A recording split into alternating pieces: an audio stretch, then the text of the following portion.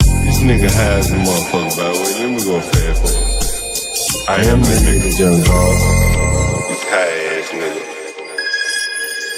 They don't dance no more. It's all about the lean. Back in the day, crack was jumping on the scene. Now they slumped on the sidewalk. Can't talk. Golden era faded, but we still feel the rock. They used to be kings, now they lost in the scheme. Popping them bottles, throwing money, and living dreams.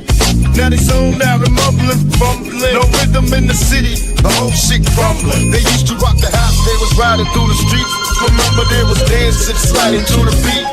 Now it's poison in their veins, ain't no pulse on the street. Guess it's over now, they accepted defeat. Back in the day, the rock had them wild and free. Different story now, they got no energy. The new drugs got them slow with the hit unload. Half close and they don't dance no more. Block used to be jumping, type shit they was on. Now it's lights out, guess the thrill is gone. I am the nigga, young dog. I bring it to you rough, rugged, and raw, nigga. They don't dance no more, it's all about the codeine. Back in the day, they was rocking on the scene. Even dancing in the rain, now they nodding off. Shit just don't hit the same. I am that nigga, young dog.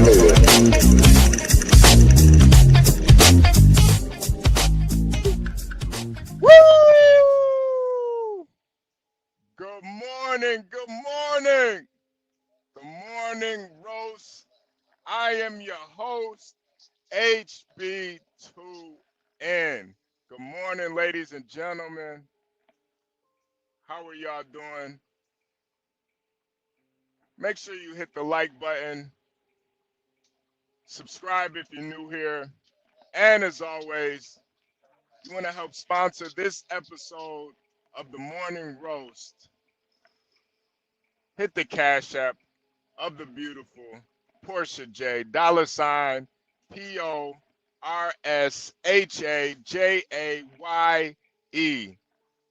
on Cash App.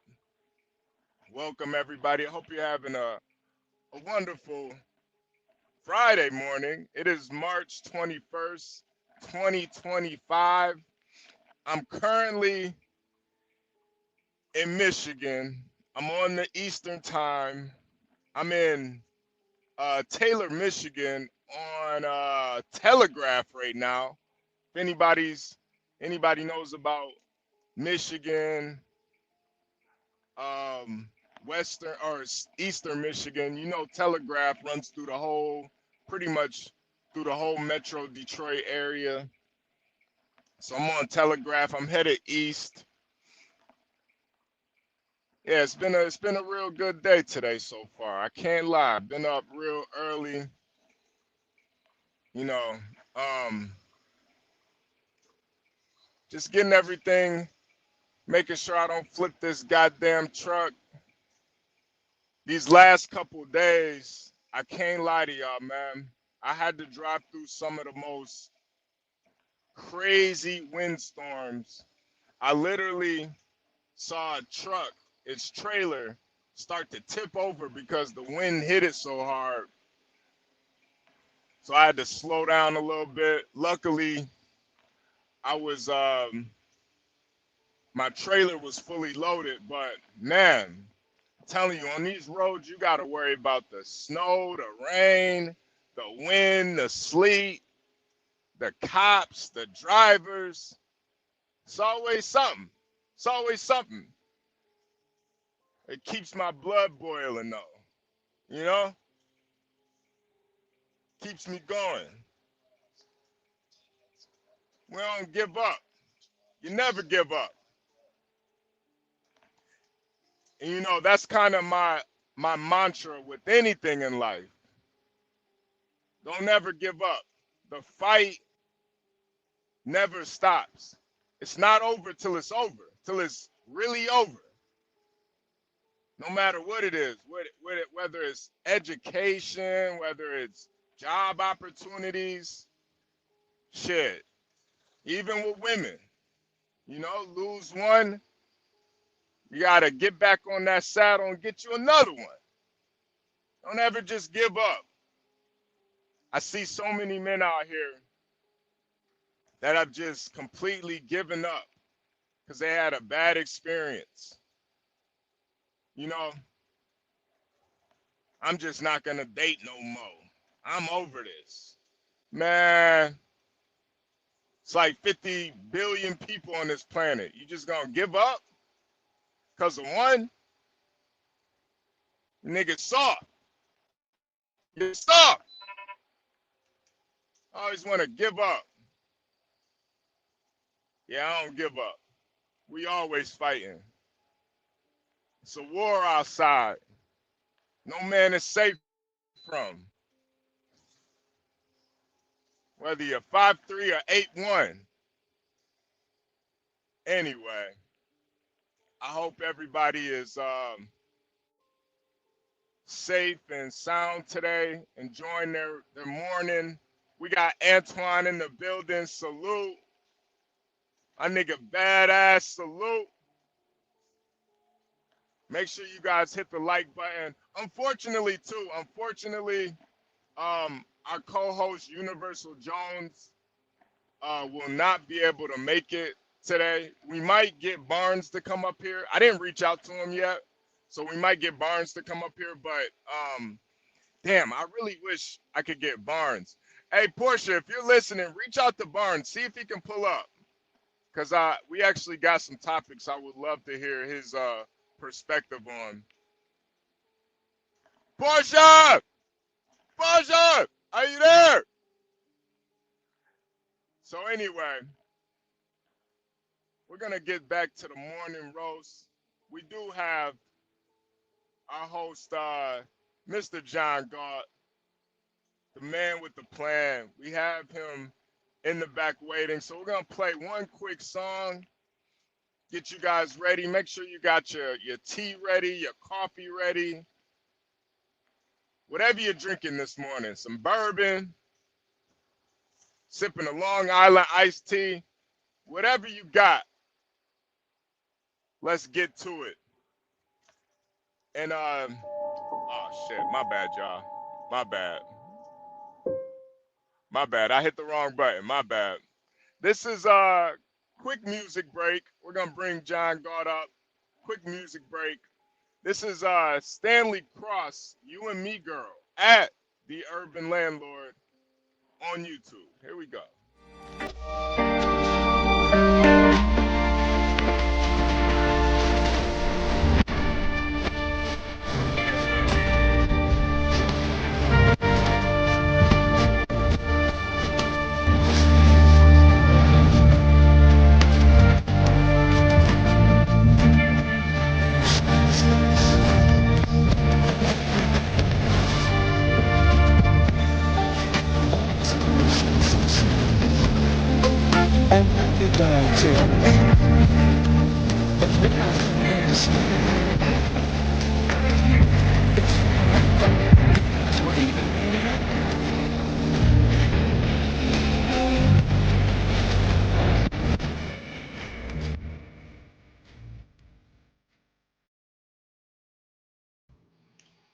What's going on, HB? John Galt, what's going on, man? What's going on? What's up, HB? We got the morning roast with the host. John Galt be doing the most. What's going on, man? Oh, not much. You told me you wanted to start off with this clip you sent me. Let's jump right into it. Before we get to that, I think we need to say, man, look, we need to be a little bit more explicit here. We're looking for one person that will support the show today. What is it, $20 a day for Portia J? Probably reiterate it as we go along when more people hop onto the stream. But one person, step up and support Portia J. We got all this tricking they do out here. It's a lot of tricking, man. And, Portia actually, she's, worth her weight in gold, man. Probably more, actually. Actually more, brings so much to the page, to the channel. Keeps us all in line. When I go a little bit too overboard, she reels us all back in, man. Yeah, man. We all get out of hand a little bit, man. I know I do. So HB, you were interested in this. We talk about this backstage. I'm gonna play this for you. I know you have some thoughts about this. Here's Tom Hennessy. I think this guy is from Goyam TV, HT Giga or something like that. The Handsome Truth. I think he's on with this guy. He's associated with this guy. I'll play it now. Riddle me this. In the land of the free where diversity thrives, selling crack and stealing is how we survive. In the books of law, my name often appears. Who am I?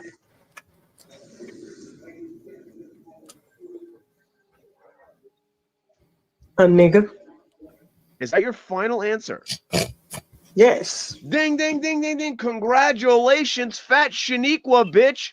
Actually guessed it right. The answer is, who are the niggers? The niggers would have been the correct answer, not the niggas. I know that's how you guys like say it with each other or whatever. How do you say it in the street? Yeah, my nigga. You know what? Shit. All that stuff, right? Like this.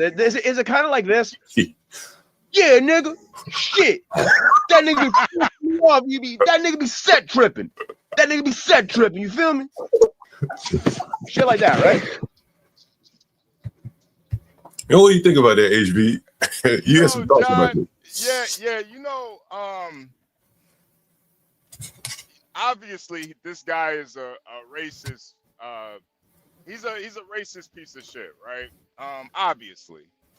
You know, what really intrigues me about this is how entertained this so-called proud black woman is by it. Mm-hmm.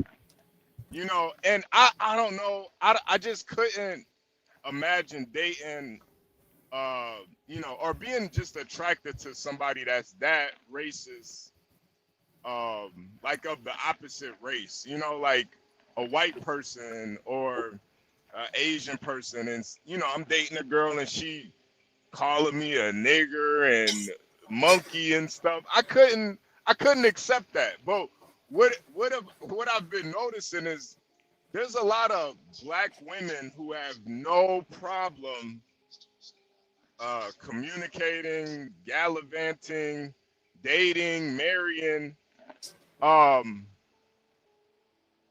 just explicit racists, like guys that completely hate black people. I saw this story about this girl named, it was in North Carolina. Her name was like Zaria. I don't know if you remember this story, but this girl, her name was like Zaria. She was 16 and she had a black mom and a white dad, but the dad was like a white supremacist, totally a white supremacist. And the mom would force the daughter to go visit her white supremacist dad. But she also had other kids too by black guys, and she wouldn't force them to be with the black fathers.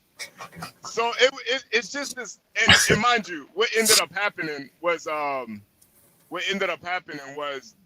white supremacist dad ended up handcuffing the 16-year-old girl, raping her, and then slitting her throat. Damn. And you know, what was really interesting was the little girl would tell her mom, "I don't want to see my dad. I don't like him." She still sent her. She still sent her. She still sent her. And I don't know what it is with you know, some black women who maybe there's like a race fetish involved with it, something. I don't know, but you know, if some man is like disrespecting you on that level, you got to know that shit is real. You can't change people, you know. And I think a lot of women think, you know, they can change a nigga or they can change a white supremacist man. I don't know what it is, John. I really don't. Well, you know, speaking of women, it's really interesting. You know, speaking of women that, you know, will take a level. John, you still there? Yeah. You hear me? Do you hear me? Do you hear me? Still there? Yeah, I'm here. You hear me? Hold on. Are you able to hear me here? Cutting out. I'm cutting out. Damn. Hey, John, give me 1 second. I'm gonna refresh. Just pull me back up. Okay. Yeah, I'll do that. Anyway, HB talking about disrespect, women that take a certain level of disrespect. Our next clip will be about, let me know if you guys can hear me, by the way. I think you can hear me. Let me make sure you can hear me. Should be able to hear me. We're going to pull up this clip here, and I'll tease you with it before HB gets back. And here is the clip that we're going to be playing next.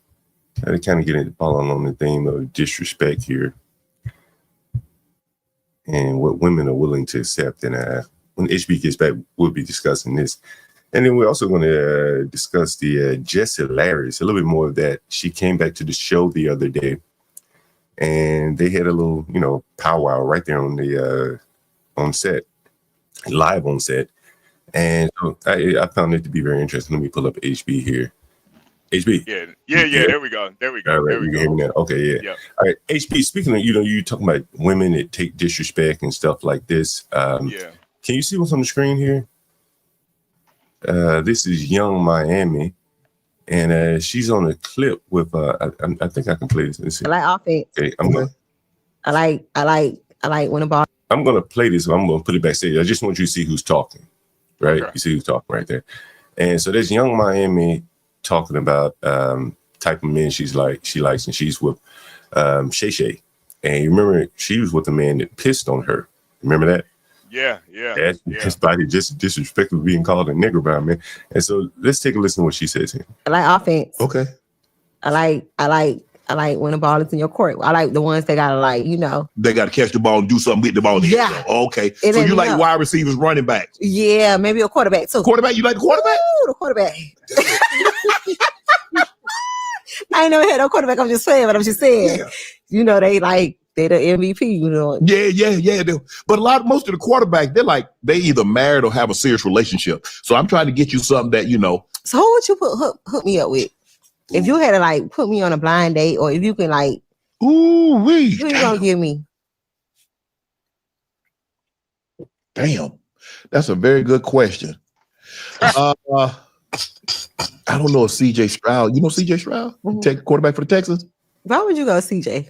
Damn, you just asked me to hook you up. I'm trying to hook you up. Now you say, why go him? That man is a Christian. Yeah, see? You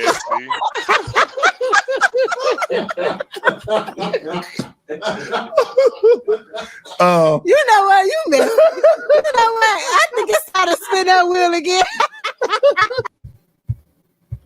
Any thoughts on that, HB? Yeah, she don't want a God-fearing man. She want a damn devil worshiper, man. She want a atheist, a nigga that don't mind pissing on her. She wants a successful man. You know what I'm saying? Yeah. A man that take the ball and run with it. You know what I mean? That's what she wanted. That's how she ended up with a puppy. He later asked her about billionaire. Being with what's it like being with a billionaire, and I imagine she took some disrespect from a billionaire she wouldn't even consider taking from 100,000 there. You know what I mean? Yeah. And the same thing maybe with this whole racist shit, man. If a man got enough money, she might take some races off his head. I don't even think it's the money though when it comes to the racist shit. I think it's more of them being white that they accept it. Because I just don't see black men that date outside their race. I don't see them in the same position really. I did see that. Did you see that video of the guy on the Joe Budden podcast with his white wife? And he got embarrassed by her, man. How so? Man, this nigga was basically saying, he was basically trying to say how white women are different than black women. And then she basically was like, shit, I'm kind of the same way. I'm not about to help you build yourself up and stuff. And are you serious? Yeah, it was brutal, man. It was brutal. And that's what I think with the issue with a lot of men. They really that race shit is really like a fetish. If you really think one race of women is better than another, you're kind of just being like you're only looking at the surface level. You're not really looking at, who the person is on the inside. It's HB, is this the clip right here? Is this the let's clip see. right here? Give me 1 second. What? I'm gonna pull it up, put it down, play some audio here. Give me 1 second. Okay. Is this it right here? Yeah. I'm pretty sure that's the clip. All right, I'm gonna see if I can find what he's talking about here. Let's see. Oh, so they all got their women here. Oh, okay. Yeah, let me show that. So they all got their women here. Yep. All right.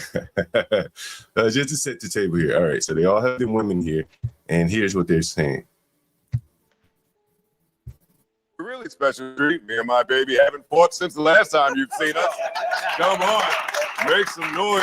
We're here with some really amazing Keno, Parks, Rem, Julia, Ian, and that's our amazing panel for the day. Hey, I'm Sade. It's the one. Wait, how long is this clip? How long is this clip? It's 30 minutes. I'm gonna clip to it where is it the feminine looking black guy talking with the white woman with the Da Vinci? They're the one like in the middle. I would have to see it. Is this him? Yeah. That's them. This Yep, is him. that's All them. right. Yep. Let me play a little bit.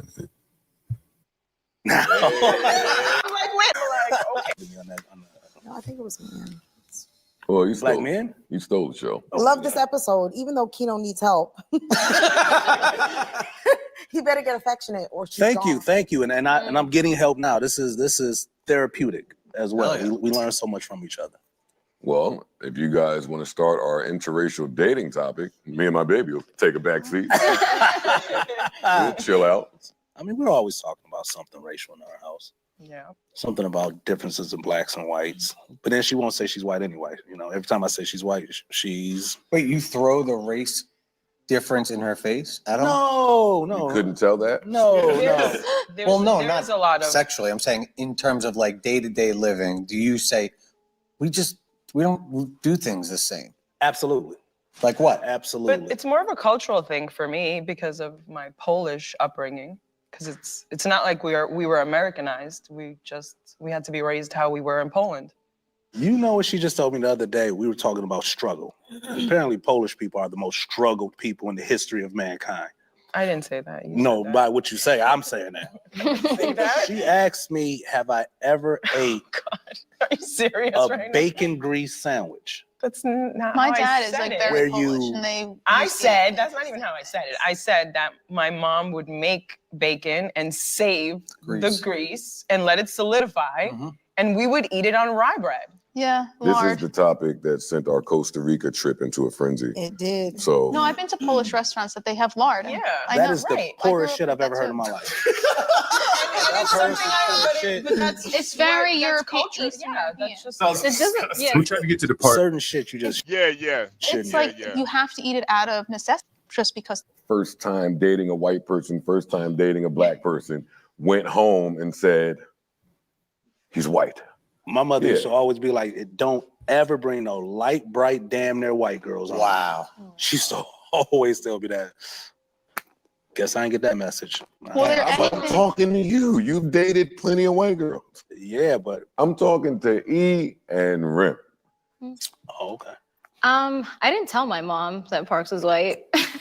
you just presented him? Man, you might gotta go on Black you might gotta fast forward a little bit more. Man, because it's gone viral, so the clips are out there. Okay, let me see if I can find the clip. You know what's interesting is that the one black guy, he said his mother told him, what did he say? Bright or damn near white, don't bring him home. Yeah. Right? Yeah. And yet he went and did it anyway. And I guess Joe was saying that you've made a habit out of dating white women. I don't know. That part is very interesting. Then the other woman, she's very light-skinned, so she's mixed. And she said she just brought her white man home instead of preparing, letting her parents know. She just sprang it on them instead. Yeah, that's interesting. Let me see if I can find it. Go ahead. Yeah. I think every culture is kind of different when it comes to that interracial stuff. But I think most cultures and most families would prefer you date within your culture. That's just how most of it is. It's pretty much just black and white cultures that are either staunchly against it or kind of, you know, for it. But you know, it is. I do think though there are a lot of people that it's like a fetish for them. I do think there are a lot of people that they just meet somebody, doesn't matter the race, they're just into them, you know, like it's genuine. But I do think there is a lot of people that it's about the skin color, like it's a status symbol, or it's like just being like super shallow. Like I want to get this woman because she looks this way, or I want this guy because he's this color, you know. Like it's a fetish, and I don't know. I just don't think you could build a solid relationship if you're like just fetishizing the person that you're with. Yeah, I think you're right. You know, in her case, she was talking about how, you know, more or less, you know, there are cultural differences, and you know, some of the things that, and you know, I've known a little bit about the Polish people, and you know, they consider themselves to have a struggle all their own. It looks like I found the clip, but I'm not sure if I'd have to dig through it to find it. It's like a 10-minute clip. We get back to it. I'll dig through it. HB, something I was going. You know, we were talking about. I wanted to ask you this. I wish you had been up on the panel earlier when Stanley was talking about women and not having children, say at 39 or 35 years old. Yeah. And so there was a woman up on Pop the Balloon, and I'm not sure what her age was. I think Stanley said she was in her 30s, and she said she didn't want to have children. Yeah. If you met a 30-something-year-old woman and she didn't have children and she told you she didn't want to have children, what would you think? She wouldn't be for me. You know, I think women that don't want to have children, I don't know. A lot of times they're a lot more selfish, and I just think it's, to a certain extent, it's kind of hard to build a relationship on that. Now, if you got kids and she got kids and she says she don't want to have kids, I can kind of understand that. Like if you already been through it, you know, you meet later on in life. But you know, a woman at that age that doesn't want to have kids, I don't know. It is kind of toxic. I think it's the same thing for guys too. Like guys that just don't want to have kids. I can see if you just didn't meet the right person, you know. But, Hold on for a second, HB. Let's ask a woman here. Okay. Hello. Hey, we're live here. You know, with John Galt, we're talking lady topics here. Would you mind coming on a topic for us if you have time? That's not what I called to discuss. I know you did. If a woman is, say, 35 years old and she's childless, and she says that she doesn't want to have children, do you think that's kind of a cope? I'm not sure we can hear an answer. How old did you say? Let's say a 35-year-old woman. She's out dating and she meets a guy in the initial conversation. She says, I don't want to have children. Do you think that's a cope for her not having children by 35? No, I don't think that's a cope. I just think she doesn't want kids. Do you think there are many women at 35 without children that don't want to have children? I don't know. I have met some. I met who had a child, and she hadn't had a child. Okay. She was married. And she was married? Mm-hmm. I don't know how old she was. I have no idea how old she was. I was working at the nurse. This was my first nursing job. And I was working, she was a contractor. But wouldn't her husband have wanted to have children? No. Did her husband want to have children? I don't know. I didn't ask her. That's interesting. All right. I was like 2 years old. I didn't really care. It's just something that stuck with me. Yeah, that's very interesting. Very interesting. She got some babies. She got some babies. We gotta let you. I have to see you busy. All right. Anyway, you know, I thought that was interesting. I think most of these women, you know, if they say they don't want to have children, I think it's a cope. That's my opinion. Yeah, I very well could be wrong. I think there's like a lot of different variables. Like sometimes it's their lifestyle that makes them not want to have kids. Like, you know, maybe if she in her younger years she did like you know, adult content. Maybe if she did like adult content in her younger years, she might not want to have kids, you know, just so they don't have to deal with that. Or, you know, sometimes it's like health reasons too. Some girls, they have like high risk, they'll be like a high risk pregnancy or something. Yeah. I think you're right. And most women I met probably wanted to have children, and then they, you know, get to a point where they start to have concern that they may not have children, and then you adjust, you adapt, you cope with the fact that you may not have them, and then you know you have to build a life around that. HB, the lady was talking about cultural issues and being Polish and stuff like this. Can you read the second line? Let me see. Black parents. What the hell? What is that? Can anyone read that second line? Yeah, I don't know what the hell that says. Is that a word? What is that?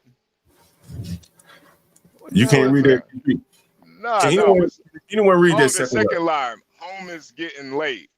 White parents come home. It's getting late. Black parents, get your black ass in the. I don't know what the rest of it is. You can read. Get your black ass in the house right now, nigga. Well, I beat your motherfucking ass. Is that what it says? Well, I beat your motherfucking damn. I think that's truly the difference. When I saw it, I knew everything. Get your black ass in the goddamn house right now before I beat your motherfucking ass. Damn. That's what. That's what it is. Anyway, that's how they all the. Everyone, how many people can read that, right? I think T said she could read. T probably said it a couple times. Get your black. She probably said it. Hey, T. Hey, good morning here for the team. T said that's it. Child. Oh man, shit! Can you hear the phone ringing, HB? Yeah, I can hear it. Man, we may have someone on the call. Yeah, I want you to hear this, HB. Good morning. You're on live with John Galt here. What's up? Hey, what's up with my Bluetooth here? Hey, what? I was knocking on your door. Oh shit! Come around to the back door. Come around to the back door. All right. Remember my roofer? I was telling you about HB to have the problems with the. Remember I was telling you how he can't build a team, right? Oh yeah. He's a black guy, right? No, he's white, right? Now I tell you, this shit go both ways. You understand? Now let me open my back door. Okay. Hey, make sure you guys hit the like button, subscribe if you're new here. As always, hit the cash. So anyway, to Portia J. Mm-hmm. Go ahead. Yeah, make sure you do and that. By the way, too, if you guys want to call in to the show, this is the new format for the morning roast. If you want to call in, the call-in number is at the bottom. I saw Hood in the audience. Hood, we allow content creator to come up here. Hood, if you want to jump up. Yeah. Content creators, you are welcome to come up on the panel. Because I do want to play that clip. Once you find that clip, I do want to play that because man, okay, I'm gonna look for it. Yeah. I think someone found it, but then Joe Budden must copyright you, so looks like she covered it up there. So I have to dig through it. Okay. I find it there. One of the things I wanted to point out to you. Have you been hearing about this whole Myron and DDG fight? Yeah, I've been seeing it. I'm not sure what their issue is, though. I know it's over a bitch, though. Hold on. I'm gonna turn your mic up for 1 second, HB. Someone says they can't hear you. Let me see. Okay. Yeah, testing. I may not be able to turn it up. Eagle to base. Can everyone hear HB, by the way? Anyway, so here's a little clip from Myron, man, and he's killing DDG, bro. Killing him. Let me know if you can see my screen right. Let's see. Yep. Yeah. All right, here's Myron and DDG. I guarantee You and everyone in your circle, double-digit IQ. No, that's why I keep looking at his chat. Look, he trying to get. That's a fact. Trying to get what you call it? What you call it? Bro, this nigga's proving he's stupid. What you call it? Fucking nigga can't even speak. What's that word? Whoa, what's that word? What's that word? He trying to get He trying to get shit. This nigga tripping out. He's properly with the monkey brain. I was valedictorian. I went to college. Stupid. Okay, we did some research on that. This is where you went to school, actually. You went to school at this piece of shit school, Central Michigan State University. What's the acceptance rate? 79%. Damn. My friend, almost 80% of the people that went to your school got accepted. This is a retarded university. You literally could be brain dead and get accepted by this school. And you didn't even State. 1 year and you dropped out. I went to college. And you went to a retarded college with an 80% acceptance rate and you dropped out. That's number one. Here's where I went to college, where I actually finished. 7% acceptance rate. Northeast University, very prestigious. And Boston, Massachusetts. Okay? Like I said, I'm valedictorian in my school. Well, let's see here. Valedictorian. Mr. Valedictorian. You went to a school, right, that has 47% niggas. Pontiac, Detroit. So, good job. You're the smartest retard. 50% of your city is niggas. That ain't a bragging point. Being valedictorian around a bunch of niggas. DDG. Dumb gnome. Because you truly are dumb. And you're a gnome because you're fucking... He going in on him, HB. Yeah. You know, I think it's over a female. So yeah, this is probably gonna That's be right. a real person. Yeah. And I think DDG is outside of his lane arguing with him. Considering Myron is pretty, he's pretty quick with it, and he probably bit off a little bit more than he can chew here. I'll play the rest of it. 5'6". You're a little nigga, 150 pounds. Nigga said I'm a valedictorian. Bro, I mean, if I win the Special Olympics, I'm still retarded. It don't matter. What the fuck? Oh, valedictorian. I looked up your school too, bro. Only about 300 kids go to that entire high school. So, bro, I don't know what you're talking about. You went to a retarded university with 80% acceptance rate. You dropped out, and you're valedictorian of a city that got 50% niggas. Bro, you're still a retard. You're just the smartest monkey. Hold on. Oh man, that was something right there, HB.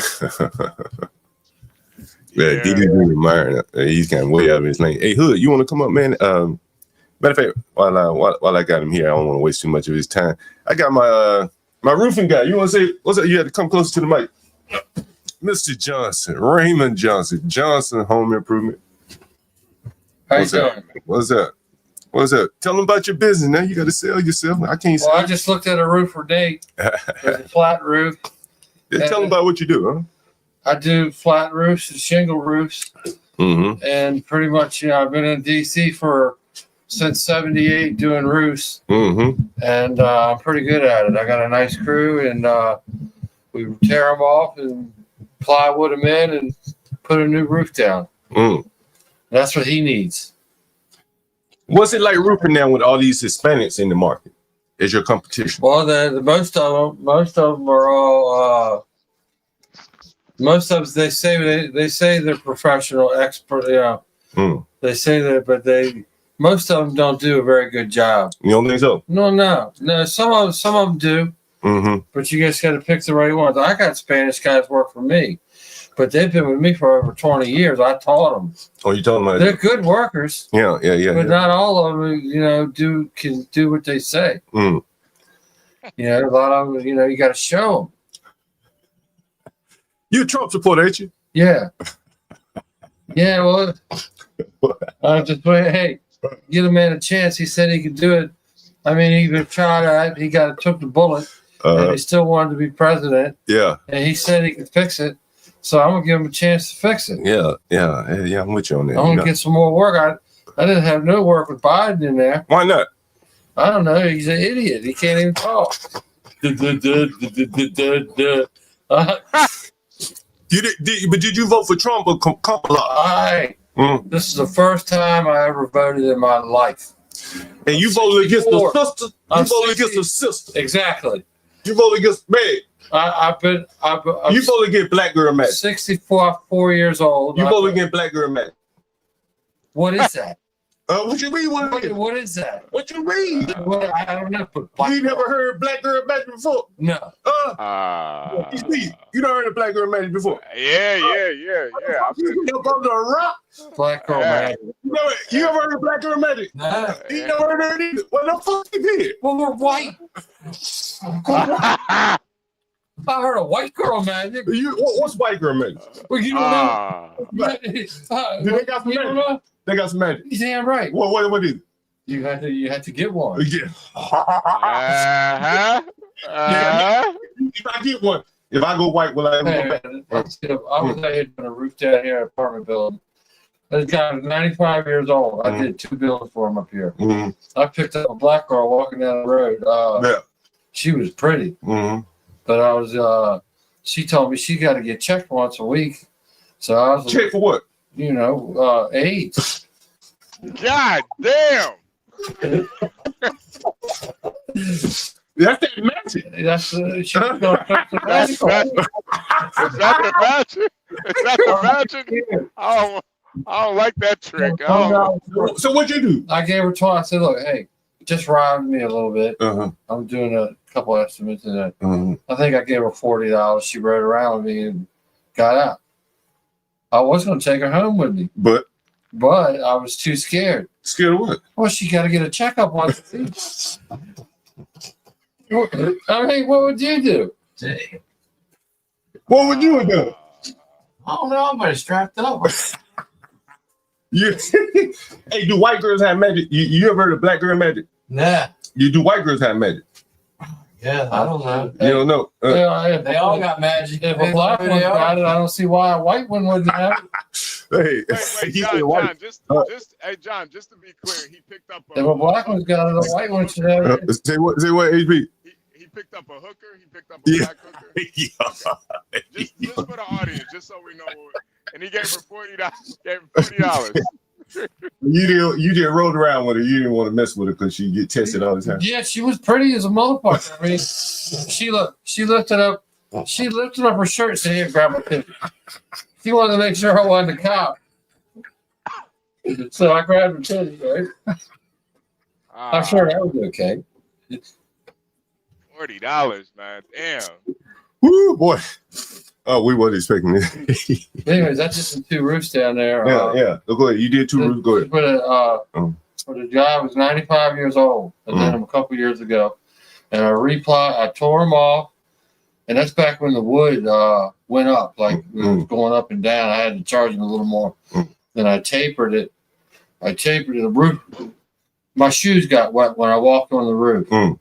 And when I was done, it didn't have no water on it. No shit. Yeah. Hey, you remember when I sent you to that house, that pit bull shit around the corner? Yeah. Well, to tell people about that shit. Well, he sends me to, I guess it's somebody he knows, to a house, and I guess it was somebody renting it, and there was so much dog shit I couldn't even walk in the yard, and garbage and trash was all coming out and stunk. The little Spanish dude I had with me, his name was, we called him Chicky. Yeah, I couldn't even say his name, but he went in there with a shovel and cleaned it all up for me. Happy to do it. Cleaned up all the shit. Well, yeah, Spanish guy. Yeah. Damn. It's somebody I've known for years. You know, a little guy, and he'd show up with the flu. And he'd be work all day long. All day long. Sick. God damn. And he was a good guy, and he believe it or not, he got into a fight.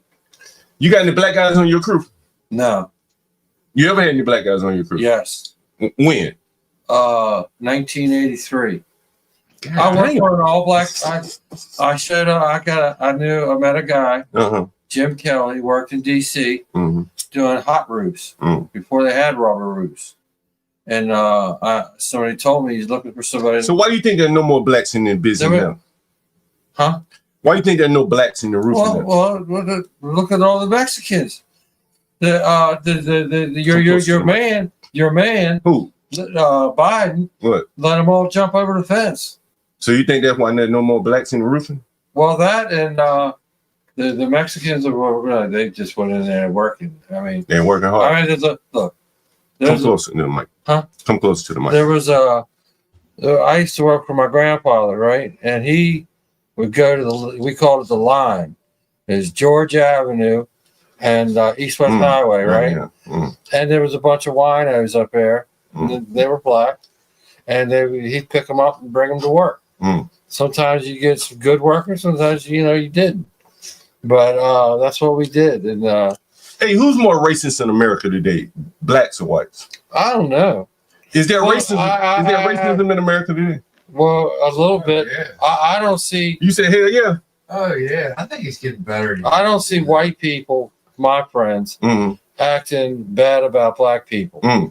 I really don't see it. Okay, because I was saying about Trump and whatever, I don't know, whatever. But I don't see a lot of white people. Some of them, the real redneck. Yeah, they be out there lynching black people. No, what they be doing then? They don't do nothing. So what's the big deal? I had a friend of mine who was black. I was born in Washington. Yeah. And I had a friend of mine I used to work with. His name was Melvin. Yeah. And we called him Melvin. Yeah. And he said we used to go do jobs sometimes. Yeah. And he said there's some mighty big trees out here. Thought you were gonna put him in the tree.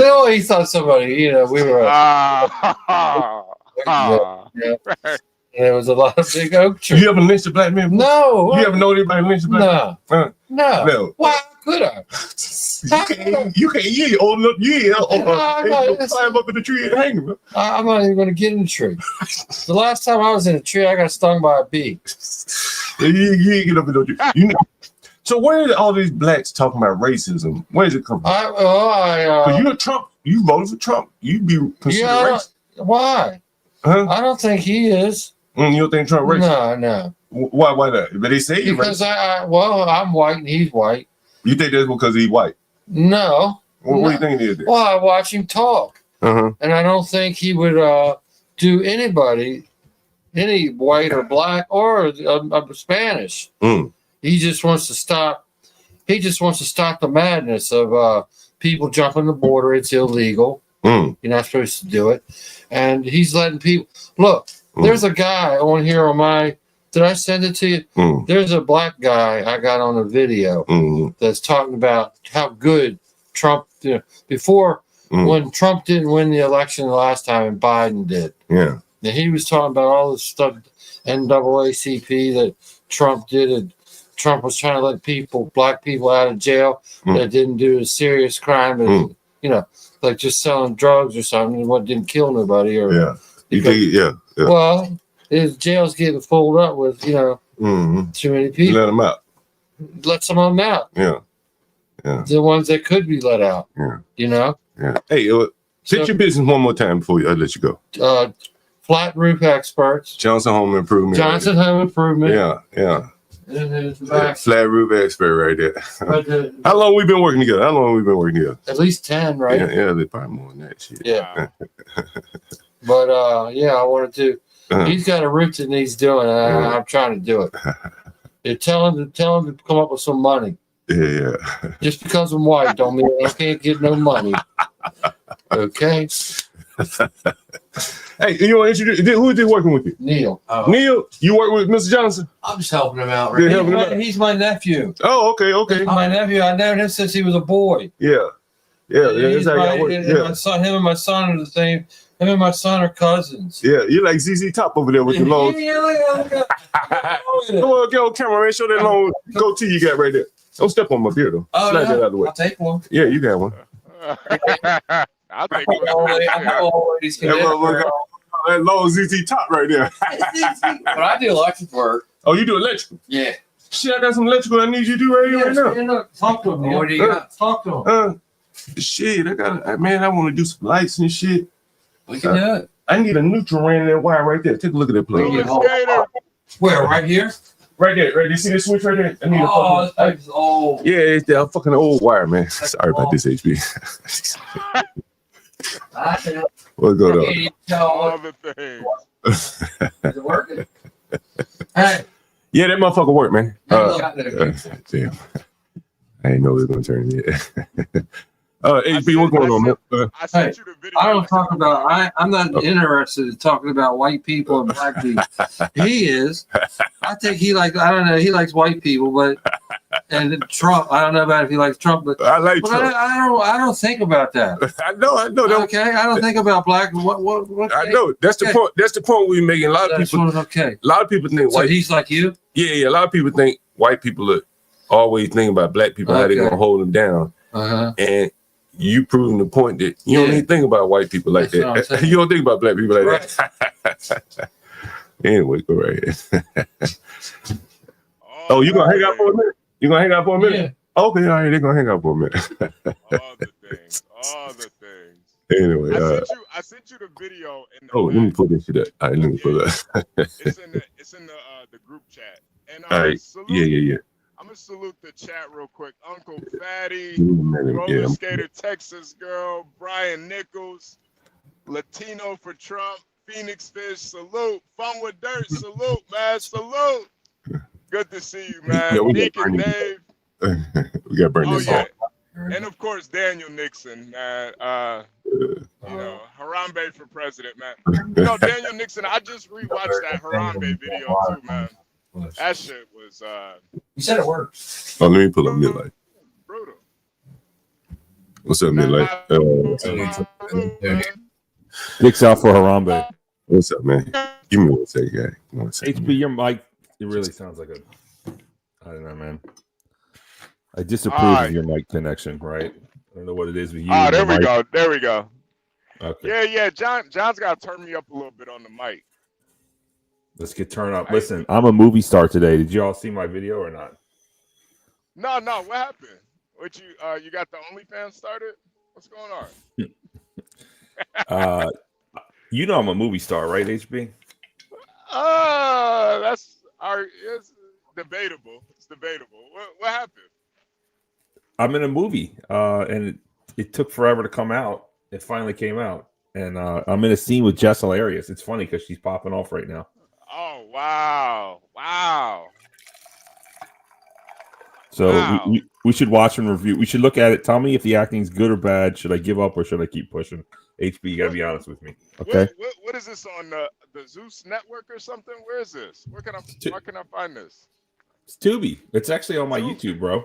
Oh, okay. Yeah. We're definitely gonna pull that up. Hell yeah, we're gonna pull that up. Damn, man. Nah, Barnes, seriously, congratulations, man. Well, I got to figure out if I should keep going. Are you in charge of the board? Can you put it in the back page? Back chat. We'll play it again. We played it the other day. I think we played it the other day. HB, you may not have been here when we played it. Yeah. I wasn't here. But that scene. Listen, John. The scene actually came out finally on Tubi. The what? That was just behind. That was BT. That was behind the scenes footage, but the real movie came out. Wow. So now I can see, and I was scared that they might have cut my part out because you never fucking know, right? They left me in there. They left me in, thank God. Otherwise, I would have really had my feelings hurt. But this, I can clout chase with this because she's like kind of a star, and now I'm going to try to. Well, you look at it, you tell me if it sucks or not. I might try to go next level and try for some bigger gigs now that I have a quote unquote reel or footage to make a reel. Yeah, someone said you had 47 million viewers there, Martin. Because you could be black and. All right, here's a clip that HB just sent it to me. Let me play this. I'm not going to show it just in case they copyright and all that, but I played all that. Okay. Because you could be black and marry an African. Culturally, all completely different. They stay black. So I think the whole cultural shit. It's funny because we saying Dr. Umar. Dr. Umar said some shit I seen online recently where he was like, One of the problems that black women have that white women don't is a white woman will be there with you, helping build and mold and shape the man into who he wants to become. Black women want their man perfect from step one. They want him to be this height. They want him to have this amount of money. They want him to drive this car. They want him to dress like this. They want that shit pre-made, but they don't want to put the work in into helping build the black man. So what happens is, like all of us from our community, all the black people that come from our community, we need help. We start to find that people who have different cultural understandings of how to build family looks completely different from us. Yeah, yeah. And I think, honestly, man, niggas like that are a goddamn shame, man. I can't stand dudes like that. Like, that fetishize white women and put them on this pedestal like they're, man, there's like more to that clip too, where she like, I wish I could find the full clip, but there's more to that clip where she pretty much basically says like, I'm not trying to build nobody up. What the fuck are you talking about? Like, I don't. And mind you, she was already married before, so she said, I guess he didn't even know that she has more money than him. He found out on the podcast she got more money than him. Really? Yeah. What did she do? Well, she went through a divorce, and apparently the husband before had all these assets, and she got them. She got the kids and the assets. So she actually has more money than he does, and he found out on the podcast.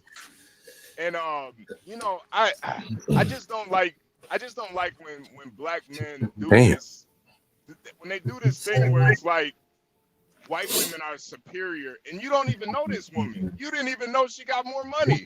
They're married? Yeah. So they must keep their assets separate then. They do. They do. Wow. They do. Wow, that's very interesting. That's very interesting. You know, here's what I thought that was interesting. I want to play it again, man. Yeah, it was kind of interesting here. Wait, you tell me these two are married in the clip? Yeah, apparently these two right here. Are they famous? Yeah, No, this is moderately. Joe Button podcast. I mean, moderately famous, right? You know, cute quotient of about 5, but you know, it's higher than ours, right? You know, is she high yellow or what is she? Is she No, I can show you. Let me show it to you again. She don't look white, man. She's Polish. She's She Polish. looks high yellow or some shit. What's her Barney, name? you gotta get your eyes checked out, Marty. She look high yellow. What's her name? Shit, Polish something. Her name is Polish something. Okay. But anyway, here's what I thought was interesting. HB, tell me what you think. Black women want their man perfect from step one. They want him to be this height. They want him to have this amount of money. They want him to drive this car. They want him to dress like this. They want that shit pre-made, but they don't want to put the work in into helping build the black man. So what happens is, can't see the video. like all of us from our community, all the black people that come from our community, we need help. You heard it? Yeah, we hear it. Did you hear that? Yeah. I heard it. Yeah, we hear it. That's sad. Yeah. That part is fucking sad, bro. Like, damn. Like, we need help. Like, and what you gonna look for in a woman? What the fuck? Oh, okay. Why do I always got to simp for women on this channel? Listen, behind every great man there is a woman. Conversely, the downfall of every man is a woman too. But don't sit here and act like a woman who's got your back that you can trust can't kind of elevate your game a little bit. I mean, that's a fact, John. Maybe am I simping out too hard, or what do you think there, HB? No. I 100% agree. I think this thing, I think it's more of a trust issue between black men and black women. I think that a lot of black women would definitely help support a man that's on his way up. But the problem is the trust isn't there. And for some reason, they'll put all their trust into a white woman, and they won't do it for a black woman. Like, bro, Barney, when I was down bad, man, I damn near slept on black girls' couches. Like, they weren't judging me. They weren't, like I was getting my shit together. It's I think we put too much. It's like a trust thing, and I think that's the issue. I think. Oh, go ahead. Go ahead. No. Go ahead. I don't know who this guy is, but is he like one of these cleanup dudes? Like the kind of, there's a particular kind of white woman that we don't mess with, and we kind of pass them off to y'all, and y'all guys like love it. And like, if he's talking about that, of course, that kind of woman's like a big fat, Cheeto eating white woman. I mean, she'll probably treat you pretty good, right? And maybe he's comparing like fat white women to baddies. I don't know, right? Is that a possibility? Could be, yeah. I don't know, man. I just think like making those kind of broad strokes of black women, like, man, I've seen some black women take care of some straight up bums, man. Like, yeah, straight up. Straight up bums. Yeah, and I think some 2K playing all day, just work 12 hours, comes back with food and takes his house. I've seen it. I've seen it too, I've man. seen it. And it's like I just don't agree with that at all, man. I don't. I think it's like he has a fetish for white women, and he's trying to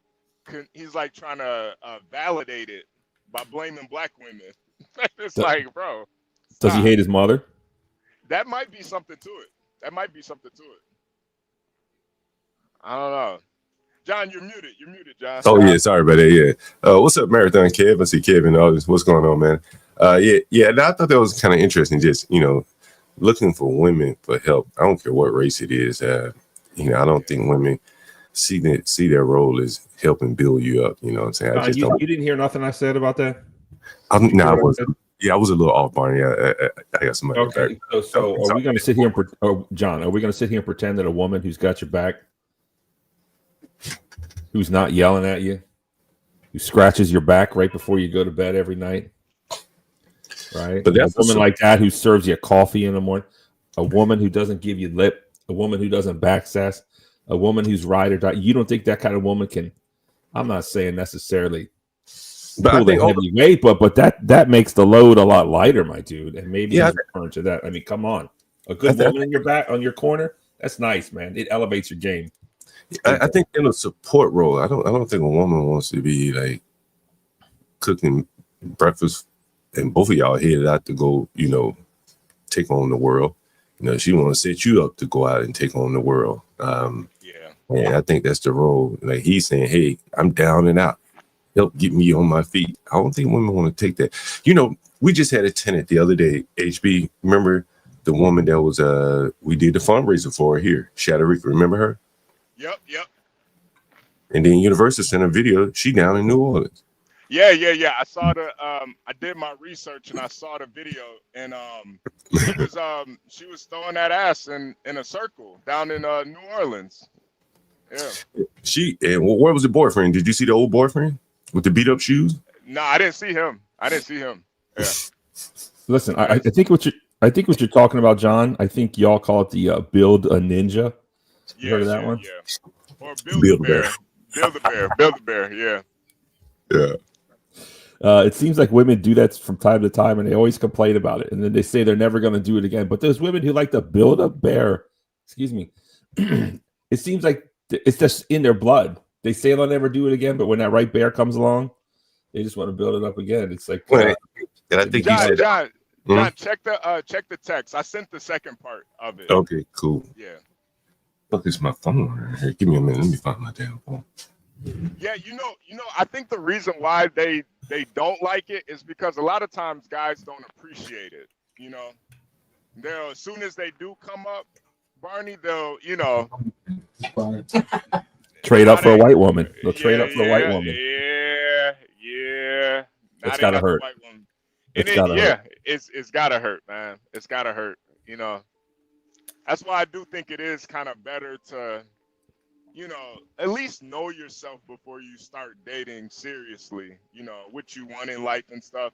If you really want a hot white chick, just wait. Don't use a black woman as a footstool to get to the white woman. Like, you're messing it up for everybody at that point. It's fucked up. I found that clip, HB. I'm about to pull it up. Give me 1 second. I wonder how he felt. I wonder what was the conversation when they went home that evening. He probably felt insecure about himself forever. Here, let me pull it up. Give me 1 second. Yeah, he's done. He's done. Joe Budden had him a real sister up there. All right, let's see. Here's the clip here. Joe Budden said he likes trans. Do we have a picture of him with trans? Has he openly done? I never even heard of this guy until he said he liked trans. Hey, John, can you turn my mic up a little bit too? Yeah, give me 1 second. If I can, I'm in that baby to edit your settings. Let me see here. You're loud enough for me, but let me see if I can do it. Yeah, I can turn you up. Okay, I got you up. Testing. Right. Testing. Does not look Polish. Ego to base. Ego to base. Ego to base. The ego has landed, but still quiet. Right, you see her picture, right? So I'm going to take them off the screen here. She don't look Polish. I want to know who's going to date Joe Budden after he openly says I like trans. Well, he has a girlfriend up there. Yeah. I mean, women are. I can't imagine that. Money to me too, so I don't really... Wait, John, you gotta turn it up. I need to go the opposite way. I think this shit is a little low, HB. Okay. Let me see. It's about Let's rock out. Let's get there. So 100% me, and I wouldn't even consider a primo for her. She might have more money than me too, so I don't really... might need to go the opposite way. Joe? Absolutely. Sorry. No doubt about it. Like way more. No, but I have kids. I have kids. Whatever we get together, it's different. Whatever I have from before belongs to my kids. I mean, respectfully, that's just the way it is. Same. I don't expect anything from you either. You know that. Never did. Damn, she's humble, that nigga. Yep. What? Okay. Me too. I don't even know what's talking. You saying this woman's Polish? I can't even get over that. The allegedly Polish woman said that. Just put a clip up, or just play the clip, just so we can see it. I bet that baby play it, man, because I'm sure this motherfucker copyrights his shit for real. You know what I'm saying? When she get back up there again, I'm gonna show. But she's already said she's Polish, so we got to take her at her word, right? So she says what? Oh, she has kids. Wait, start it from the beginning. John. Start from how? Just explain it to me. Break it down so I can understand it. All right. So go ahead, HB. Yeah. I want you to hear it. Cause all right. And then look out. You got some white people behind you. Yeah. Okay. You got the white trying to oppress you. All right. All right. Here it is. Let's rock out. Let's get there. So 100% me, and I wouldn't even consider a primo for her. She might have more money than me too, so I don't really... might need to go the opposite way. Joe? Absolutely. Sorry. No doubt about it. Like way more. No, but I have kids. I have kids. Whatever we get together, it's different. Whatever I have from before belongs to my kids. I mean, respectfully, that's just the way it is. Same. I don't expect anything from you either. You know that. Never did. Wait. Keno was like, What fuck she talking about? Keno put his hand on her knee and said, no. No. That's not how it's going. No. What do you mean from before? What do you mean? I have children. I was married before, so there's assets and things I have from before. That he can't eat off of. That he can't touch, look at. He can't, he won't be able to get. John, you're muted. You're muted, John. John, tell those white dudes to subscribe, like, share, and subscribe. Midlife Bro Logic. Did you hear what? Yeah, I'll tell you. Did you hear what the dude just said? Did you hear what Joe Budden just said? Jesus fucking Christ! Listen to this shit again. I don't see what the problem is. What are you so mad about, John? I'm confused. I'm not mad about anything. I just find it interesting. Take a listen. I was married before, so there's assets and things I have from before. That he can't eat off of. Joe Budden. You know Joe Budden? How you know? But did you just hear that? He said, so you got assets, and she like, these assets are for my children. Right. Joe Budden's talking about what he can't eat off of it? That's not it. I think she's referring to when she dies. The will. That's what I caught out of that. Okay. No. She went through a divorce, and through that divorce, she got some money. She got alimony and assets. She said, assets, not just money, child assets, support. right? Mm-hmm. Yeah. Yeah. She probably got property. That would probably be the asset right there. Is the property, right? And so she's. I honestly, I could be completely wrong, obviously, but I honestly thought she's talking about when she dies, she's going to give all that shit to her kids, and okay, fair enough. Instead of her husband, right. That's understandable when you have kids that aren't his. I get it. If they had, I'm glad you said that. And so Joe Budden's response to her was, What do you mean from before? That's not how it. Keno was like, Wait, fuck she talking about? Hold on. Keno put his hand on her knee. He said, no. No. That's not how it's going. No. What do you mean from before? What do you mean? When I have children. Joe Budden, like, what do you mean from before? Yeah. What do you mean? You mean y'all had something before? Right? There's got some shit left over? Right? And he'd be like, well, can he eat off of that? Was married before, so there's assets and things I have from before. That he can't eat. He can't. That he can't. Nope, he can't touch them for my children. And Joe Budden want to eat. He want. And John, my biggest thing was he just got done saying how black women don't help build a nigga, but white women will. Come to find out, this white woman could change your life if she really wanted to. But she doing the same thing. She ain't about to help build you, nigga. You better figure it out. For my children. I ain't gonna take my husband money. I don't know these people. I don't know what their agreement is. I don't know how old these kids are. She might just be raising those kids on her pocketbook.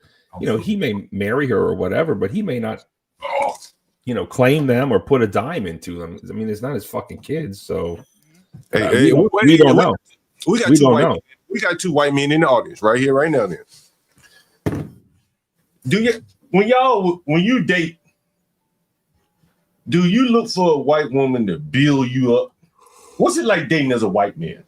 I just got a divorce. Okay, so what's it like dating as a white man? I don't know, because I just got a divorce. So what was it like when you used to date as a white man? My wife was 10 years younger than me. So it's like I like. Was you looking for her to build you up? I'm not looking for a girl anymore. I'm like looking for a. But I'm saying, when you met your wife, was you looking for her to build? An old lady. Were you looking for your wife to build you up?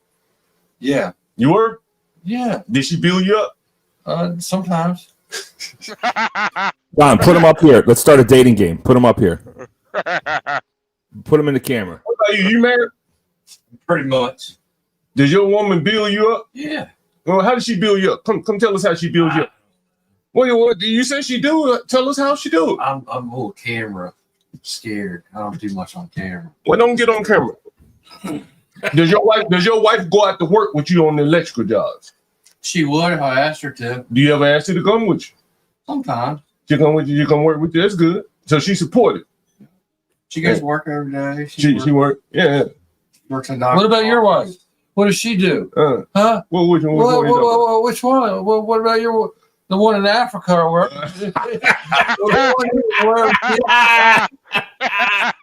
Kizzy. Huh? He said Kizzy. Kizzy is crazy. Kizzy. Hey, one of the reasons why you don't see them, because they don't want to fucking come out here in the ghetto dealing with this shit. Right. They be behind the scenes doing the paperwork and shit. I had my wife over there on 7th Street. The dude Pete that used to live over, was a white guy named Pete Landon. Yeah. There's a Pete Landon plumber. Yeah. Hey, hold on. Mid-Bro Logic.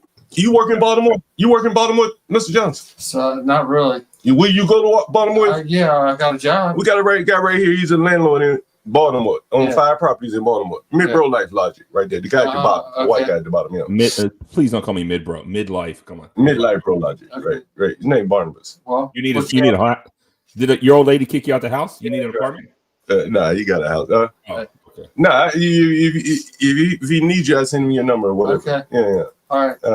Well, we're gone. I mean, I just told you what it was. All right. Hey, Kamala 2020. Who's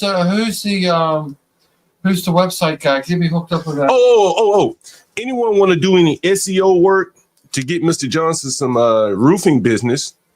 Now you're willing to pay you. We come up with some kind of scheme here. But Mr. Johnson, looking roofing, flat roofs. Turn around this. Flat roof experts. He's looking at roofing. Flat roof experts. What's his number? What's his number? You want to get your number again? 202-494-3138. Flat roof experts, DC metro area. He done many roofs for me. He does Baltimore or not? Yeah, he said you come to Baltimore, you give him a job. All right, I'm calling him now. Is that working? He's calling you right now. 970. 970. His name is Barnabas. Yeah. All right, cool. Now, he's just calling you so you have his number. All right. Get my two paisanos to sub to my goddamn channel, John Galt. Hey, you gotta get my subs up. You on YouTube? No. No YouTube. Put me on there. Gotta start a YouTube. Give me your phone. I'll put you on YouTube. I told you gotta put your work on YouTube. Damn. Put your phone on. Subscribe button. Hit the bell. Come on, let's do it. All right. Let me do this for you. I gotta diversify. So YouTube. A sub is a sub. You know what I'm saying? YouTube. Oh, that's right. It's a grind out here. YouTube. What the fuck is it at? You ain't even got this shit on your phone. This is like a real person that works. He's not a degenerate YouTuber like us, John. I think he's got real shit to do. I'm gonna put it on you. Mid bro life logic. It's mid life bro logic. Mid bro's an insult, dude. Come on, man. Now you hurt my feelings. Mid bro. Don't call me mid bro, dude. That's a kick in the nuts. Even if I am mid, I mean, I'm trying to elevate my game. I just need a woman to build me up, right, John? It's like he needs a woman to build him up. If you can find that $40 woman, she may be able to build him up. Well, I've been looking, but she ain't. I ain't seen her out there. I just told her about it. Is there any swirlers in the chat that like a hardworking roofer? Dude, pull up. We get you a date right now. I was ready to take her home. You gonna take her home? I was gonna.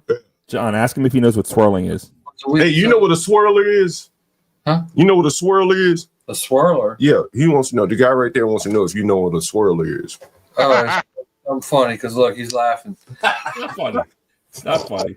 Tell him what it is. Some girl swirling around on you. No, he said what a swirler is a mixed couple, black and white typical, like chocolate. The woman is black. The woman is white. Is the woman white or black in this world? Black. Black. But yeah, so for you it would be a black woman. Oh, okay. I'm not a swirler. He's a swirler. So you won't? The 80s, I was a swirler. He did back in the 80s. He was a swirl. Wait. Are you against swirling? Wait a minute. He's always a swirl. He says, "Are you against swirling now? Do you swirl?" I don't talk like that. He don't talk like that. I've been with mine for the last 13 years, so, but in my life, yeah. He said, "Yeah, he swirled too. Both of them swirl." Yeah. Yeah. I'm a squirrel. He squirreled. Say what? Couple times. Yeah, I'm younger. Hey, what's the difference between a sister and a white woman? Come on, give us the biggest difference. None. Give us. Come on, ain't no difference. Well, you don't want to argue with a sister. That attitude. That attitude. He called it. Come give us. Just tell us from that since you don't want to get on camera. What's the biggest difference between a sister and a white woman? Assistant? A black girl. Yeah. Black girl magic on a white girl woman. Nothing. You don't think nothing. Okay, fair enough. One said nothing. One said you don't know. One's from the ghetto. Oh, come on. All right, now you're taking it too far. Yeah. John, get him out of here before they say something bad. Yeah, John, he getting too comfortable. John, you now. exploiting these poor white guys. Get him out of here. They getting too comfortable now, John. Get him out of here, man. Yeah. Get him out of here. They're going to be dropping the N-word in a second. You better get him out of here. Get him out of here, man. Gotta go. Cut the cord, John. That's always the problem with the whites, man. They get too goddamn comfortable. Yeah, let him go. You invite them to one goddamn cookout and they think they're one of us. They're not like us. Come on, man, John. Let him get to work, man. You gotta go. Y'all gotta go. All right, see you later. All right, hey, I'll call you on Monday. All right. Okay. Can you add that fucking the ground wire to that switch right there? What? The ground wire to that switch. There is no ground. Can you add a ground? No. Damn. You can't do that. It's old wire from whatever this place was built 100 years ago. Mm-hmm. These two guys work together, or one's an electrician, one's a roofer? Yeah. They come as a package. These old wires just have a hot and a neutral. Yeah, just a hot and a neutral. Yeah. There's no neutral right here. Yeah. Feed's sparing it. Jesus Christ, John. All right. Yeah, Mr. Johnson, I'll call you on Monday. All right, Sean. All right. John's roofer and electrician, ladies and gentlemen. Give him a round of applause. Yeah. But man, I know we're way off topic here. Man, but you deal with all kinds, man. You know what I'm saying? We talk straight, you know what I'm saying? And you do real tight roofs or no leaking. You know what I mean? That's important, man. A leaky roof is you can't sleep on that shit. It's fucking problem that won't go away. It never stops leaking until you do something. It's always a fear. Every time it rains, I'm like, man, I hope be thinking about it, looking at that roof. Yeah. Man. Yeah, that was interesting. He'd be good though, man. He's got an interesting 10 years younger. I wonder if he's like a passport bro, maybe in the Navy or some shit. Maybe she's Filipino or who knows. And so he's older. I couldn't see how old he was exactly, but 64. Yeah. What's it like to be a divorced man who's married for a long ass time now? I mean, is he going to get on Tinder or like what's his plan? How's he going to get it in? I guess is the question. What's interesting is that his wife took him for a ride. You know what I'm saying? He was doing all right for himself, and she kind of took him for a ride financially. And so here he is. You heard him complaining about the Biden years. You struggling, man. You know what I'm saying? I used to talk to him all the time. And roofs are not something that you can just throw a person a job. You don't do roof every 15, 20 years. There's not a lot of work I can throw him. So he just come around like, yo, man, do some work, anything, Did his 64-year-old ass get up on that goddamn roof? Well, that's the thing. Or did he hire like a bunch of? Well, that's the thing. He can't get up on the roof. And you remember the phone call I had from the other Spanish guy to call in? They have networks, and he's an older guy, and he's kind of stubborn, and he's not willing to bend to get into the network. He said he had a couple of Hispanic guys working for him, but he's not able to crack that network. Crack what network? The El Salvador Mafia? The Hispanic network. He can't crack. He's an old guy. He ain't trying to learn any words of Spanish. Even the occupational terms. Water, agua. Sleep. Whatever the fuck you gotta learn. Meet up. No, but what's his team look like? So he don't roll up on the roof. What's his team look like? His team looks like the white guy that was with him and a couple other white guys, older white guys like that. You know what I'm saying? That is the unseen side of immigration, as you can hear him talking about the Hispanics. That's the unseen side of immigration as it applies to white people. The blue collar white man that does roofing, he can't compete with the Hispanics. The Hispanics ain't got time to come over and hang out with me. They at work.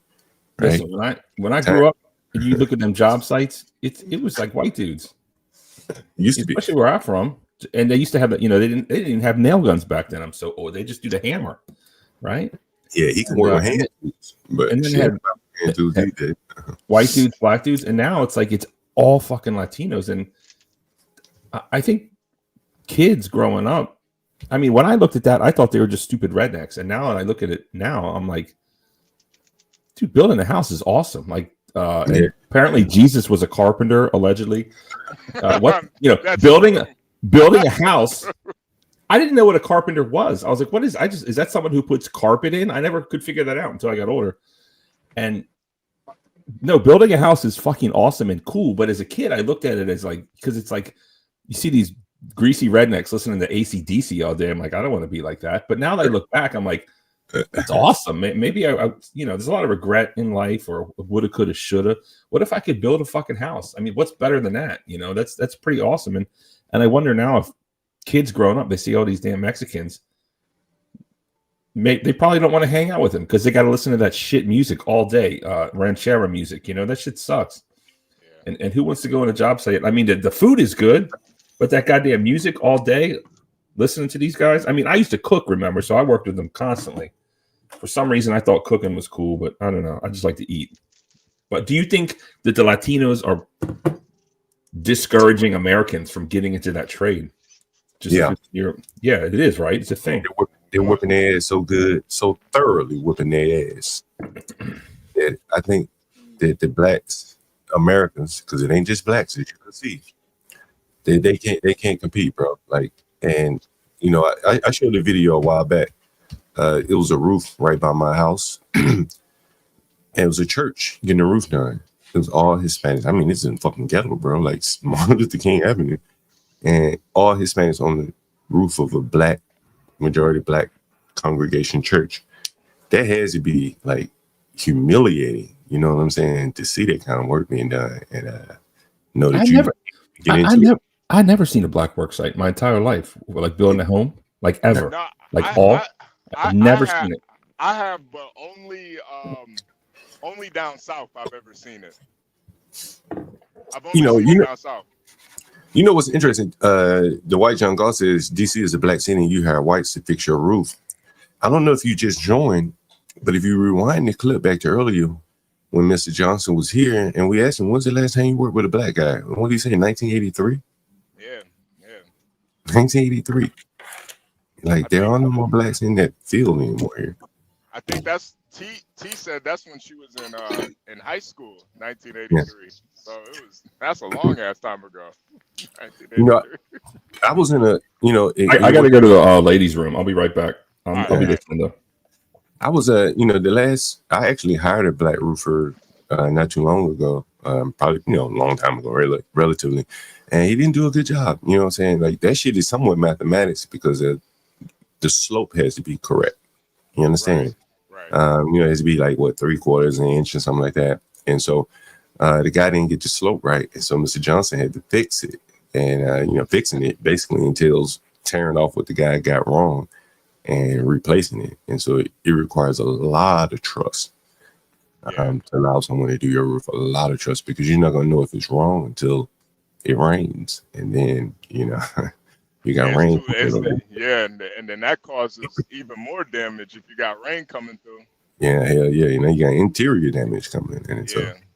But yeah, it's very interesting about this guy. You know, I think it shows in light on immigration as it relates to, you know, he's relatively poor. You know, like, he's down here with us. He ain't got time to be racist. Shit, he barely even keep his fucking head above water himself. Right? He got some of the same complaints we got. Right? And you know, I thought it was interesting to just see that side of it. Yeah, no, I think the migrant influx, it really affected you know, like the manual labor type of jobs. You just can't compete with those numbers, man. Yeah, and then too, they got their own language. They got you know, and too, you know, they have this. They already have the skills. You know, like they come ready made pretty much. So it's like, you know, and then when you you know, they be doing all types of drugs and shit too, man. Like, man, you can't compete with that. Yeah, sniffing coke on the, you know, drinking, sniffing coke. They'll be out there all day. Don't even realize it's been 12 hours. You know what's crazy? You know what's crazy, HB? I saw someone say, lock your door. I ain't even think to get up to lock the door. You know what I'm saying? And, you know, like, nobody half the time fucking doing a lot. Nobody fucks around really over here too tough. You know what I'm saying? It's like one of those myths of, you know, living in these bad neighborhoods. You know, most people don't have a problem, to be honest with you. If you're selling drugs or something, hell yeah, you're going to have a problem. But by and large. You better put a 2x4 on your door selling drugs. Like, had that Be Brave door, you selling dope in the hood. And that was it. Like, Be Brave doing much more secure than mine, right? And he don't have a problem either, you know. Hell, the white guy just came over here in the neighborhood, right? He talking about picking up holes on the street, right? And he ain't had a problem, you know. But he's a little bit more rough around the edge. He probably call himself a redneck, you know what I mean? Yeah, you know, that's Oh yeah. No, absolutely. That's the typical redneck right there. That might even be a good old boy. I don't know. Check this clip out, HB. While we wait on Barney, since we're on women, I figured we'll play this clip right here. Take a look. Let me rewind it to the front. I truly feel like a lot of people Damn, all this shit is low. Because they don't humble their man enough. Can you hear this, HP? Yeah, I can hear it. How to humble your man. Okay, so That shit ain't loud enough. Turn it up. invited me over to Can't. the house to have food. Wait, start it from the beginning though. Can't hear that shit. I got headphones on. I can barely hear it. Yeah, I can barely hear this shit my damn self. I got headphones on. Let me see if I can. Is it me? I think it's just low, man. I don't know why it's so low. I truly feel like a lot of people have problems in their relationship because they don't humble their man enough. So let me show you some good examples of how to humble your man. Okay, so this man texted me and invited me over to Can you guys hear this? No. Yeah, I can hear it. I can hear it. She's low, but I can hear it. house to have food, and I said, okay, I'll see you when you get here because he was coming to pick me up. And he said, okay, thank you, but I'll appreciate if you could answer my question. Are you in a relationship? I said, if you want to see me today, I suggest you stop asking questions. You know what he said? Okay, yeah. Don't be giving them the opportunity to ask no questions. Bitch, do you want to see me or not? All right, hold on. Pause. Getting disrespectful, but he was Pause. All right. Is that a necklace or is that a keloid from someone trying to slit her Man, I throat? was looking at this shit the whole thing. I was like, the whole time, I was like, is that a fucking keloid on her neck? I couldn't. I didn't know. See that shit out here. You see that shit out here. People trying to straight up kill you. You see the keloids right there. Is that a keloid or a goddamn choker necklace? What's going on? Barney having Baltimore flashbacks here, people. the trick. And so I always used to let it slide. I used to just let it slide. And he started acting real crazy because if you do not humble them, they will think they can get away with anything. He texted me talking about, oh, I don't have any problem with my bills. You pretend to be a good woman. Meanwhile, you're getting for money. Getting what from I money? said, I learned it from your mother. Old ass bitch, don't text me no more. Old ass bitch, don't text me no more. Yeah, we ain't never had them problems again. This one got mad at me because I told him I wasn't going on a date with him because he kept trying to invite me to these little ass restaurants. And he told me to go to hell. I said, you better hope you die first. Because if I go first, I'm telling God you sell drugs. Yeah. Into that relationship. This man had the nerve to text me and tell me I needed to apologize to him because I said he was useless. I said, I guess maybe I might be sorry tomorrow, but I'm not sure yet. I need more time to think about it. Never texted back. Sorry. I've never been sorry in my life. Me and this man were having a discussion about marriage, and he kept trying to tell me to go with the flow. Why are y'all always so interested in getting married so soon? And I told him, because the man was like almost 40. I said, get married and start taking your life serious. You're getting old and you already don't have a hairline. It'll be gone soon. See, my thing is, I'm not scared to get beat up. You know what I'm saying? Like, I'm not scared to get my ass whooped. Like, I had sent a message to the wrong guy, and I deleted the message, and he sent me the eye emoji, and I sent him a question mark. And he said, who's that message meant for? I said, the question mark, it was meant for you. Act stupid, because that's what niggas do. This one, he went days without texting me. And then on New Year's, gonna talk about, welcome to 2025. Hope you have a great year. I said, shut the fuck up talking to me. No regrets. This man was supposed to take me out to a restaurant, and then he just went ghost. And then he gonna text me talking about, oh, I'm sorry, I've been going through a lot this week. I had to go here to get my food truck registered, blah, blah, blah. I text back, I said, I don't care. That was the end of the stop letting niggas give you excuses. 3 words, I don't care.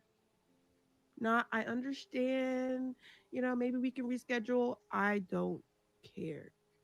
What do you think about that, HB? Bro, I think she's really really toxic. I wouldn't be taking no type of sass from a girl with a growth on her neck, respectfully. Like, I'm not dealing with that. Nah. I gotta give me a beer on that one. With a goddamn thumb on her neck. Nah, man. Rick didn't drink up on a goddamn beer, HB. Ah, damn. You better talk that Go Puff. Get on that Go Puff app, man. No, but there are a lot of she seems like the type that she gives it up real easy, and she got to go through the carousel. She got to date a lot, so she's getting to that point now where it's like none of these guys are really taking her serious, so she's not taking them serious. Logic, what do you think? I got a lot to think about this one. I mean, there's so much to say. I mean, really, we need to find out if that's a choker necklace or a goddamn keloid. I'm guessing from the way she acted, it's a keloid. Someone tried to stab her right in the neck. She's sitting up here talking about some man going bald. She should check her edges. I see what she's doing. She's pulling that shit forward. Whatever she got up there, I see what she's doing. We need an edges check on her stat, right? I wasn't going to say nothing about them edges, but since you're going to talk about men, okay, what's good for the goose is good for the gander. She's sloppy too. She's not fit. Look at them fat arms. She's all saggy and shit, man. She don't have that like athletes, you know what I'm talking about, like that athleticism. Yeah. And I mean, she got clear skin, lips look nice. She's got something there, but then she's got that goddamn mouth, right? And I know we're not supposed to say that, but fuck it, let's go there, right? Or maybe let's not. Like, go there, partner. HB, what I thought, man, Barney, what I thought was like, here she is laying up in bed, talking about how she dissing niggas when she really is probably second and third option, right? Like, oh, he ghosted me and he texted me. Bro, we all been there, bro. Any guy that has done pretty well with women, got 2 or 3 on the back burner. You know what I'm saying? You forget to call them all. You can't call them all. You can't text them all. And you one of them shit. Allegedly. Yo, man, you're like, hey, man, shit, forgot to text you. I'll call you, after I called everybody else. I'll call you when I'm coming from the club. That's how it works, man. And last week we covered Charlotte, that dating event where it's 85-10. That's going to be the reality for many of these women. And they're basically coping with it by making content out of this shit. You know what I mean? She's making content out of it. But in reality, go ahead. She's probably cute a couple years ago. I mean, if she had a good attitude and went to Planet Fitness a couple times a week, she could do well for herself and learn how to put a muzzle on that mouth of hers. But she's only going to get fatter. She's only going to get older. Her value is not going to go up, and she is misjudged. Her valuation in her mind is too high. It's too much. When they say know your worth, it goes both ways, right? Know your worth, and when you look at yourself in the mirror naked, she needs to really look at that. She needs to compare herself to something quote unquote high value. But violence against people is bad.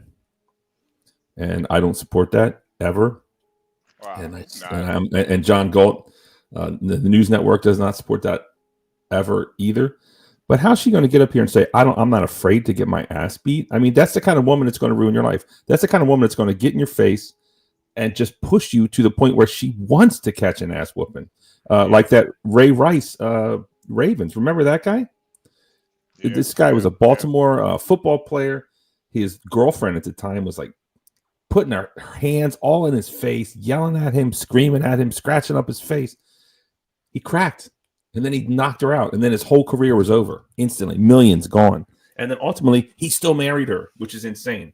Which is insane to marry someone who, that relationship. I'll just leave it at that.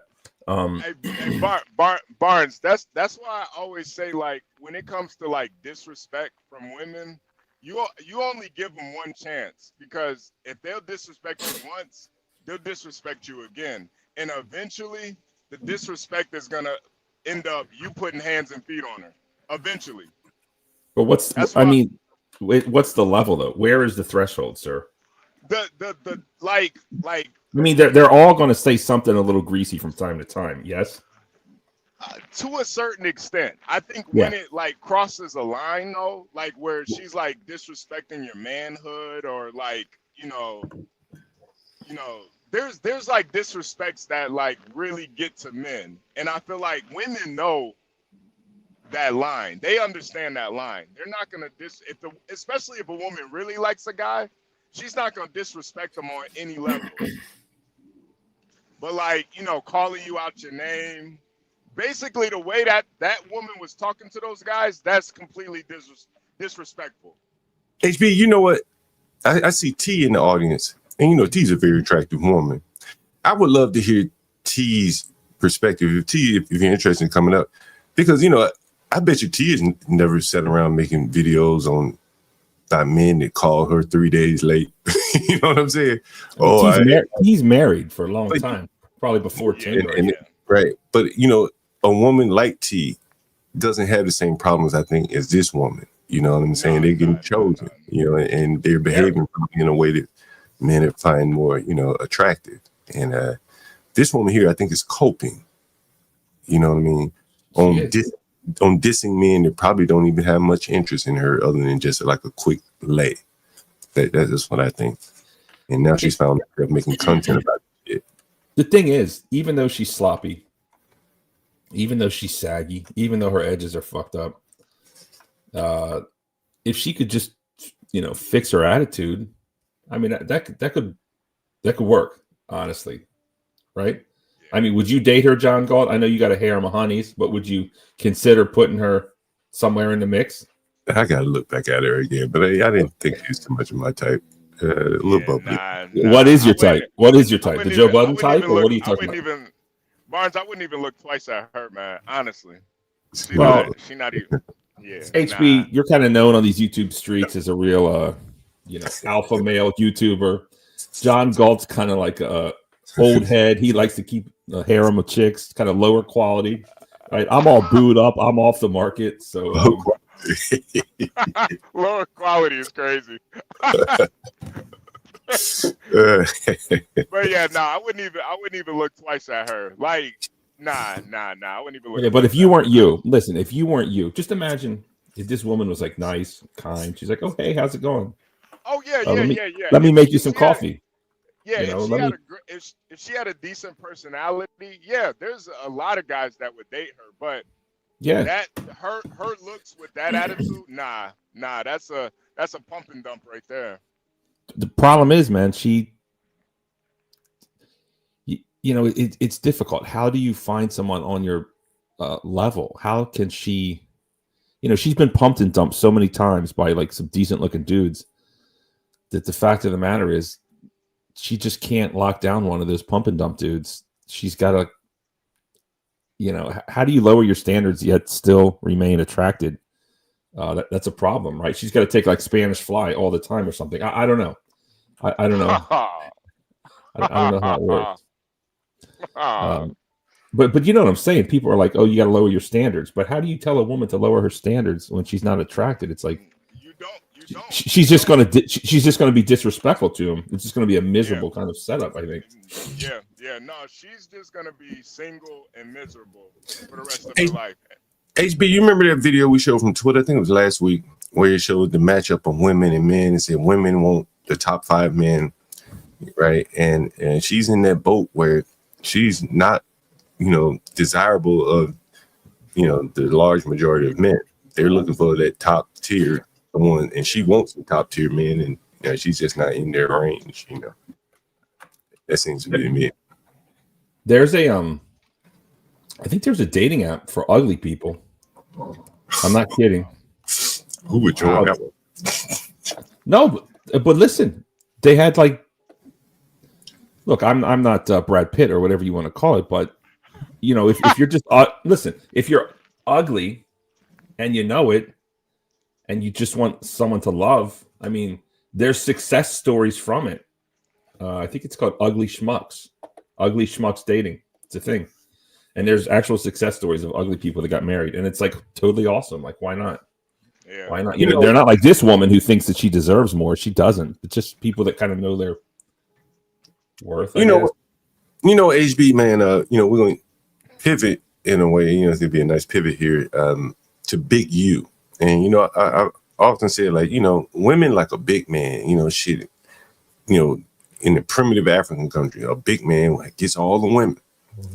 And, you know, and in some cases, a big man can restore order and shit like that. And this Big U, they're accusing him of mafia-like style tactics. And many people say shit, when the mafia was in business, they at least kept it, you know, safe, peaceful, orderly. And so here's a video of Big U. You guys probably have all heard of Big U, right? Nope. HB, you heard of Big U, right? Yeah. He's like a leader of the Rolling 60s Crip gang in California. Right. And to give you guys some perspective here, Big U has been accused of basically shaking down by what they call check-ins, HB? Yeah, check-ins. Check-ins, HB. And here are two big black men that were forced to pay his check-in big. Shaquille O'Neal and Draymond Green here.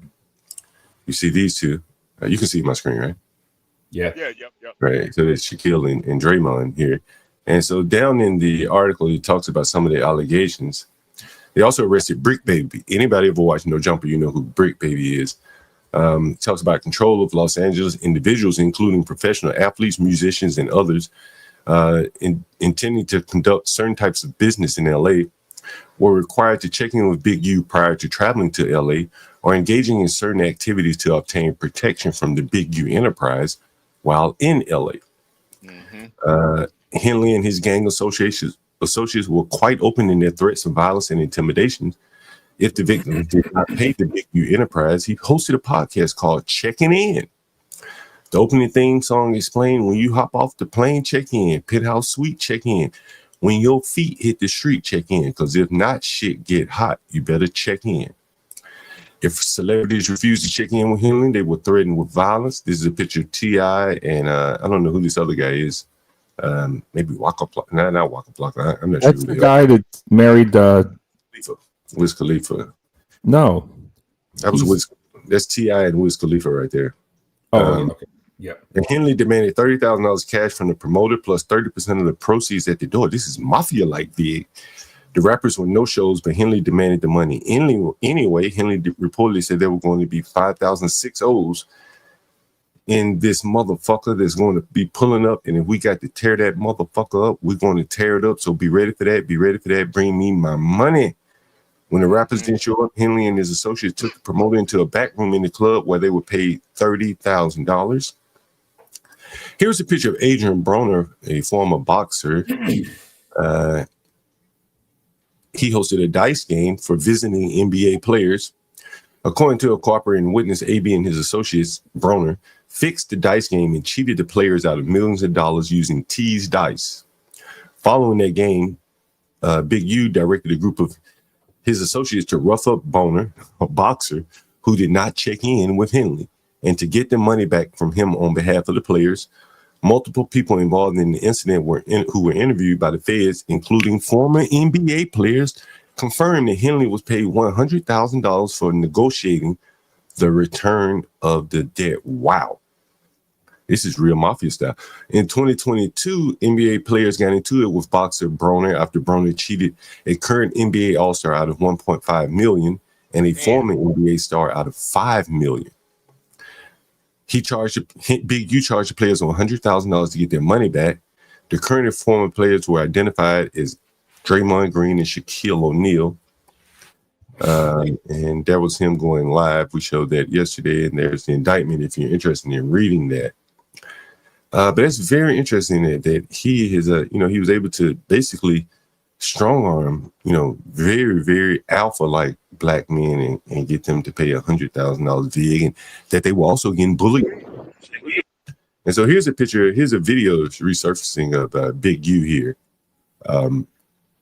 strong arming a video production in LA.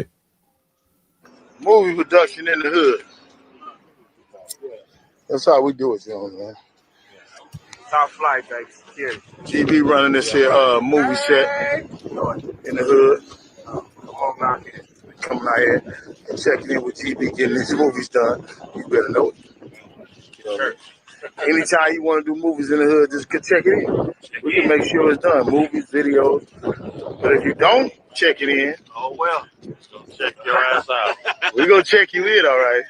We're gonna check it all of your equipment. We're gonna check it all of your equipment. Oh man. Damn. Barnes, you ever check in? You ever check in, Barnes? You're in a check-in town too, Barney. I knew one of the movie guys I worked with. He did a video for who's the guy that went to prison and plays the guitar? What It's Like, or what's that guy's name? Mm. Singer. What's that guy's name? Bruce Jennings or something. Life Jennings. You heard of this guy? Yeah. I think he's from Atlanta or some shit. But my dude made a video for him because he tried to make a comeback or whatever. And actually, they filmed a spot for me in that video, but they cut it out at the end. And I'm glad they did because that shit was crazy. But he said when they were filming down wherever he's from, Atlanta or some shit, that people like he kind of got in trouble because he didn't check in. So no, I never. I'm not a big mover and shaker, right? I don't have to check in. People always trying to put their fingers on my stuff, sure.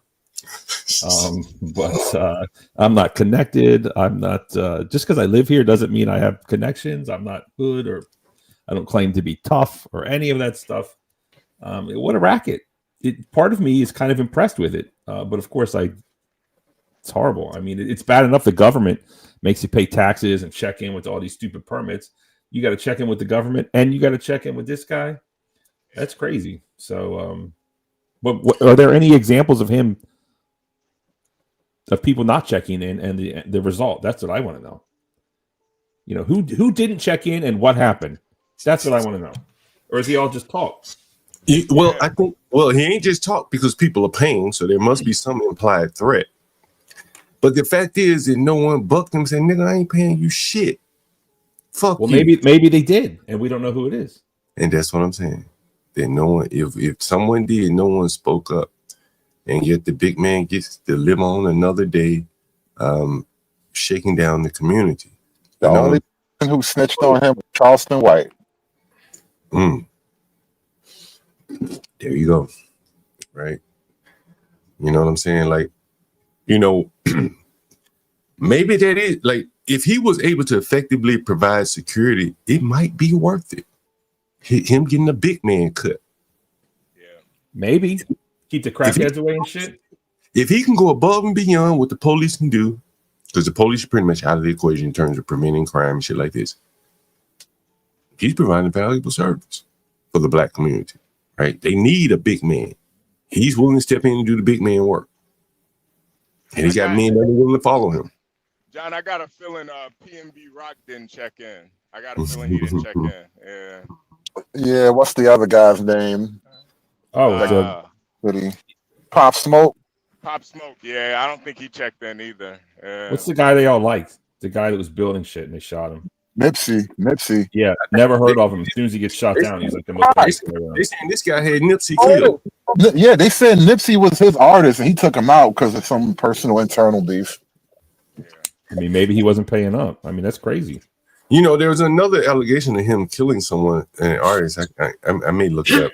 Want me to look it up? I'll look it up. Yeah, so I saw that one too. You heard that one, HB? Yeah, so, they said he dumped his body in Vegas somewhere. Did you hear why he killed him though, HB? I didn't hear why.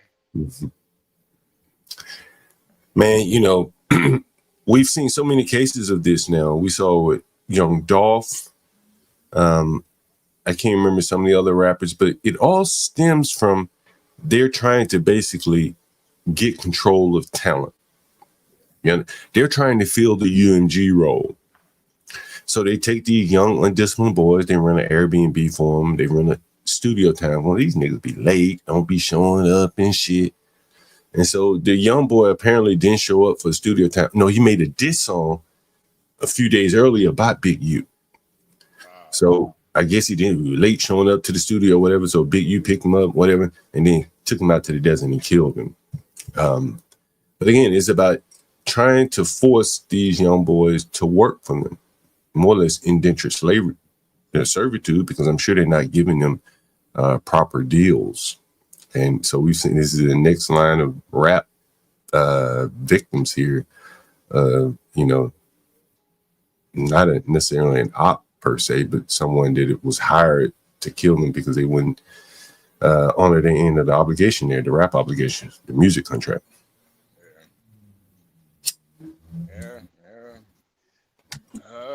They got him. So, you know, somebody else is about to step up. Somebody else is gonna step up. Speaking of the rappers, did you hear about Mo Beasley, HB? Remember we were watching Pop the Balloon the other day, and one woman said she liked Mo 3. I'm sorry, not Mo BZ, Mo 3. Yeah. And she said he got a song called Chicken or something. You remember that?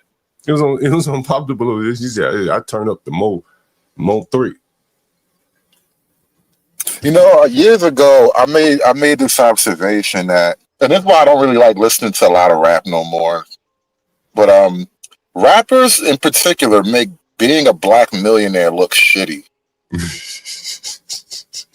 Because like Kid Rock doesn't have to check in with Linkin Park. You know what I mean? It doesn't work this way outside of Black America, where like this is a norm.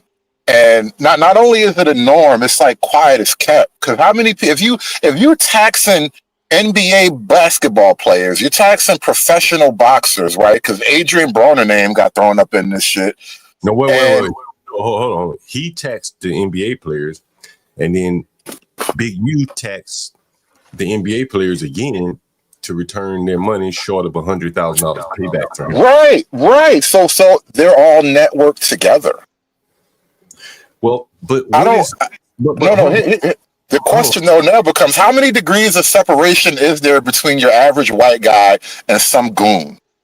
Well, let me ask you this question. A lot. Before, that's true. But again, you know, like, who was able to take these guys' money? Big gangster. No, you said it right.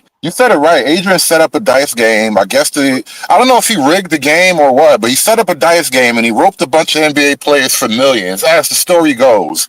And then Big U got involved. He got his cut, and maybe somebody got their money back. Right, like Big U and Adrian Broner are probably real, like, gangsta-ass niggas. Like, them niggas might have caught wind that they were getting robbed and were too damn afraid to say anything. You know, too damn scared to back out of the game. Like, I'm sure it's probably pretty obvious that somebody got loaded dice, right? You shaking the dice at some point, figure out the shit loaded, right? But they may have been afraid to even say anything. So Big U comes in as kind of enforce law and order. Hell, they're engaging in illegal activity anyway. They could have gone to the casino, but they like to go out to the street. I don't care for this description of him as providing a service, bringing order to a chaotic. I don't care for this description. Let me ask you this question: how easy would it be for you to convince Shaquille O'Neal to give you $100,000? Pretty goddamn difficult. That's a different grift, though. That's the pro-black grift. That wasn't a dice game strong arm. That was finesse, bro. That's different. That's what they do at that level. They literally give money to causes, and then next thing you know is like transgender therapy in your school. But what I'm saying is that Big U said that I'll get your money back, Shaq. Give me $100,000 out of the money. I couldn't have gotten that money back from them niggas, from Adrian Broner. He'd have knocked my ass out. But Big U is another big, strong man that could go negotiate with another big, strong man and say, hey, give these niggas some of their money back, and maybe we'll split the $100,000 between us. I'll give you 50, I keep 50. That's how it's again, that doesn't, in my mind, I'm not going to describe that character as somehow providing a noble service. Like, bringing order to chaos is a good thing, generally speaking. I don't want to put that hat on him, though. I know that's what he said, but the nigga said he's a community activist. Don't listen to this nigga. Yeah, no, I'm in agreement with you. But I do think, in this community, they need someone like him, unfortunately. Give me a second. I need to step away. I'm going to play this video. You guys hold it down for a second. Yeah. I mean, when you watch Conservative, when you watch The Godfather, who are you voting for? Michael? The Corleone family or someone else? Yeah, you're supposed to root for the Corleone family while you're watching The Godfather. You're supposed to root for it. That's the power of cinema. I'm not going to vote for the Corleones. I mean, fair. That's the problem with it. It's really glamorized that the great music. They look so cool. They got great suits. But if you watch that movie, they set up a senator by murdering a prostitute in his room and taking a picture of it. I mean, they are vicious. They are ruthless. The downfall of the Corleones is a good thing for America. but people look at it like they aspirational. I don't know. That movie is powerful, and I wonder if the reality is any different than this Big U guy. It sounds kind of similar in a way. Well, I think there is I don't know if there's a pro argument as if you're in favor for it, but there is a sort of acknowledgement of reality. There's always a guy. In whatever environment you want to operate in, there's always a guy who is in charge of things. And that's probably never going to change. I don't know that we automatically put a moral hat on that guy, though. Yeah, well, I think when John says that he may provide a service, I don't think he's winning the morality award, but just speaking dollars and cents, maybe there's a possibility that he does offer something better. I'm against him, of course. I don't want people being extorted. It's bad enough, LA, all the permits you need for everything, and then you got to deal with this guy on top of it. It's too much. But here's the mark. Here's the mark of a something better. You remember in New Jack City when Nino Brown was giving away turkeys, and we all understand how much bullshit it is. But if you were a generally positive criminal figure, like obviously you got to do what you got to do to keep your thing going, but you don't really screw over the wrong people. You're not robbing old ladies or whatever. If that's the case, then the streets would speak for you. One of LA's most prominent music and community figures is now facing serious criminal charges. Give me 1 second. I'm going to play this video, another video about Big U here.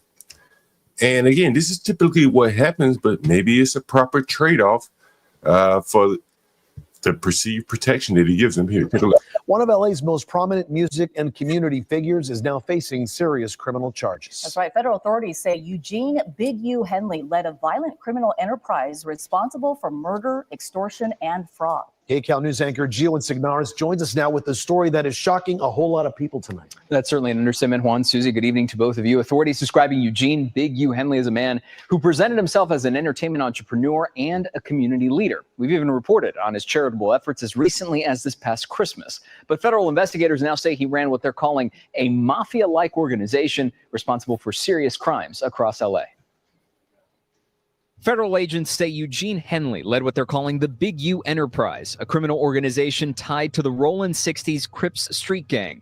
According to a 107-page complaint, Henley and his associates allegedly extorted professional athletes and musicians, including NBA star Draymond Green and Lakers legend Shaquille O'Neal, persuading them to donate to his charities and later allegedly transferring the money to his personal bank accounts. The facts alleged in the complaint paint a very different picture.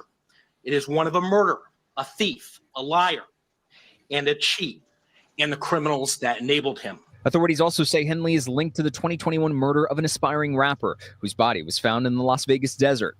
Investigators accuse Henley of fatally shooting the young musician over a dispute.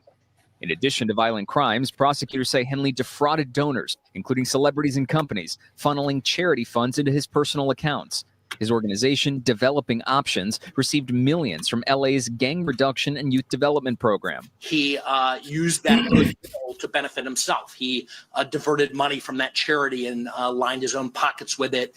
And that money was ultimately traced, and that we can show that he used it for personal purposes. Dr. Georgia Leap, an adjunct professor of social welfare at UCLA, is an expert in gangs and community justice. She knew Henley through her work and...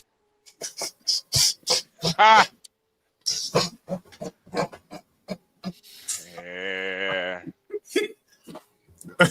Who? Wait a minute. What? Who's an expert in what? Man, HB. This is an expert in. She looked like she came off the. She looked like she cleaned up from the streets. She looked like she had a strawberry or whatever you want to call it. Yeah, strawberry. Like former strawberry turned PhD. Bro, she's at the tip of the spear of the griff. Yeah. You understand? Yeah. No wonder they're getting away with all this shit. This is a woman who was able to, really move up the layers of government and get all the money. And she said she worked with Big U. He ain't kill her. Welfare at UCLA is an expert in gangs and community justice. She knew Henley through her work and says this latest news is heartbreaking, but not shocking. He was a very charismatic, very arresting, no pun intended, a very... Man, yeah, I hate it. She loves it, man. She likes hanging out with those guys. She gets passed around, guaranteed. She loves that. She loves that kind of guy. She loves it. Black ass fetish HB. He was charismatic. Ooh, he was arrested. Yeah. No, you know what it is. You know what it is, John. The white liberals and the gang culture, the underworld, they work hand in hand. It's all a grift. It's all a grift on the black community. Yeah, man. Like, I've mentioned this to you guys before, but it bears mentioning again. How many of you ever heard of this book right here? Radical Chic and Mau Mau and the Flat Catchers. I don't know what the hell that is. And let me see if there's a synopsis for this book. And basically, Radical Chic, the party at Lenny's, and I think this was Lenny Goldstein or somebody. And you see the imagery here. Look at this. You see the imagery. You see the imagery here, HB. Oh yeah. Oh, what they do? I'm black and I'm proud. I'm black and I'm proud. Yeah. But who got the fist up, HB? Who got that black fist up? It look like some white she devils. They build you up. They build you up, John Galt. Look at them right there. They're letting you know. I'll build you up. I'll build you up, black man. Come with me. They're ready for it.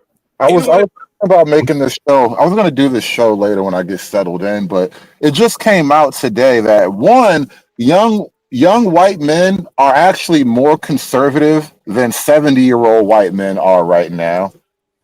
And two, young white college-educated women are the most liberal out of every demographic in the world. It's young white college-educated women are the most liberal.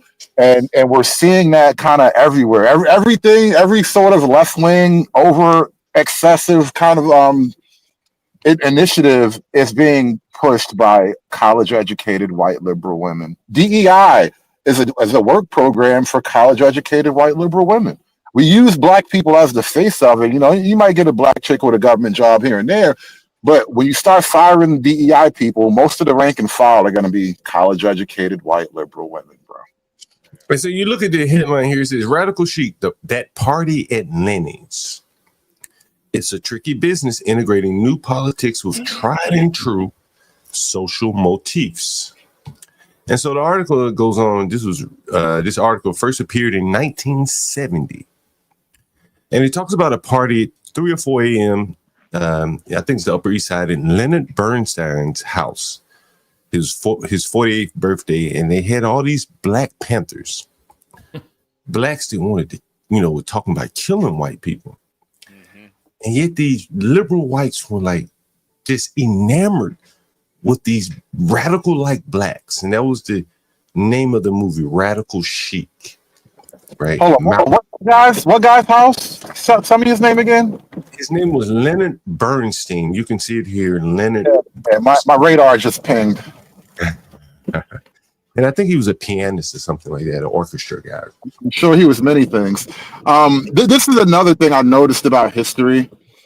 There's an invisible hand at work here, especially when it comes to these black social movements, right? So Soul on Ice, for example, Eldridge Cleaver, when he writes his book Soul on Ice, and he finds out after getting promoted to the NAACP headquarters, he finds out there's a bunch of young white people working there. And then the translation for niggas that's right-wing woke like I am is a bunch of young urban Jews working there. And so when you say, Bernstein had a party at his house and there's all these young white women showed up, my radar starts pinging like crazy.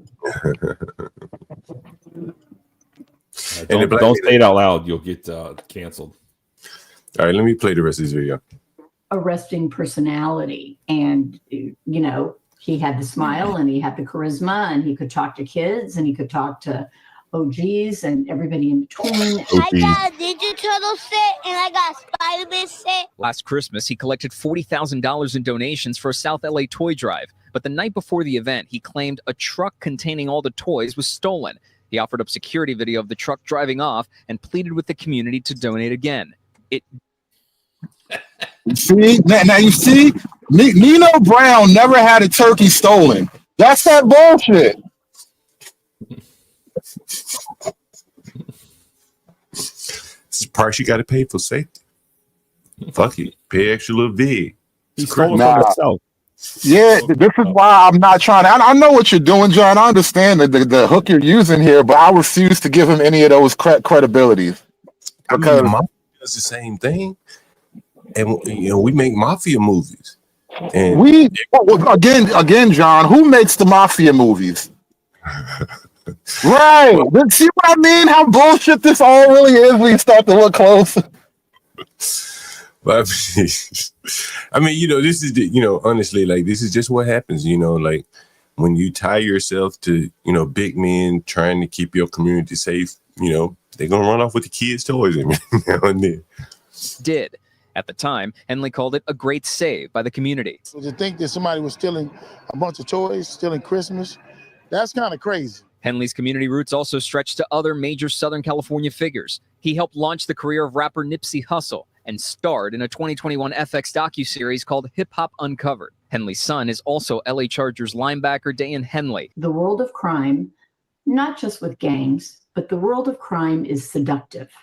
And even when people say they've walked away, a minority, a small number, get lured back.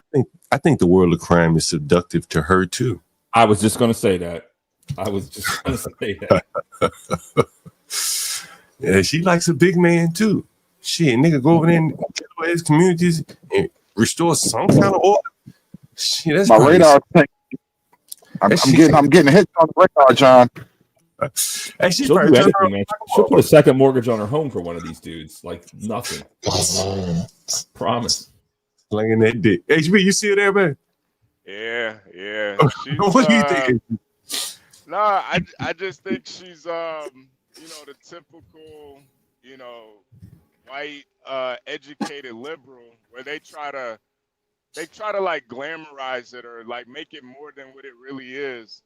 But she knows what it is deep down.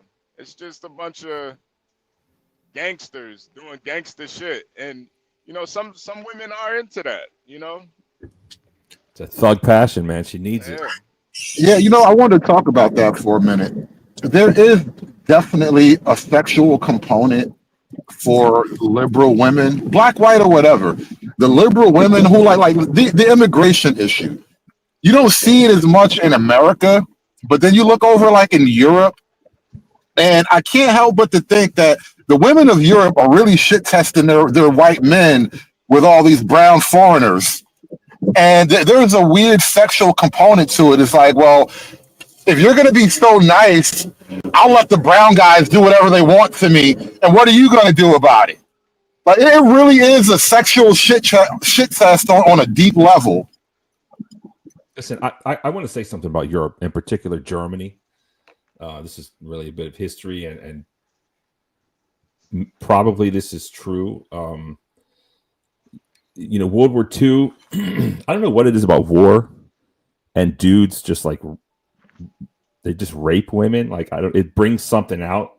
I don't know what it is, but that's kind of a documented thing. And, Germany went into Russia and just like killed everything. And then Russia found its nuts and pushed them all the way back to Berlin. And they saw everything that the Germans did. And as they came back, if you read about it, it seems like every goddamn woman got mass raped. And a lot of those people like grew up with that, like all the men were dead or gone or prisoners in Russia. And all the women got like raped. It's got to change and destroy the country by one way or another. And I think that has something to do with how cocky the Germans are now. How just I think you got that story, the narrative backward. So I'm not gonna say the Germans didn't touch women. I mean, because it's war, guys do that shit.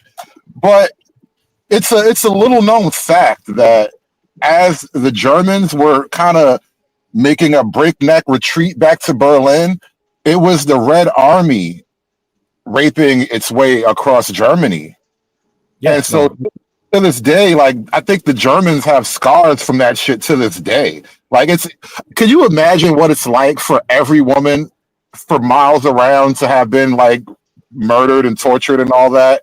And then they don't die, right? They live to tell the story and to raise their children with whatever energy that gives them. Like, I do think it does. Like, I feel like Germany's been cucked heavily since World War II. Of course. You guys something to do with it. Do you guys think some women just have kind of like rape fantasies? Bro. What do you mean some women? What woman doesn't? All right. Let's change the topic because this is gonna get dark. All This is right. too hot for TV. Seriously, why are we so? Why is that so frightening? All right. I just feel like I'm going to get because I'm cocked. I don't want to get in trouble. Why is it so frightening? You see, HB, we've been here before, and I'm gonna make the speech again. I speak frankly about the realities of men and women. When you talk about the realities of men, nobody cares. When you talk about the realities of women, everybody gets all nervous. But why did the most popular book ever? You broke out. I think someone's trying to control you. No, I'm driving. No, why did 50 Shades of Grey become the most popular book ever? I mean, I wouldn't read it. Ask someone gay like HB. HB, what was that book about? Oh, no. Ask the women who have sexual rape fantasies, bro. That's the point. Why are you asking gay men for it? They don't buy that shit. I think gay men are the last people in the world to have a rape fantasy. That's just probably a little too real for them. Women, though, oh no. Women are weird with that shit, bro. None of you guys have ever put your hand around a woman's throat while you're having sex. And you never been surprised when she doesn't move it away? I mean, that's for starters. Never always talking a little hair, a little role play there. There's a line to everything, obviously. But all I'm saying is women have that shit, and it's something weird about them. You know, we're all fucked up in some kind of way. Let's play a little bit more of these videos. Hold on. Let me just final thing. This go ahead. This is crazy. This is this is kind of getting a bit edgy for my taste because I'm a coward. I guess I'm cucked. But I was listening or reading something. Apparently, some women have been violently raped and they had orgasms. It's like fucking crazy. Oh yeah. I've heard that before. Yeah. I mean, it's like Jesus fucking Christ. But I think that's why Germany is like that and it's gonna be horrible. And imagine if you survive the war, you come home to your wife and she was just like, that shit happened allegedly.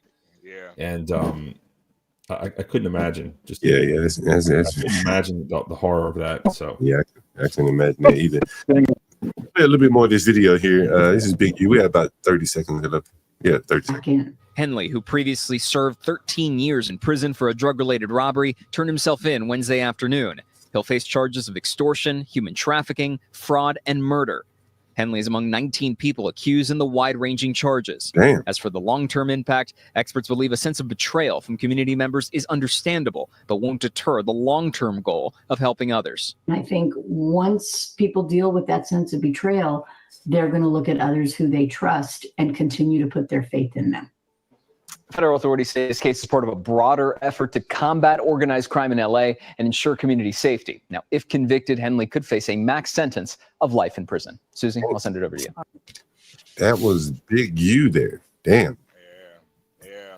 He you know, these kingpins, these leaders, they always have like a run.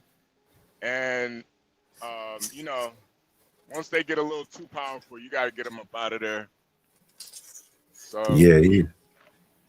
HB, are you surprised in no one spoke out about him shaking them down like that? No. You know, the thing with the athletes, a lot of them do, you know, dibble and dabble in the underworld. Remember, Zach Randolph got popped with like 50 pounds of weed one time. And, you know, I don't think, especially when you're like, you know, 6'8", 6'9", you're well known, you can't really just walk into a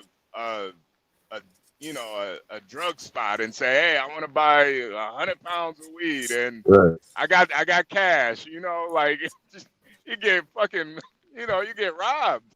So they kind of have to go through these people to do what they want to do, especially if you want to, you know, you got a gambling addiction, you know, you want to, you know, you want to contact some hot ladies or whatever, you know, you gotta go through the right channels, and usually that's the easiest way. There was a snowboarder recently, a snowboarder, I said that correctly, who got arrested for being a drug trafficker recently. And That is like, who the hell does that? Like, goes from snowboarding to drug trafficking. And with black folk, though, it's not that shocking. And I think there's something weird in black culture. I was reading a story about this because, you know, everybody's talking about this now. And I was reading a story about when 50 Cent and them was touring and they were, you know, at their height, and he had G-Unit popping. And they're over in Europe, and they're making even more money touring in Europe than they were making over here. And Tony Yayo was saying, yo, I forget the number it was. It was like a crazy hundreds of millions of dollars they had, you know, made touring or whatever.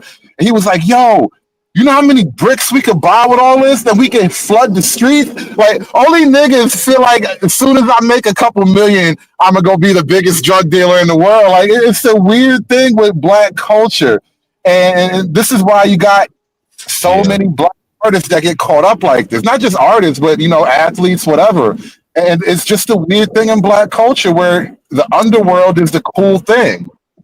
Yeah, you know, I think part of it is like, you know, let's say if Shaquille O'Neal wanted to go, because $100,000, let's say these guys be, you know, paying this guy $100,000 for whatever kind of charity that he's putting forth. I mean, that kind of money could see fucking investment in an entire community. $100,000 is not going to fix the community, John. You know that. I didn't say it would fix. I said it could seed some investment. You know, if you just had one guy say, "Hey, I got $100,000 to drop," right? Find me the most productive guy. Let's say HB. I'm gonna buy HB, outfit HB in the trucking business. Like that shit could go a long way relative to giving it to Big U so he can give back children's toys. But I think it's just a lack of ideas, and maybe they know that, you know, they feel that these type of things wouldn't work, and so they don't even try it. And so, you know, it's just, I don't know. You just pay the big U, and nothing much productive comes out of it. Yeah, but John, when you got that white lady, you know, pretty much validating him as a community activist, I can see how somebody like Shaq will fall for it. You know. Mm-hmm. You know, Shaq was scared, right? What do you think he was scared? No. I don't think it's that. I just think, you know, Shaq probably actually did want to do something positive. He went to Big U, this white lady, you know, yeah, he's valid, he's good. And, you know, it's a legitimate grip. Yeah. The white lady probably got a cut, you know, Big U got a cut, you know.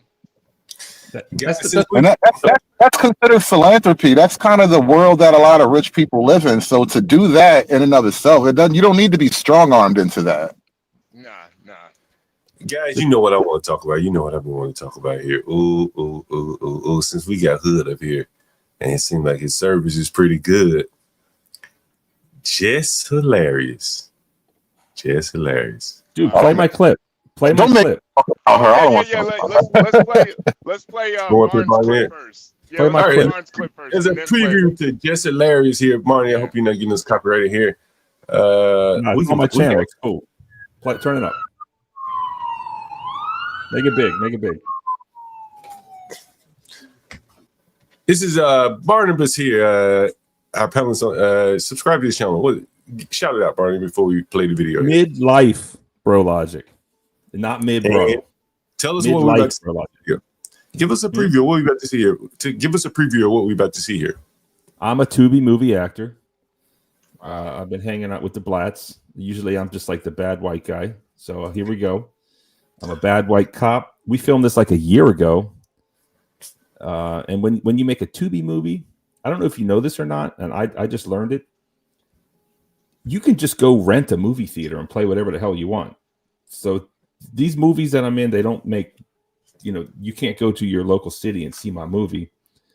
But the people who make it, usually they'll rent the movie theater, and whoever was in it, usually they give a ticket to, and then whoever's not in it, they have to, which is basically just friends and family. It's not like just random people come up necessarily. But this one, like, he didn't give me a ticket to, so I never really saw the movie at the movie theater because the tickets were like $50, some shit, which I didn't want to pay the $50 for a movie I was in. So I feel a certain kind of way about that. But this guy's cool. I like him. I understand. He's trying to make money. I get it. All right, let me play. And what was I gonna say? I never seen the full movie, and it just came out on Tubi yesterday. So, and this is just hilarious. I'm in a scene with her, and it's funny that she's popping off. It's perfect timing for you, Barney. It is. Oh, pause it.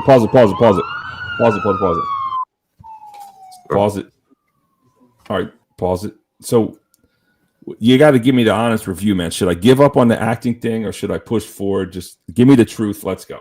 Oh yeah. Is this Baltimore, Barney? Is this Baltimore? Yeah. Okay, I thought it was Baltimore. Okay.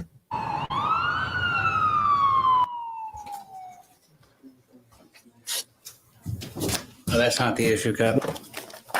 Listen, the problem here is this wasn't some random beef. This was a setup. How you know that? You been on Eastwood Camp, or is this just one of your educated guesses? I have my leads. Plus, if you look at this guy's history, it's shaky. He almost got his own brother killed. His brother just got out. You think he's getting involved in this shit just to go right back where he started? No, it's bigger than that. I know it. You ever heard of record labels that put insurance on their artists' heads? How do we know it wasn't that? You following some social media, TV kind Listen, of bullshit. I'm telling you. What about the guy he's always running with? Barbershop owner / record label owner? We all know barbershops are fronts for what? Some damn what? Criminal enterprise siphoning money through record labels? Exactly.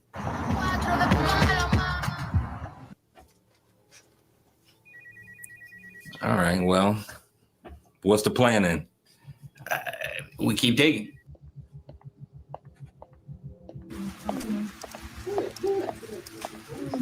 John, watch this shit. I was looking for you. He's okay. I got a snitch. Where the fuck you been? The accent looks good right there. I will say that. And Barney, you playing the role very well. You got like a different accent or something here. Out doing my thing in the field. I'm in the field doing what? Cop shit. Cop shit my ass. Look like you've been in a beauty salon. Getting your fucking nails done? Doing cop Getting your shit. fucking hair done? Oh, that be already done. That ain't uniform, ma'am. I can't help that I'm fly, baby. Like, what are you talking No, about? I ain't your baby. I'm your fucking boss. And you better fucking respect that. You don't come at me. What the fuck are you looking at? You want some of this? Listen. I got more to spread around. You ain't the only fuck. I got some for you. Old-fashioned fucking ass whooping. Just like I used to, motherfucker. I trained you. And look, what is this? Don't look at me like that. What you mean? What's Take a your hold of fucking this attitude? shit. What Yeah, you get a mean? hold of Hold that. of this shit. Hold of that shit. I got a snitch. You hear You what got I all just you said? out. Get your fucking hair done. I got a fucking tracker on your phone. I see you been in the nail salon and the motherfucking hair salon today. It's all Your black. shoes are off. Your pants are too tight. All Your black. fucking hair. You gotta tie that shit back. I got leads. You're fucking like leads. I do real work out here. What Real you work, my talking about? ass. You do work with your fucking beautician, with your fucking nails, your makeup artist. This ain't showtime at the motherfucking Apollo. Take both your asses back to the beauty shop You know and what? solve this. You shut the fuck up. This ain't the east side.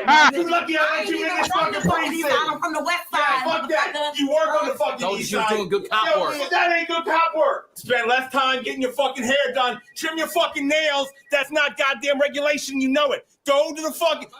Fuck you and your hair. Take her to the goddamn Vietnamese. Trim them fucking eagle talons off. Get the fuck out of here. You know what? Get that shit. Snitch my ass. You better get out of here or I'll send you back to fucking eat. And go to a Timex store and get you a goddamn G-Shock, motherfucker. Don't go back till you solve this shit. Wow. I like that, Barney. I like that, Barney. Man. Wow. Is that good? That was almost DJ, almost like amazing. $5. It was I like almost that, Barney. amazing, man. Yeah, that was. What'd you say? HB's good. I like Yeah, the it spit was- out of your mouth. Yeah, it was almost amazing, man. That was really good. I was Thanks. ready to hate on you too, man. I was ready to hate on you. That was like legit good, man. Jesus Christ. Yeah, no, it's solid. I liked it. Thanks. Yeah. Appreciate it. How did you get the role, Barney? You just, I mean, if you want to be in a movie, I'll hook you up. You want to be in a movie? No. But I was just wondering how you got the role. They got it's called Backstage, not Backpage. And it used to be like some newspaper that New Yorkers used to use to find jobs. but now it's online. You can go there and look, and you don't even have to pay. You look at the jobs; they got everything. They got like, they look for people to go on Judge Judy. They look for local stuff. They look for national stuff. You look, and then you. What's up? What was Jess like in person? She was awesome, 100%. She was totally freaking awesome. Very nice, very attractive, very fit. This is before I think she had her kid or whatever. She was stunning, very nice. And the role, I didn't know her, and I was a little starstruck. I saw the call sheet and it said Jess Hilarious. I was like, I know who that is, so I didn't expect that. But I thought maybe we took the scene a bunch of times, and it just to yell at someone and insult them like that right off the rip. I didn't know. I was afraid she was going to cry or some shit, because there was other takes where I went fucking hard as shit, and no, she took it like a G. She was awesome. She kept it pushing. I gave her 10 out of 10. Very nice lady. So hashtag Team Jess. How'd she smell? Stop. That is such a weird question. God, that's like an incel question. I always wonder how like famous women smell in person. I don't know why. She was a baddie. If she walked into any place, because she was tall. I think she had like boots. She was very fit. She was just nice, but she wasn't putting on airs or anything. I mean, I can't say enough kind things about her. I got no problems with her. Of course, I didn't spend a lot of time with her, but I liked her. And I'm gonna clout chase with this. I mean, that's the biggest star I've been with. I was in a movie with Poot, but I didn't get a scene with him. Hey, hold your thought, Bernie. We got a fucking phone call coming in here. It might be a motherfucker for the show. Now let's see. Oh, we can't hear it, John. Hello? Hello? Hello? Hello. Hello, good morning. Yeah, good morning. You looking for a room for rent? Yeah. Okay. Where you looking for a room? Northwest? I'm in Washington, D.C. Northwest or southeast? Northwest. When are you looking to move? As soon as possible. Where are you from, by the way? I hear your accent. I'm from West Africa. Really? Let me guess. I'm gonna play a guessing game. I'm gonna say Liberia. Where you from? Senegal. Ah, damn. Who got the best jollof rice? Who got the best jollof rice? Senegal. The jollof rice coming from Senegal. All right. This is a credit check, by the way. This is the only credit check I'm going to do right here. So put your best foot forward. What kind of music you like in Liberia? Music? Yeah. No, I like Nigerian music. What kind of music you like? Like Afrobeat. You like what's that Afrobeat guy, HB? There's what? Burner Boy. You like Burner Boy? Yeah, I do. Burner Boy hot. Hey, where you working right now? I'm working in Sweet Green. And what?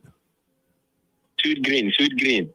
Oh, Sweet Green, the salad place. Yeah. That's your only. That's your only job. And I'm doing DoorDash on the side. All right. And where do you live right now? I live in my aunt. I'm trying to get my own place. This is gonna be my first time. Okay, you don't want to continue living with your aunt? Nah, I want to get my own place right now. I'm not young anymore. All right. So we got a lot of places, man. How old are you? Huh? How old are you? I'm 27. 27, my man. All right. Look, I got a lot of places for you. I'm gonna send you some pictures right now. And I'll send you the addresses, and then just call me back if you're interested. Yeah, if you got even like 2 room, I got somebody else wanna get a room too. Yes. I do. Yeah, I got like a lot of people they want a room. My nigga. My nigga. You can make a difference. My nigga. You put me in that network, my nigga. I make it work for you a while. How much you got? Yeah. It just sounds like you got one of them in the background with you. You got another one with you? You got another one with you, huh? Is that two of them? Is there two of y'all? Because I got 2 rooms, 3 rooms. How many you got? Yeah. Huh? No, I don't want something. How many you got? How many you got? How many persons? Mm-hmm. How many people you know need a room?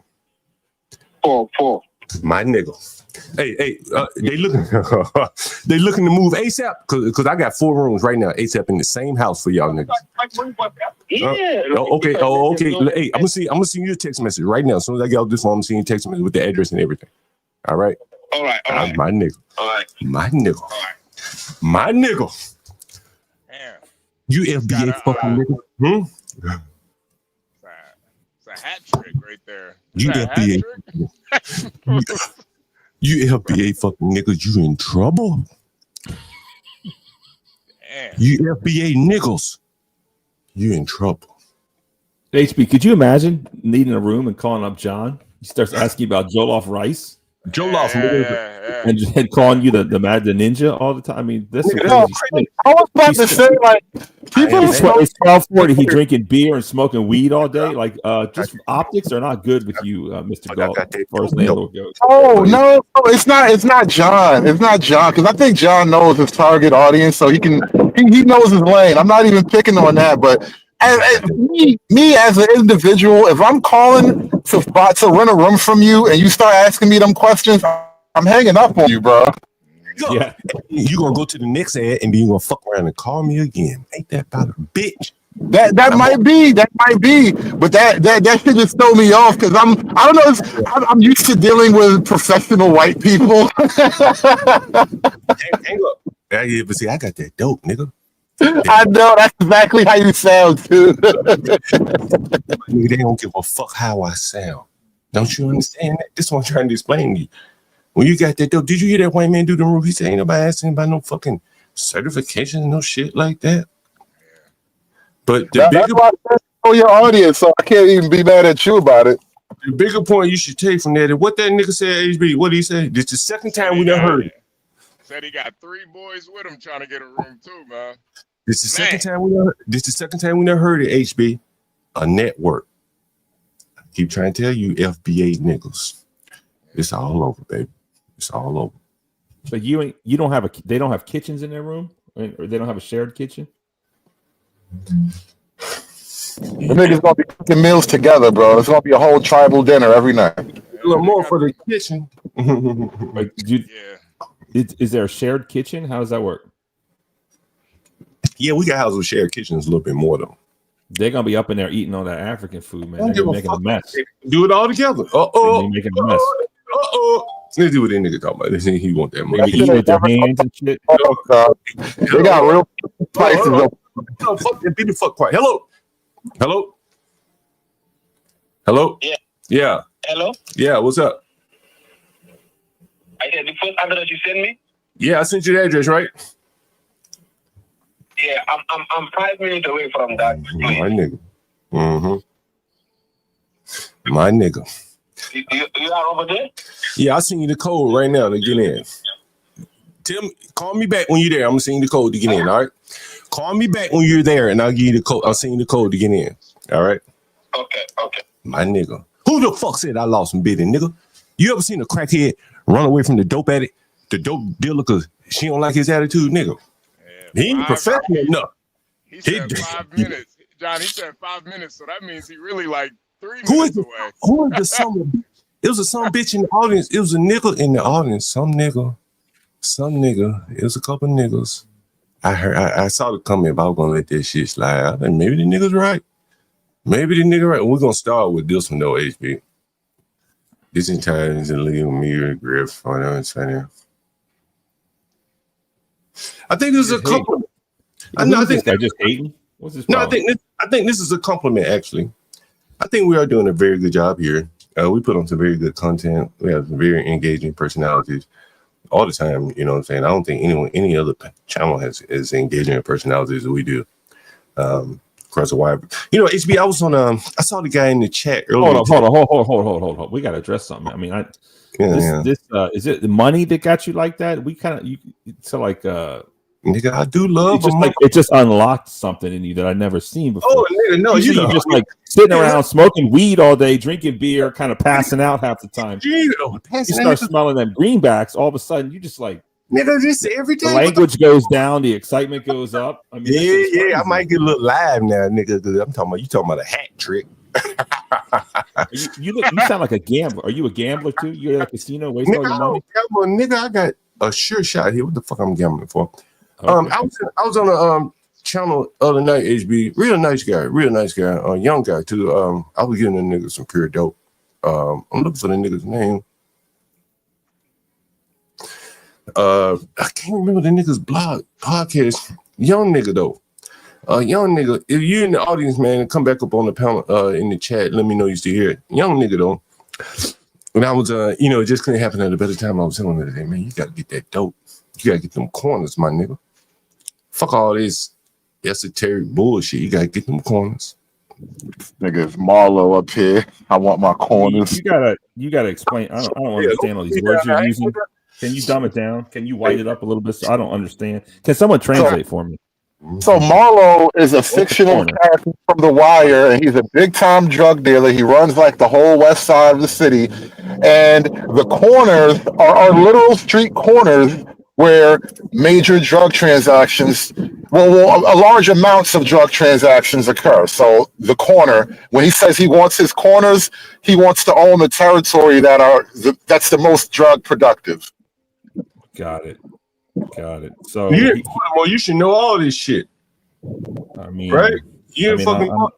I'm a slow learner. I typically don't hang out with the drug dealers on the street corner. nigga, when you hear that, what? He's like, what? Huh? When you hear that, you're gonna specialize in the Africans. That's good, man. No, because they got cousins. When there's one, there's like 25 of them. Did you hear this motherfucker? I don't give a fuck if this nigga spoke New Guinea. Like, I don't give a fuck what these people. Wait a minute. Hello? Oh, hello? I'm calling from Harry's Automotive Recovery. Looks like you're way behind on your payments. Is that right? I think you got the wrong number. I don't have a car. Well, I'm having a little trouble locating your car. Can you tell me where it is? I don't have is this a joke? I don't have a fucking car. Hey. Look, I'm just trying to do my job. This motherfucker. Tell her to check her ass. See if it's stuck up there. This is AI. I'm not even a real person. Damn, John. Damn. I should have told her. I got a fucking car though, but my car's so fucking old and paid off. Shit, I ain't never had a car no. I mean, maybe you better call her back. Just be sure what's going on there. Where's my car at? Bitch, where's my car at? Call her back. Should I call her back, HB? Bitch, call I think you should check your car first. See if the car's out there. Just call to make sure you was around the way, just to make sure everything was cool. Where the fuck my car at, bitch? Better call back, man. Fuck my car at, bitch. Oh, bitch, hung up on me. Hold on. Bitch, I want my car. Bitch, want my car. Thank you for calling. If you'd like to be added to our do not call list. Oh, I did. I told you that's the AI voice, bro. I'm not even a real woman. Oh shit, that was a good one though. That was a good. I thought I was dead. No, I don't know. When you first said I don't even own a car, he didn't respond to you directly. It was almost like a prepared statement, and I caught that right away. Like, this is not a real person. Man, guys, you never know what you're gonna. You never know what you're gonna get up here on this each other every day. What's up, HB? Well, those guys are probably gonna call back in any minute now, but I do want to get into the just hilarious. But Barnes, that really was legit, man. That really was legit. What was legit? No, the acting. Oh, was, Barnaby. Yeah. That was good, Barnes. That was legit, man. Yeah, I think you should continue on to. I think Baltimore has a pretty good acting scene. You know what I'm saying? So, you got some shots without having to really go out of your way. You know what I mean? Yeah. I'm trying to remember who you remind me of. You kind of remind me of the white guy from White Man Can't Jump. What's the white guy's name? Woody Harrelson. Woody Harrelson. Yeah, you kind of got the Woody Harrelson kind of vibe a little bit. Yeah. I don't know about that. I think I'm more like the guy from Breaking Bad, the brother-in-law, the cop that gets shot in the end. Oh no, absolutely not. No, Hank. Oh, You talking about Hank? No. You're not you're more Woody Harrelson than Hank. Yeah. I'm in the location. Oh, okay. You there right? All right. Hey. All right. You there right now? Hey. Look, I'm gonna tell you what we got before you go in. I got a right now. I got a. What you say? Right now, I got a. You there? You there? Hello. Yeah, you there? Yeah. All right. Look, right now. How much you looking to spend, man? Because I got a real nice room just ready available right now. It's got a private bath and a kitchen, so you can cook some of that jollof rice. Like, whose place is that? What do you mean? You the person you calling? So I'm gonna show you a couple places. But if you tell me what your budget is, I can tell you what rooms we have available for you. No, just tell me how much is it. It doesn't matter. We got a lot of different rooms. So look, all right, I'm gonna show you a room right now. All right, I'm gonna send you a code for a couple rooms upstairs and then a couple rooms downstairs. I'm saying in the same location. Yeah, same location. And then I got some across the street if you want to be interested. Like the place you're at right now doesn't have a kitchen. Do you want a kitchen? Yeah. Oh, but nobody live there. Yeah, there are people live there, but there are multiple rooms available. If you want a kitchen, man, you have to go across the street. I have to send you an address to the place across the street. Unless you want a private kitchen. You want a private kitchen? Huh? If you want a private kitchen? It doesn't matter. Well, it matters on the price. If you want a private kitchen, it's going to be a little bit more. If you want a shared kitchen where you share with other people, it's an African there right now. It's another African guy. I can't remember where he's from. He's there right now. In the same house. So you'd be in the house with another African guy. He's a man? Yeah, it's a man. Yeah. Well, you don't want to be in the house with a woman? No, I don't want to be with a woman. Why not? Woman. Say what? Why you don't want no woman in the house? They got too much problem. Like,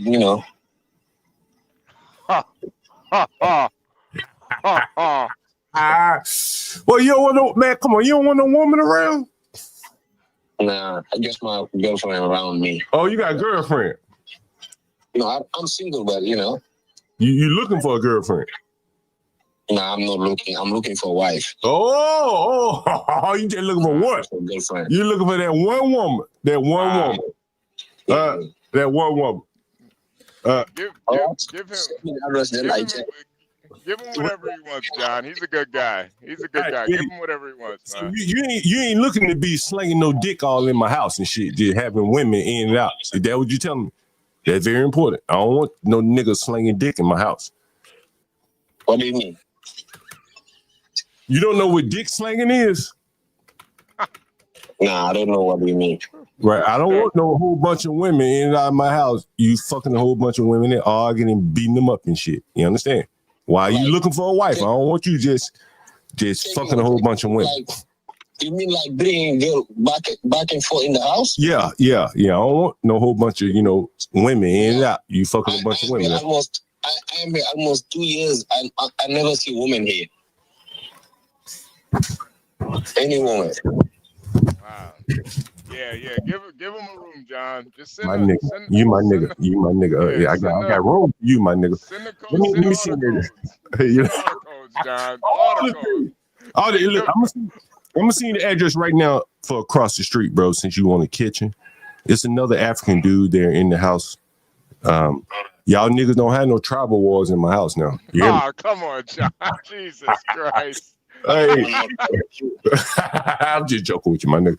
Hey, but look, I just sent you the address. Go across the street. I'm gonna send you the code to get in. All right. All right. You see the address? I just sent it to you. Yeah. Yeah, I got it. All Let right. me check. All right. I'm gonna see your code right now. All right. All right. You on it? Yeah. No, I'm not there, but I'm gonna send you the code to get in. All right. I'm gonna send you the code to get in right now. All right. My nigga. We got so much to talk about. Like, what constitutes slinging a lot of dick? I mean, is that like 2 women a month, 2 different women a month, or what if you have like one woman that comes over 3 times a week? Is that slinging a lot of? What constitutes slinging a lot of dick? That's my question. I think multiple times, multiple women a week, that's slanging dick. Like, you gotta be a real dick slanger to do some shit like that. Ooh, but why are you slinging all that dick? Is that because you need a place to live or something? You need some money? You get money up off these hoes? Is that why you slinging dick? See, it's a reason why they sling dick. That boy, that working. He said, well, what he say, AB? How long he say he done went without a woman? He said 2 years. He focused, man. That's why I like him. He said he's looking for a wife too, man. He's focused, man. I like that guy. You FBA fucking and John, what's crazy too? John, what's crazy too is he said he didn't even want a apartment with a woman. He don't even want to sniff it right now. He that focused, man. Yeah, man, that dude's he's legit. He legit. Hey, HB, do you see why I keep saying the FBA niggers are in some real serious trouble? I mean, why you got to put the ER on it, John? Because I don't give a fuck about that, man. Hey, man, these niggas in some real serious trouble. Do you understand? HB, this morning, we had a roofer come on. He said, man, I don't even think about y'all niggas. Ain't that what he said? Yeah. I'm pretty sure he didn't say that. He said, I'm struggling so much trying to get business. I can't be worried about you. This is the first time I ever fucking voted. And it was all on economic purpose. It wasn't about no Trump is a racist. I hope he do something about blacks. He was like, it was all economics. That's all he talked about, right? HB, right? It's strictly economics. This African just came in. How many Africans have I ran into the last 2 weeks? 2, 3 of these motherfuckers, right? And then this nigga, Trump's gonna kick him out, bro. Get ready. This African nigga come in and say, I work in 2 jobs. I ain't worried about no woman. I got a network of motherfuckers. That's the second one. They say you got a network now. Bro, I'm just laying it out here for you. Hopefully he's Muslim too, man. He'd be like a practicing Muslim, no smoke, no drink. I'm just saying. Fornicating. That'd be perfect, actually. And you're going to be in there with another African. They're not going to have any problem. They're going to share their rice. Hopefully they won't argue over who made the jollof the best way. But you're right, man. They might have that gang warfare. They might have that Hotel Rwanda shit up in your property. No. That's only over in Africa. When they come to America, man, they got solidarity over here. They're working too hard, HB. Yeah, they'll be cooking together, man. They'll cook together. John, we got to address something. There's Virgo Sapphire. She's getting real greasy in the chat. I think she got something to say. You pausing it? You see what Virgo Sapphire saying in the chat here? Yeah. Listen, man. Virgo, Did she ever pull up, or what's her deal? I mean, why is she? Virgo's she's a regular. She's just working right now. When she's at work, she gets a little catty. Don't pay her any attention. She's a good girl though. I mean, she said, "I'm no Brad Pitt. Never claimed to be. I could never be Woody. I mean, I look at least as good as him. Maybe not the talent. God damn. Yeah, I belong on Tubi. Now she's calling me racist. I mean, what's up with this girl? I think she should pull up, present herself, see what her problem is. Virgo gets a little. She gets a little restless at her job. It's very stressful. So she shoots her. She's gonna be shooting from the chat, man. I mean, can you keep your woman in check, please? I mean, what's Can you check your bitch, please? Virgo is half. She's getting real reckless with the mouth, like that first lady, right? She's pushing me. She's trying to test me here. I mean, keep her in line, my dude. She's from Brooklyn. What do you expect? Big D. Man, I know. I lived in Brooklyn, so I didn't tolerate that shit back then. I won't tolerate it now. I mean, what's up? She got a lot to say on that keyboard. Big B's. Let's take a look at her. Oh, she got a YouTube. What she got? Let's take a look at her. It's not looking good for you, Virgo. Oh, it's not looking good for you. Oh, she Dominican? Is that what she's claiming? She light-skinned Dominican. She Dominican and Haitian. Yeah. Oh, Dominican and Haitian. Okay. Yeah. She's torn. I mean, that's got to be tough because you know them Dominicans hate Haitians. So she's like a tragic Haitian. I mean, that's a problem. Do you know what I'm saying? Talk about building. They have a Dominican Republic built a wall to keep all the Haitians out. So she's like a mix. I mean, it's an internal struggle she got going on there. So sucks to be you, Virgo. She was created with love. Created with love. Sugar and spice and everything nice. Sugar and spice and burnt sugar. Burnt sugar, nothing nice. Nah, Barnes. I think you're a good actor though, man. I thought that was really good. Yeah, and the other thing is, it's like, well, you don't have to be good looking to be an actor. They still need ugly people too, right? I mean, come on, not everyone can be good looking. So yeah, that's true. Oh, she's claiming you. Yeah. She's claiming you, HB. Who's claiming me? Virgo's claiming you. No, she's not. What'd she say? She said, "That's my man." Wow. All right, Virgo. All right. We could. All right, Virgo. Virgo called you an asshole. With two A's. Yeah. Damn. Two assholes. Wow. Jesus Christ. I don't know, Barnes. I thought you did pretty good, man. Respectfully, I thought it was decent. Plus, with Jess Hilarious, you chewed her out. You know. Yeah. Pretty cool, man. I thought it was pretty cool. Yeah, you should keep doing that, man. You know, the Tubi circuit is popping right now. You know, people like to make fun of the Tubi movies, but they've become very, you know, a lot of people like watching Tubi movies. Tubi's up in its game. I mean, you can make fun of it. They got real movies on there, so look out. It's it's like Netflix, but free. You got to watch commercials. Okay, no problem. They got real good movies on there. So, but oh, she said that's her mom. That's her mom. Mm. Yeah, that's her mom. Yeah, her mom is pretty. Her mom's pretty hot. She's like 70 though, but she's still pretty hot for her mom. Yeah. I don't know what John is doing right now.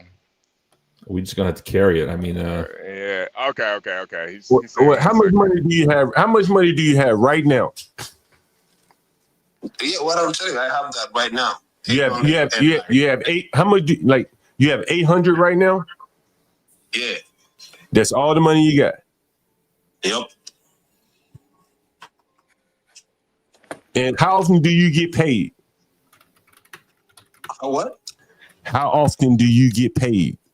Every 15 days. Can you pay your rent every 15 days? No, every month. I can pay every month. It's going to be a little bit more expensive if you want to pay every month.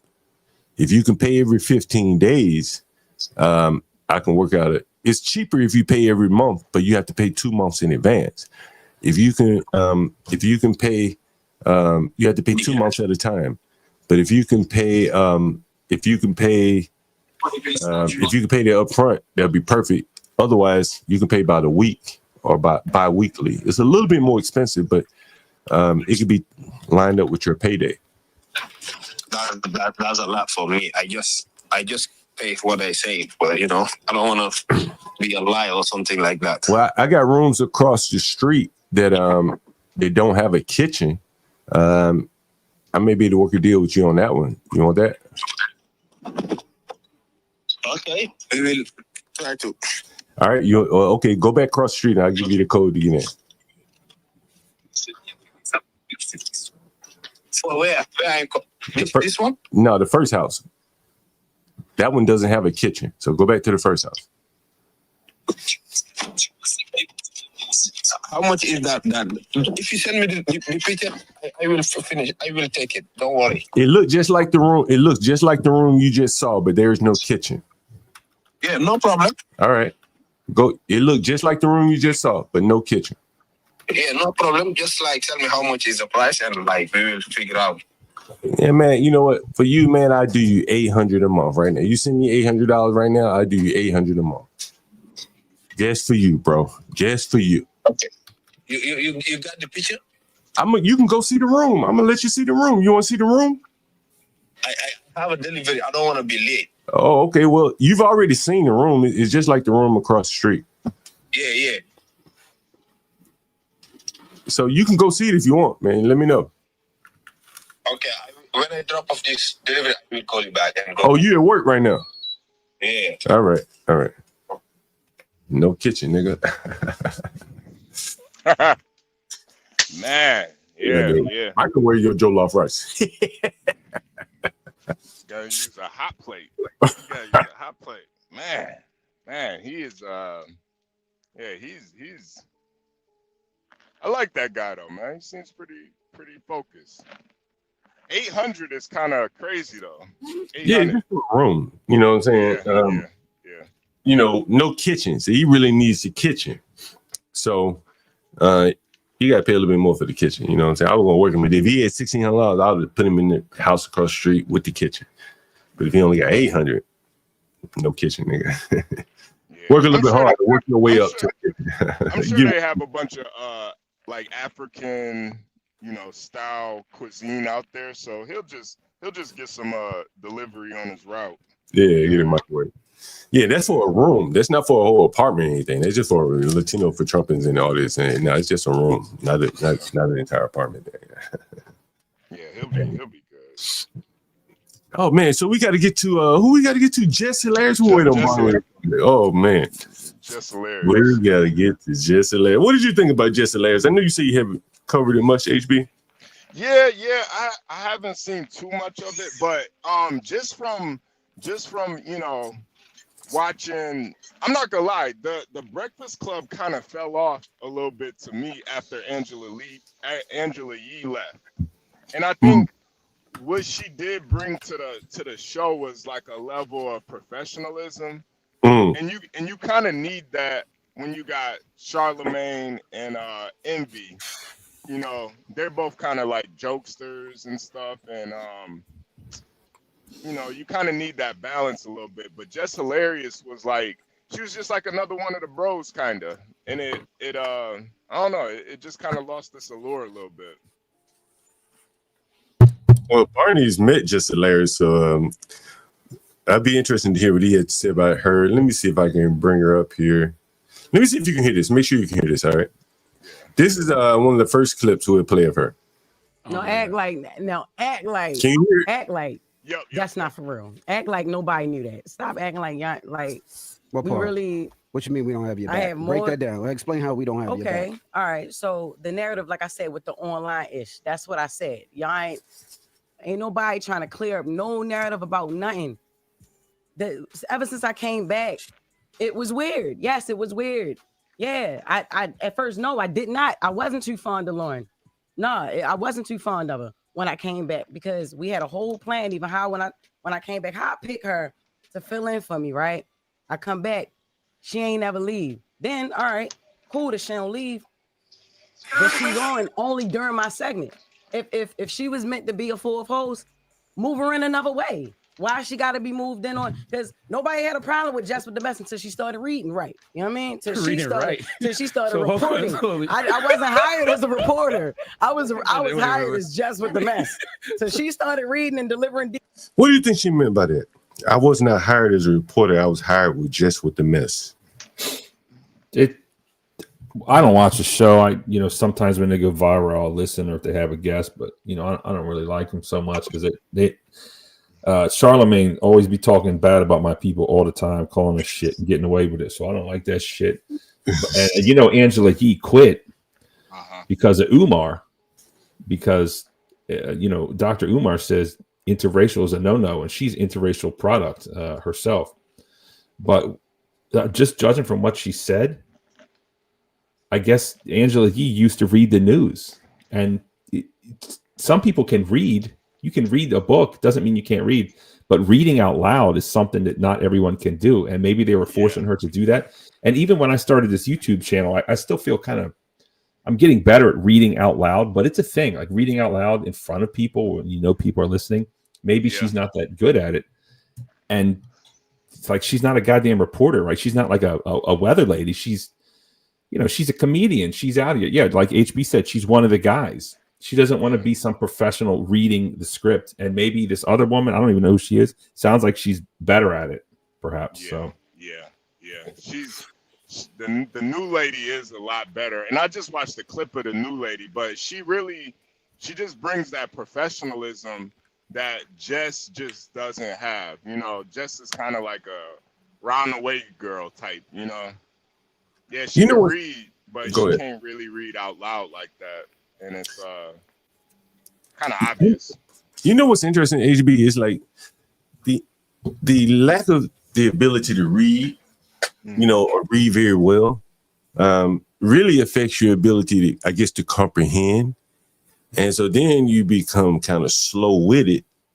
And a comedian that can read very well probably is a good person to read the news, because much of the news is comical, right? Or you can find comedy in much of the news. But you have to be able to read it and comprehend it pretty quickly and process information, and then add your wit to it as you read it. Does that make sense? There's a lot of room there, I think. Oh yeah. It makes sense. It makes sense. But you got. I don't know if you heard what I said, John. But reading, I can read, but reading out loud, I don't read out loud as good as I read to myself personally. Maybe that's the thing. Maybe she has a hard time reading. It's possible. I mean, is she from Baltimore? You know how that goes. So yeah. I think Barnes, I think that's really what it is. Like, she's not she's not a reader type, and those lines that we did in that movie, that was all freestyle. Like that, I like working for that. That's a Baltimore guy. You don't have to really memorize so much. Some of the lines I had to memorize, and a lot of it's like freestyle. And when we were yelling at each other, it was just all freestyle. So she's good at shooting from the hip. She's good at chopping it up. But even me, like if you work for some people on these movies, you got to memorize these lines. That shit is hard as hell. I mean, for me, it is. At least. It is. And then you got to like wait for the other person to talk. It's way harder than I thought. Maybe I suck at it. But again, the guy who made that movie, a lot of it is making up shit, more or less. But. I think part of it too is like the muscle memory. Like Angela Yee did that for years. She was doing that. So for her, it's like second nature. With Jess Hilarious, she just kind of got thrown into it. And with the like panel setups, it's usually the woman that's reading the news, and the guys kind of respond to it. That's usually how these radio shows go. So I think Jess. Well, Howard Stern, they have that. Yeah. Like the Robin. Yeah.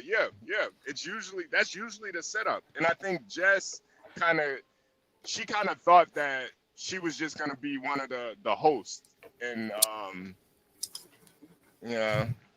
it's a tough spot because everyone wanted that spot, and they went through a bunch of people, and she's not. I don't know what her contract is, but she's probably on the chopping block, or maybe she's going to quit. I mean, what do you think?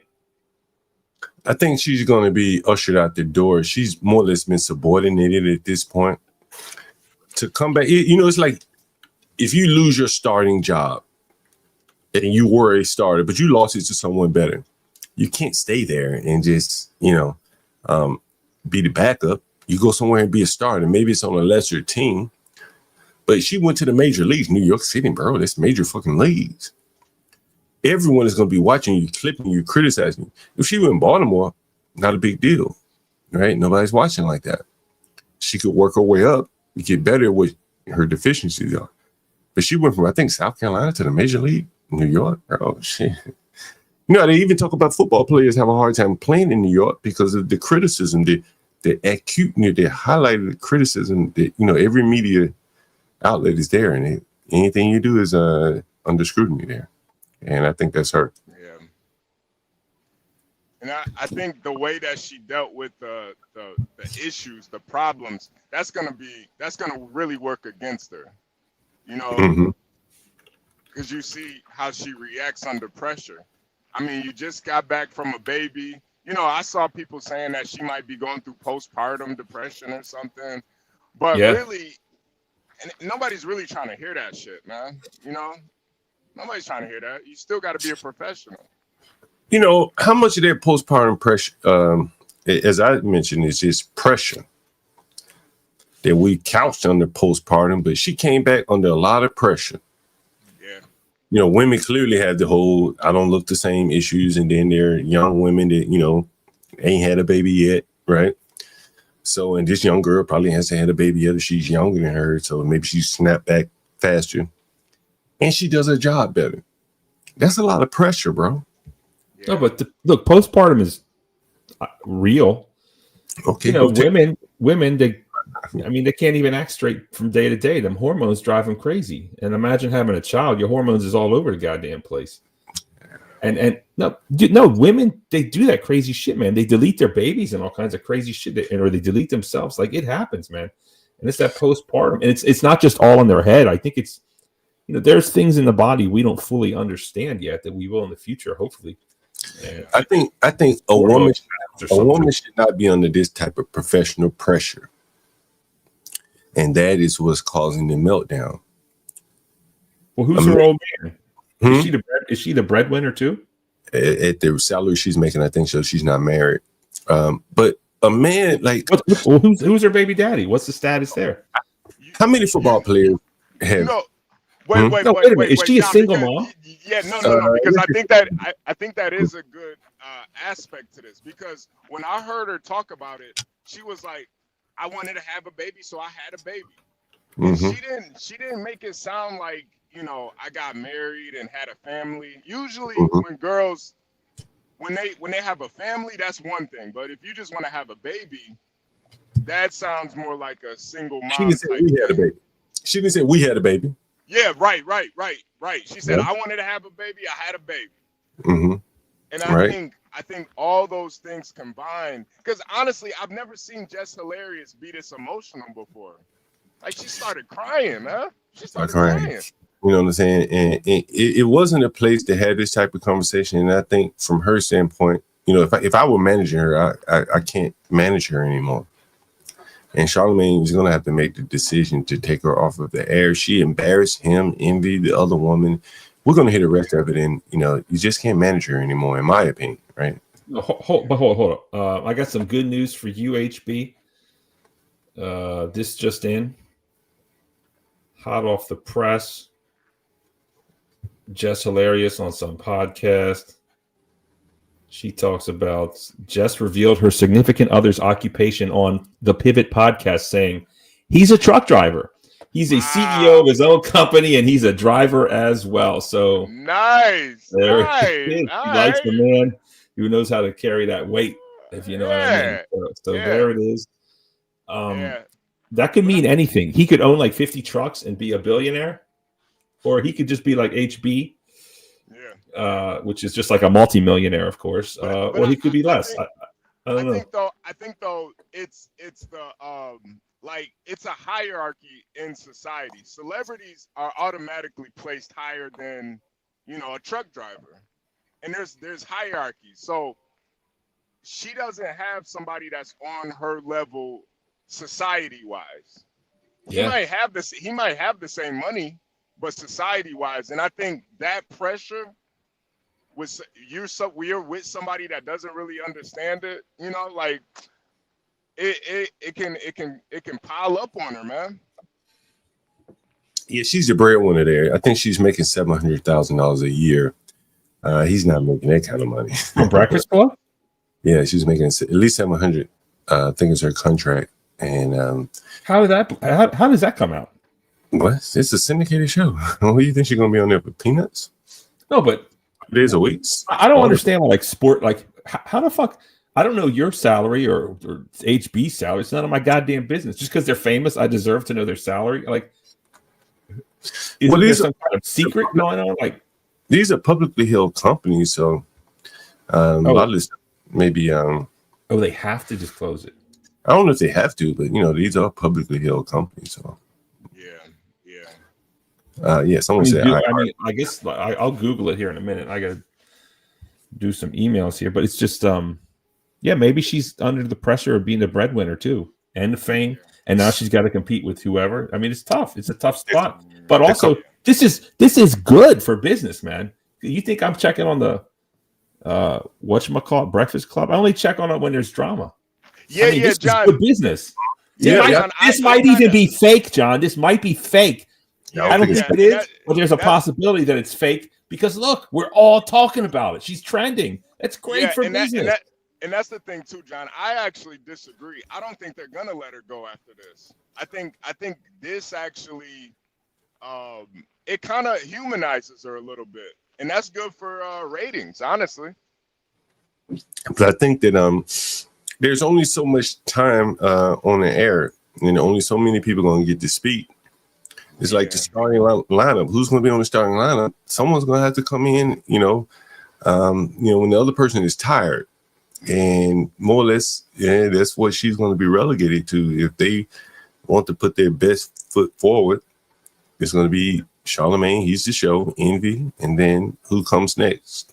Who gets the next in airtime? It's going to probably be the other young lady that everyone says she does a good job. Who's the boss over there? Charlemagne, right? Charlemagne, I think, is the boss over there. Based upon what? The fact that he gets. Well, I think he's the highest paid, right? He's like probably he probably would be sitting in management. He's the highest paid. He has other shows, big shows, with entry shows and stuff like that. He is probably the talent. The academics described it best. HB, did you hear what academics had to say about it? No. He went in, bro. Oh, you want me to put it up, HB? Yeah. Like he destroyed her, bro. Like he fucking destroyed her. Let me see if I. Oh my god, he destroyed her. Oh my god. I know she's getting a lot of flack, man. She's getting. I don't know what it is, but a lot of people just don't like her. And I think part of it is a lot of it is that she's not that funny, but she gets a lot of opportunities. HB, let me play some of this academics. Let's not even start with Hunt. So you know how we got to start? I keep telling y'all, chat, when you dig a hole, make sure you dig two. And this, I've learned this myself because I've been in a position where they was your different perspective. It's one of the people in the mob, but just dig two about his team.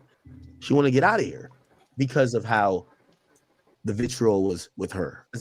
Both sides of this chat, and but she's a woman, so there's a running narrative like I hate women. So Biden's gendered movement was like really new. I looked at her and she looked like a very masculine person. He goes in though. I didn't know she was a woman. I thought she had a dangling. Who's she talking about? Facial structure. Who's he talking about? Her Just voice, hilarious. her tonality. No. Go back to my video. Go It back to told me stop. No. she was a male. I thought she was a transgendered individual. Now, when I put that opinion out there, a lot of people didn't like it. Why are you saying that?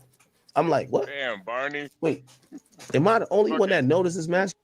Just hilarious is the epitome, and I want to speak about a certain class before I get into this video. Oh, listen to this, HB. Now, I'm not speaking about them or trying to put them down to make me look good, because I think this internet shit and everything else has been a testing ground. Everything's a testing ground. Because you could get popping online, and then you can't speak in front of a crowd. You could get like, I used to write my jokes. I tell you this. I used to write but eventually I started freestyling. It's because I learned the skill and ability to just kind of riff and be able to kind of. It was about like 70%. Now, why am I saying this? Because I don't want to be a hypocrite. And what I'm trying to say is that there's a class of people, especially the IG comedians, that popped off on Instagram, but we never knew they were talented, or were they not? It's hard to tell. They gain a lot of following really quickly. People clearly would watch them. And oftentimes we couldn't tell if it was genuine talent or maybe an ability to work those social platforms.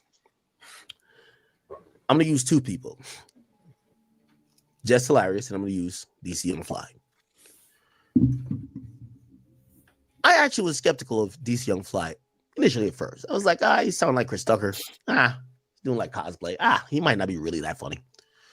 I'm here to tell you, maybe it's because, and not even maybe, I think definitely, because I've seen him work. Let me get to the part where you work. Funny. He's, and I hope people having the ratchet cosplay. So quite, she just happens to be a woman. Just Hilarious is quite the opposite. Okay? She's one of the people that popped off by having the ratchet cosplay of what a black female is, and that gets the hee-hees and the laughs and the giggles online, maybe in a skit or a 20-second, 30, or maybe even 50-second video. But when that person has to sit there and actually entertain you, you realize there's not much there. Now, you get that, HB? Yeah. Mm-hmm. He's just this motherfucker. He's just hating. I don't think he hates, bro. He is hating because listen, this dude, he wants to go back in time and listen to Chris Rock all over again. You know what I mean? Things change. It's not like the Chris Rock in the leather suit. It's not like Eddie Murphy in a stupid leather thing. It's not like that. Like that time was there. It was awesome. And now we're moving on. And now there's a new medium. Okay, so maybe, I don't know what her stand-up act is. I haven't seen it. I know she does stand-up. Just because she's not out here killing it with HBO specials on stand-up, she's funny. She is funny, even for me, on Instagram or whatever. She's funny. Let me play a little bit more. And he just hating on. And you want to talk about her looks again? Go back to my movie, right? She has strong features. I will admit, she's tall, yeah, but she was stunning, man. She was stunning, and she was fit. You know, I want to be respectful here, of course, but sit here and call her a man. I mean, bro, that's a bit much. Let me play a little more. He's titled her as less hilarious, or whatever the case is, but in reality, the equalization of this clout era already happened. She popped off on Instagram for comedy, but eventually that comedy had to be seen. As I said, DC Young Fly, she's dyslexic. If you put her name on a cake, she wouldn't even know that it was for her. Okay? She barely could read. From what I hear, she can't write neither. Okay? If you had her and Floyd to read 2 coherent sentences without stuttering, you're going to be in for a hell of a day. She was never really talented. She was a hack. He's talking about Jess? And all the. He's talking about Jess Hilarious. He said Play that clip again. Play that clip again of her and me. Do it. Come on. She's talented. I mean, we've seen the clip, but this is one man who has a little bit more exposure to her. He knows her. He's in the business. And it is his opinion that she's not very talented. And I think that is why she melted down in the way that she did.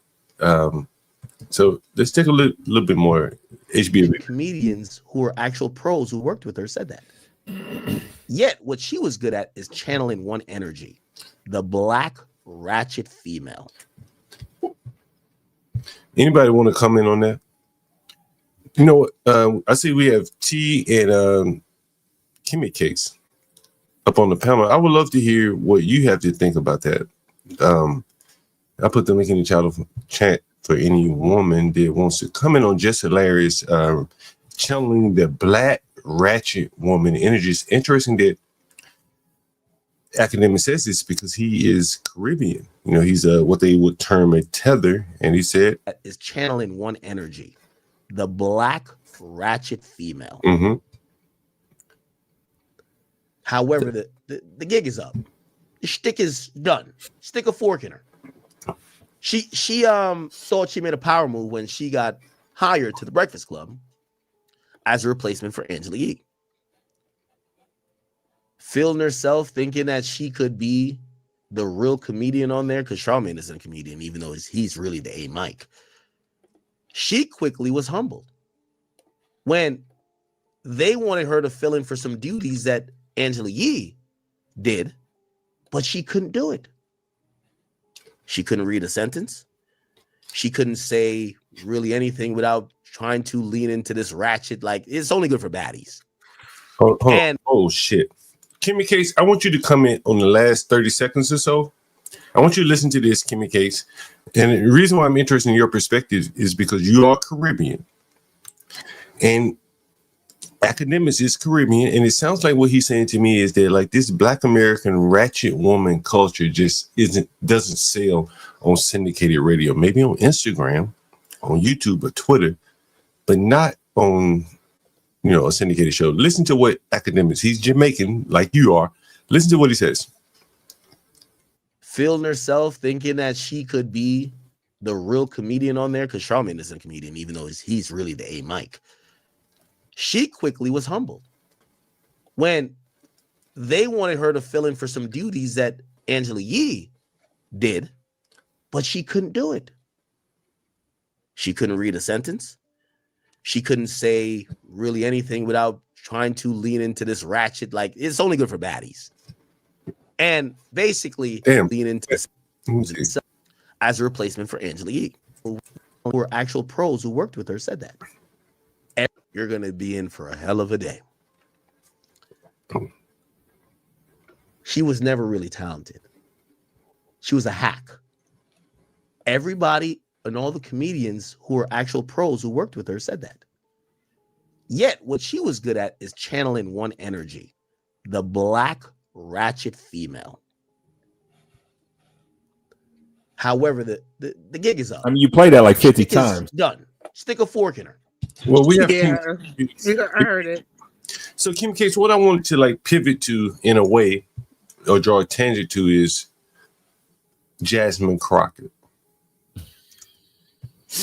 Okay, that's interesting. He said a Black woman ghetto ratchet shtick is up. And Jasmine Crockett plays a Black ratchet female. It's a stick up, Kimmy Cakes. I don't know if Crockett plays that or if she just is that. But I think as far as Just Hilarious goes, first of all, I think DJ Academics is a chump. I don't like what he brings to the table at all. I think it's also very odd that a man will spend so much time focused on this woman and trying to tear her down, because at the end of the day, Just Hilarious was a self-made entrepreneur who went into corporate. Didn't have to, but the opportunity presented itself, and she went into corporate. So she brought her brand to the Breakfast Club. But Kim Case, let me ask you this question. You're not ratchet. I know you very well. Does ratchet work on the Breakfast Club? I'm not saying it didn't work for her in her domain. Well, the Breakfast Club itself is ratchet. But is it as ratchet as what she brought to the table? I think it's way more ratchet than what she's doing. You have to understand, this is the Breakfast Club where Birdman and threaten people's lives, and it doesn't get any more ratchet than the Breakfast Club itself. But he's the guest. He's not the host. I mean, it really doesn't matter. It's just the environment. This is the type of content that they create. It's ratchet content for people that enjoy that type of stuff. What do you think, Membro? There's nothing eloquent about DJ Envy. There's nothing eloquent about Charlamagne. Well, they're not eloquent, but they're at least they're not ratchet, right? It's you. They are. Okay, I don't watch it enough, so you may know more. What do you think? I know you're somewhat conflicted, Barnabas, because you have I a really show. think what happened with Just Hilarious was that and the whole conflict with Lauren LaRosa, I think it was just she's not used to the corporate dog eat dog. At the end of the day, she went on maternity leave. She came back to her job. The person who covered her did not leave. It's like if a teacher was out and they had a substitute, and then You come back to teach, and the substitute's still in your classroom. It's confusing, especially no one's clearing up why that is. And I think with Lauren, what people are forgetting is that she's a producer. It is the producer's job. You think Wendy Williams sat up there and did research and figured out sentences? Wendy didn't do that. Her producers did all the work. But come on now. Wendy was hella talented. Lauren LaRosa is a producer. That was her job to do all of that. Wait a minute. Wendy was hella talented. Wendy's crazy talented, but don't think Wendy was sitting there researching news articles at night. But she didn't have to. Don't think she was. The production did that. Look, hold on. I'm going to defend Wendy because I used to listen to her years ago. The woman was fucking. I've been to the Wendy show several times. I love what she's done. No, I'm talking about on radio. That woman even was on radio. That one, and Wendy's incredibly talented, but don't take away the fact that the producers did the heavy lifting. But that is what they're supposed to do. Wendy's bringing the talent, like that's what she's supposed to do. But you can't put to have a man. Honestly, now I'm gonna get down to a little male, whatever. To have a man listen to a woman the way Wendy was able to do takes a hell of a lot of talent. Universal, you here? Are you there, Universal? Yeah, I'm here. Greetings, everybody. Bro, correct me if I'm wrong, Universal. Like, Wendy had a special talent to have men listen to her and tune in. I listened to her. I thought she was I didn't even think she was a woman. I didn't look at her, oh, this is a woman. I got to listen to a woman. She's very talented. In my opinion, she's very talented. Right. She was a journalist. I think she was trained. Didn't she go to Rutgers, Kimmy? I think she went to Rutgers. She went to college. So did, Jess Hilarious went to college too and graduated. Like, come that's on. Not the point. The point is like what they're trying to do and say like, oh well, she's not as eloquently spoken, and Lauren does more of the research before she presents. That's what production does. That's their job. True. Like, Universal, what you want to chime in here? I'm catching up late, so I don't know everything that's been talked about. But I'm assuming we're talking about Jess Hilarious and her being demoted. I don't know. I think is she still on the Breakfast Club? Because she showed up a couple days ago. I don't think they can fire her, man. You know what I'm saying? Like, there's some political, she's a sister. She already been on Instagram flaming at people. You kind of have to ease her out the door. You understand how it goes. You just had a similar situation yourself, right? And she's in a protected class. She left her job to have a baby. So now you got some really serious HR issues going on. You understand what I'm talking about, Universal? Yeah. Right. So that's what she is. And for the people that don't own businesses and things like that, you may not understand why she hasn't just been outright fired, because she would turn around and probably sue and say, you fired me because I had a baby. Right. She could sue right now, honestly. Well, but that's why they're still paying her. Mm-hmm. It's like hush money. Don't sue me. I'll keep paying you. I just don't want to take away what she's built, because she's built something amazing. I think everyone on this panel is a content creator. But what she's achieved as a content creator is something that in our own lanes we're trying to achieve for ourselves. She did it. Right. But she has to have some talent to do that. But we're not taking that away from her. What we're saying is she probably got a little bit over her skis. Right. And now she's being, is being shown for the world to see, because someone is right there in public, more talented than her, doing the job that she can't do.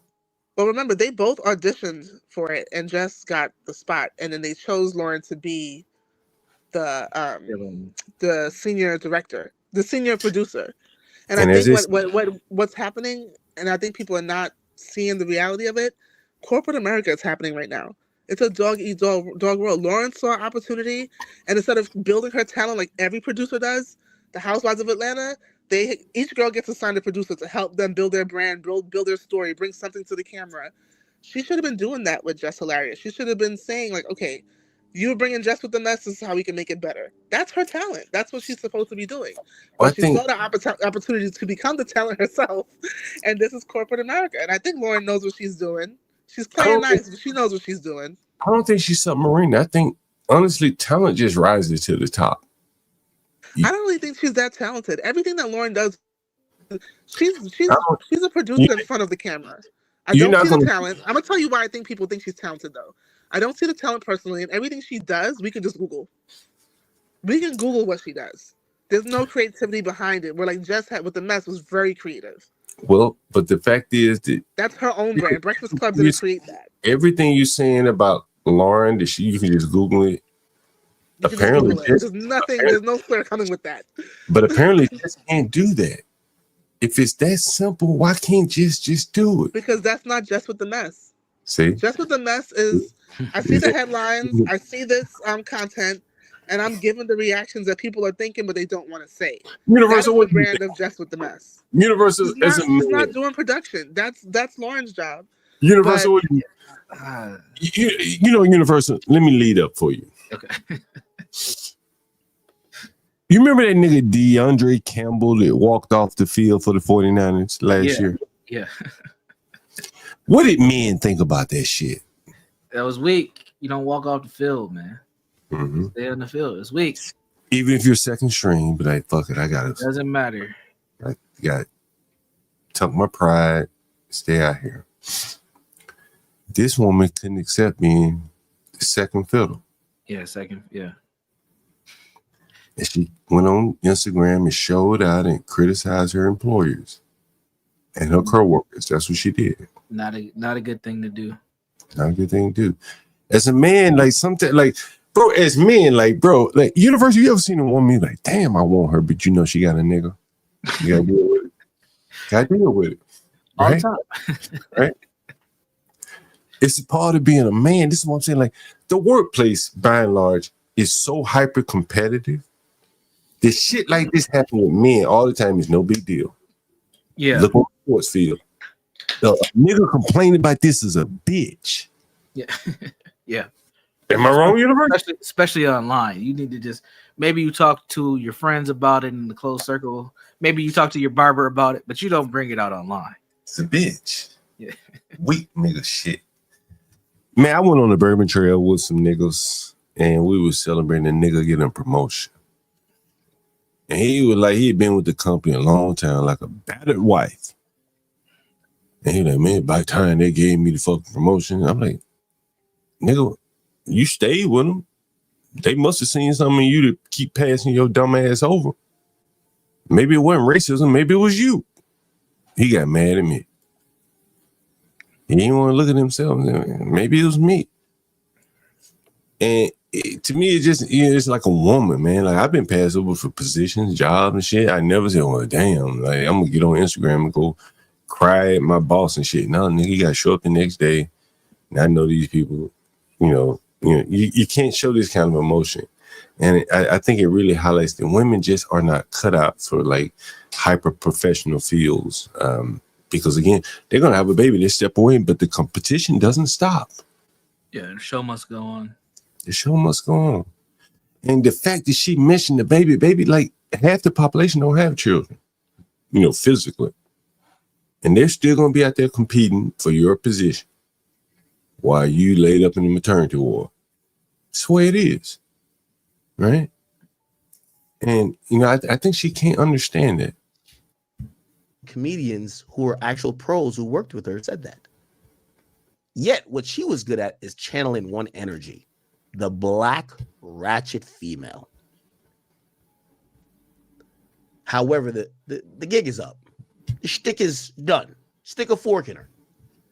She thought she made a power move when she got hired to the Breakfast Club as a replacement for Angela Yee.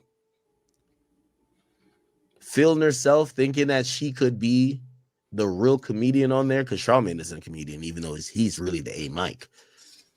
She quickly was humbled when they wanted her to fill in for some duties that Angela Yee did, but she couldn't do it. She couldn't read a sentence. She couldn't say really anything without trying to lean into this ratchet, like it's only good for baddies. And basically, what did he say, Universal? It's only good for baddies. Yeah. Now, look, I'm coming in late. I don't know everything that's been said about Jess. You heard pretty much everything. She kind of is a baddie. Yeah or no? Yeah, John? from Baltimore standards. She's a baddie. Nigga about midnight. Kimmy's more of a baddie than Jess. I'm not gonna take anything away from Jess though. right? Like she has built a platform, and she does speak to her as an audience. She's done better than all of us combined when it comes to social media. But if you look at it just from a business standpoint, she wasn't a good fit on the show. She did see I do agree with academics where she did have an opportunity to elevate herself because it's a bigger platform per se, and it brings a new audience towards her, but she might not have needed it. She could have just kept doing what she was already doing. And I think what she's found herself in right now is just bad corporate America. As Kimmy was saying it, like, this is corporate America at play right here. And she just is getting beat out by a younger, more professional woman who, if she was her producer, she obviously wasn't following the production because the producer's doing what she probably wanted Jess to do, but she did not have the skill set to do. Universal, this woman came from TMZ apparently, so she was, she had some training in this. Yeah, she had some professional media training and stuff. You could hire someone to do one thing, right? Universal, and then Jess Hilarious go out on maternity wall. You be like, fuck hiring somebody else. Can you step up? Can you step up? Right? Y'all are missing a big part of why the change happened. What we missing? So the three Envy, Charlemagne, and Jess, they were hilarious together. It was funny. It was what they wanted. What started happening was the election cycle started to come around. At this point, they're interviewing all of these Republican candidates and also people who just identify as conservative. They had Candace Owens, they had Larry Elder, they had what's the Indian guy's name? Vivek. That's what I think they had him twice on there. They had Laura Trump. That was happening. But Jess is not a political journalist. They had this Spanish girl, I can't remember her name. So Lauren stepped in at that point to be like the tough interview question type of person because Charlemagne doesn't know half of what he's talking about. Envy's not really into all that stuff. So they needed someone who could. So they brought in a Spanish girl sometimes. They had that other black girl, Teslin, the former veteran. Yeah, they had her sometimes, and then they had Lauren. So what happened was it just became easier to have Lauren when these guests would come because she's already preparing the questions, she's already doing the production stuff, and she's there. They don't have to like fish and get people to come and zoom in versus wherever they're at. Can I ask you a question? As a man, respond to that, Universal. Well, I want to ask him a question. To me, I guess it's a comment. Let me put it in a question. Wouldn't that make the young lady more versatile from your standpoint? Not exactly, because she also didn't know. She also wasn't well educated on those topics herself. But she presented well. She faked it very well. But she wasn't well versed in what was happening there. And I think what happened was because a lot of the people that listen to the Breakfast Club are like liberals and they believe whatever the radio and the TV tells them, and they're not fact finders and not inquisitive, curious people that seek knowledge and information. It was like, you know how they are. They like to, she said this, so yeah, let's try behind her because it's against the opposition. And that's what made that girl Lauren popular. And so great because she stood in the face of Larry Elder and said this. Sure. It was sensationalized. Look at what you're actually looking at. It's falling flat. And when Jess leaves, because I think she's eventually going to transition out, because I think she is going to sue them anyway, you'll see it. Lauren was not going to make it. What this reminds me of, I don't know if y'all listen to white people music, like bands, rock bands, but there's a phenomenon I do. where the singer of a successful band leaves or passes away or some shit, and then they try to replace him. And there's two routes they can go, right? They can go with someone who just tries to imitate the dead singer or the gone singer, and it never works out. It never works out when that singer comes in and tries to act like the previous singer. It never works. But when they get a singer that comes in and brings their own thing, sometimes it works out. And sometimes it's like even better than the original project. And it's this whole, this is what white people talk about all the time. And we'll talk about who's the best singer of a certain band or whatever. And there's lots of bands that have been through this. Now with Jess, what do you want her to do? Come in and just be exactly like Angela Yee? I mean, she's not Angela Yee. And maybe you're comparing it to that because you liked her or whatever, but I think you're maybe not appreciating her for what she's good at. So what? Again, like I said before, I'm not saying she can't read. Reading out loud and reading are two totally different things. Two totally different things. So kind of talking about her literacy, I don't know. That sounds a bit rough, but maybe if you just like her for who she is. That being said, I don't watch The Breakfast Club, but when I look at her Instagram, I find it entertaining. It's funny. Mm-hmm. You know, and it's probably the lane that she should be in. I think that's what academics is saying. Let's listen to a little bit more here. Hired a replacement after she got pregnant, who is now taking her job. I know. I'm sorry for the long lead up.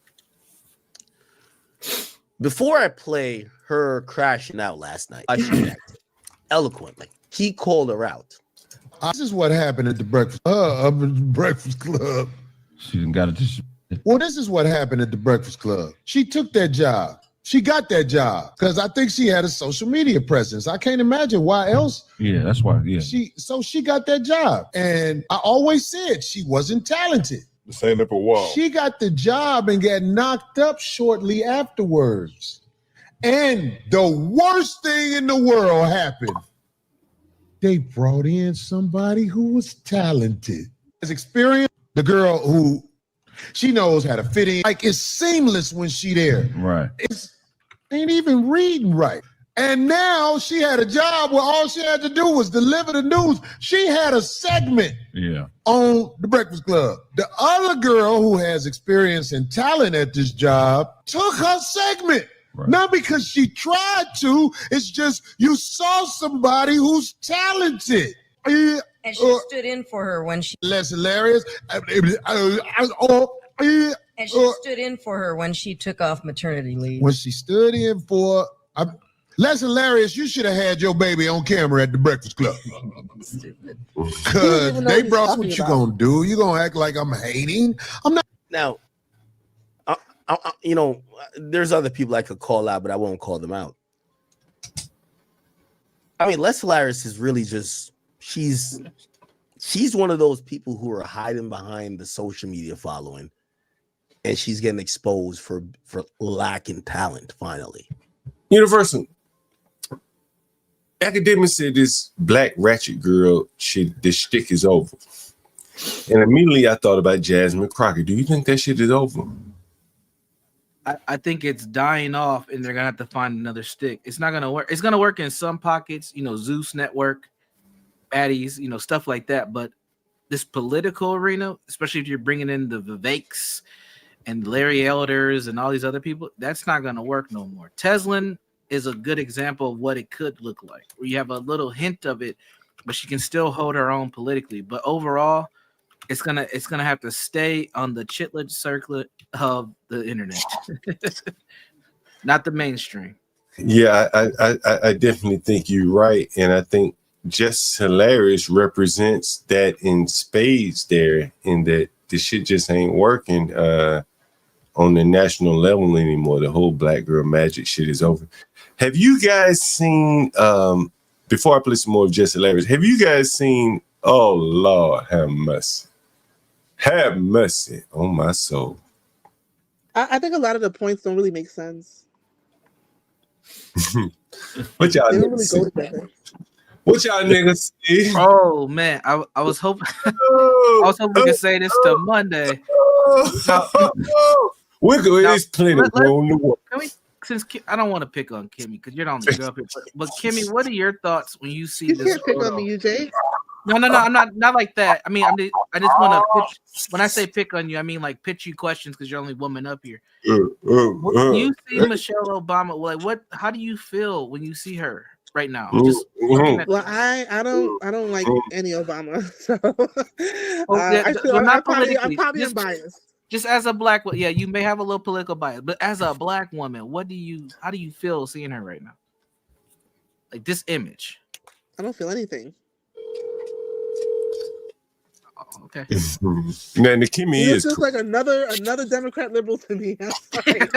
I don't feel anything. You may be too biased for the question. Kimmy Caribbean and shit, right? I know. That's part of it. You know, she can differentiate herself. Oh man, we got to get some sisters on the line. We need a sister. Call has been forwarded to A sister. Anybody got any sisters? Now, We John, want comments on. Where I think you're going with this came up about 2 years ago. The last book Michelle Obama came out, she had a big tour. And she was being interviewed, and one of the questions that she was asked, it went somewhat viral. Why did you never wear braids while you were the first lady? Mm. And she didn't really answer the question. But now that she's not the first lady anymore, we see her pop out with these braids. These are not I'm going to the Caribbean over the weekend braids. Like these are don't be a menace in the hood while drinking your juice. Stop. What's the problem? She's living the Obama after presidency life. She's out in the water. She's in the water all the time. She can't be pressed. You think she in the water? Hold on. You seen Obama? He goes parasailing. They hang out at the beach. The braids are good for the water. Hold on for a minute. I have my lovely lady Lisa on the phone here. Lovely lady Lisa. We sitting here talking about Michelle Obama and them Bantu braid knots on her head. And we just curious to know, what's your thought about them Bantu braids on her head? Tell me about the Bantu braid.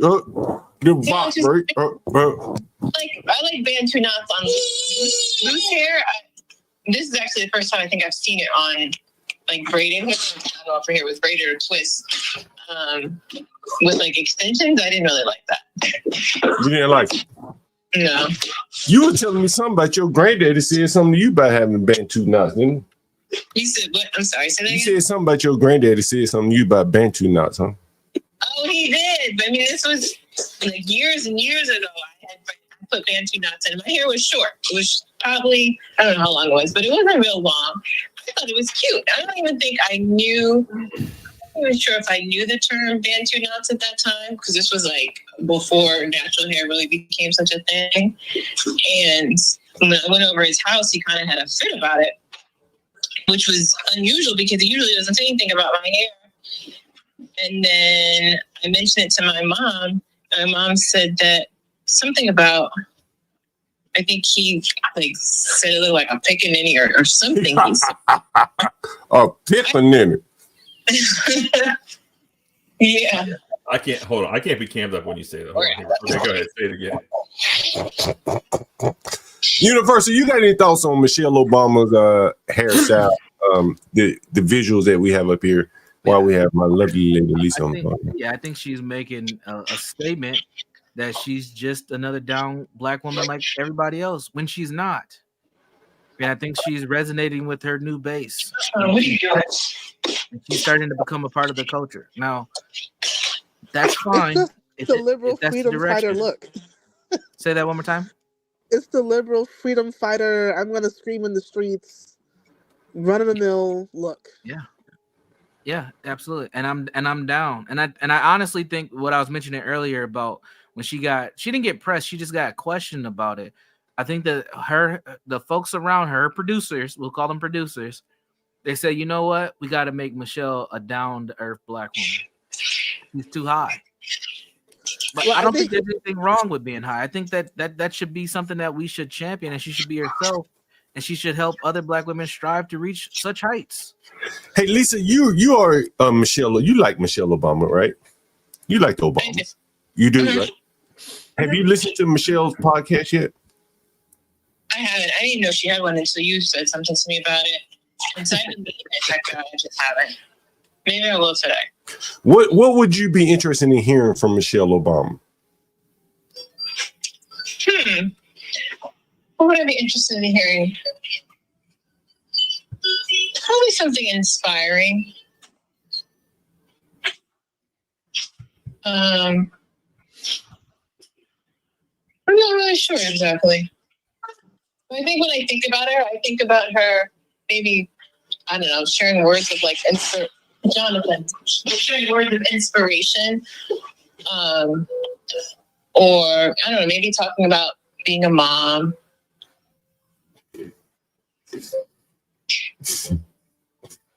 I don't know if there's anything particular. I'm just curious to hear a podcast. Anything else? I think that's it. Yeah, maybe you're talking about her family, a relationship. But it's a podcast. I mean, I think it looks like she interviews people. You would want to hear about her and Barack. Their relationship. Yeah, I'd want to hear about her and Barack, yes. Okay. Maybe she'll talk about that one day. Yeah, maybe she's been talking. Have you listened to her podcast? I've listened to it, yeah. All of the episodes? Not all of it, but well, she named but 2 or 3. Maybe I've listened to snippets of all of them, yeah. Maybe she talks about. I haven't heard it, maybe so. All right, go ahead. Yeah, I'd love to hear her talk about Barack. All right, maybe she. I would love to hear Barack on here. Maybe they're talking about like their marriage life, family life. You know what? The first question I would love to ask Michelle Obama: how do you feel about your daughter dropping her last name Obama? I would love to have both of them on the panel and say, how do you feel about Malia, your eldest daughter, dropping that golden last name? She didn't want to be. She didn't want to. I understand what she said, but I want to know how the niggas feel. The parents to that little nigga who dropped her last name. You probably understand. They can identify as anything, so it doesn't matter. All right, lovely lady Lisa, I'll let you go. My Bluetooth is messing up. You might not see it as a big deal. Okay. Mm-hmm. All right, I'll let you go. My Bluetooth is messing up, so I have to have you on speaker here. Go ahead, guys. Now, there's something interesting happening in the chat right now, and people are coming from me. Listen. Wait, why is there's that a reason? There's a reason why she did not wear braids for those 8 years, and maybe she did, but not public. We never seen her in braids. And T actually is answering the question to a certain extent. T, come up here. T said that braids don't fit that position. And I want to know why. I'm not coming for you, T. I'm not. You know, you're my girl. But why aren't braids fit the position? What we're pointing out, what John's pointing out right now, and what I'm kind of tagging along with, is that imagery is important. It sends a signal. It's a form of communication. There's a reason why she comes out with these braids on. University. A base. Yeah. University. Can we get down Brad motherfucking tax right here? Her brother, boy, man. We saw his wife last week. Yeah. Huh? His wife don't look as good as that white woman that they did the show with. I guess that's Seth Rogen's wife. Is that right? Right? Sure. And Michelle, the ugly duckling, up this motherfucker, ugly duckling. Right? She done went to one real extreme and just went box braid, whatever the fuck that Bantu's on her head. She ain't even trying to look pretty anymore. She done gave up all that shit, man. She knows she can't compete. This fucking marginal white woman up here blowing her away. Her bro man got one. She can't cover that topic. Why do black men tailbone ranking like niggas want the Hannah? What's that girl name? Hannah? Like, that's what the goal is. That's what the goal is. If Michelle Obama really want a podcast that will blow some shit out the water, she can go that. That's what the sisters want to hear about. Right? Am I wrong, Universal? Tell me I'm wrong. I think you're on to something. I'm not gonna say you're right or wrong. I will say this. There's a reason why wigs are very, very important in the black community. It's not just because it helps with the protective hairstyle. There's a look that black women want. I want to know what Michelle Obama thinks about. I mean, y'all, I'm not gonna be funny, but y'all sound like some black women right now. Like, how as men can you answer? I want to know what Michelle Obama. I want to know. Hold on. I want to know how Michelle Obama feels about the rumors that her husband is with a white woman. I want to know how I feel. I mean, who cares? That's you think she cares? Yeah. Hell yeah. Hell yeah. Yeah. He said, "Why? Come on, Kimmy K. Now we ain't gonna play silly." I want to know how she feel about that. Seriously, why? Why would she care about that? Excuse me, ma'am. Are we just being not honest on this panel? I mean, you might as well go. If you don't care, tell us. I would love to hear her say. I mean, I don't struggle with honesty, so let's not go there. If the whole world was saying that your man was having relations with Jennifer Aniston, you wouldn't care about it. Stop. You ain't got no thought. You ain't being honest. I mean, people say a lot of things. People say a lot of things. Who cares? No, but if it makes TMZ, that's something, and it made TMZ. So do you think Michelle Obama got Universal? All right, Universal. Do you think Michelle Obama got any thoughts about her husband being rumored to be with a white woman? Do you think there's anything to it? Yeah, I would assume like I'm not good enough. Why go with a white woman? Given our history with white women, I would assume that would be a problem for her to be quote unquote cheated on, or for him to even move on to a white woman. Do you think just the rumor kills her dead? Yeah, I think it will bother her. Absolutely. That's all I'm talking about. Like we can't negate the history of white women and black women in this country, and how black women see white women as a threat, and they don't like their men with white women. It's a very obvious thing that we have. I don't see white women as a threat. I don't care if a white woman dates a black man. I don't care. But you're also Caribbean, though, right? We're talking about American black women. Right. That cultural I'm sure difference. there's American black women that feel the same way. First of all, I am an American. This is no, I'm not saying you're I not might be American. first generation American. I'm talking culture. Yeah, keep it real, Kimmy K. Yeah, keep it real. Right. Yeah, keep it real, Kimmy K. I know you too well. Yeah, come on, keep it real. Go ahead. No, I'm born here. I'm a U.S. citizen. Oh, Kimmy K. Come on. Culturally, though. Come on, Kimmy. I know you too well. Now you can't do that with me. Culturally, I don't really know what it is to be a black American. I could say you want from the South, shit like that. You want some jerk fucking chicken. That's what it calls you. You want some jerk chicken? John, I actually prefer curry, but share it's the all screen, good. John. Share the screen, John. You want a wine? You want a jerk chicken? This is why I appreciate T. She'll be honest. She might not agree with what we're saying, but she's telling her truths right here, right? I don't see them as a threat. I wonder why. Let me put T. This link is for you, T. Universal. Let me read her comment. I'm not gonna get it. Let me read her comment. I don't see them as a threat. I wonder why. I'll speak on that in a moment. But I don't want my sons dating outside. I'm very open and honest about that. That's what we're talking about. Now, why doesn't T see him as a threat? You know why? Because she can compete with them because of how she looks. That's right. Let's stop playing games. But I think what everyone has said so far is that no one's threatened. Like no one's T, Kimmy K. But to me, you are exotic too, so you don't see them as a threat either. All you're doing is pissing. Look, all you're doing is pissing these niggas off by denying reality. I'm talking about Kim and T. All you're doing is pissing these niggas off. That's all they do. But I'm not denying reality. This is my reality. Like, but you denying their reality. You denying theirs.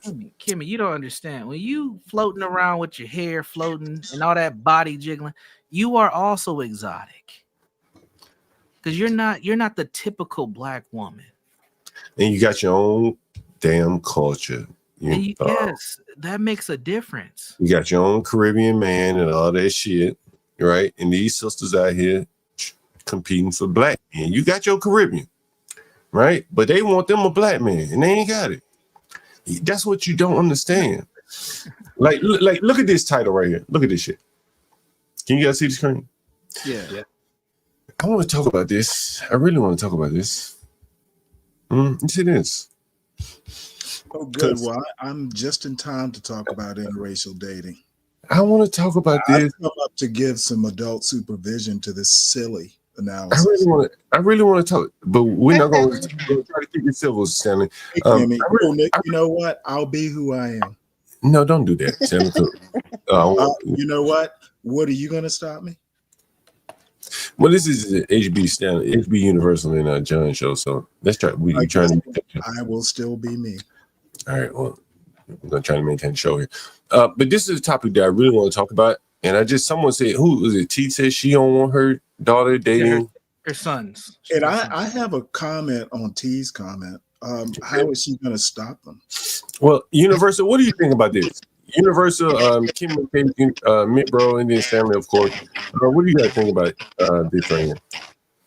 I mean, my family, when they talk to me about dating, my mom said she didn't care who it was, as long as it's not someone who's like a street person or a woman beater, or well, I shouldn't say that because that's kind of racist. But no, say it because it's important. Say it.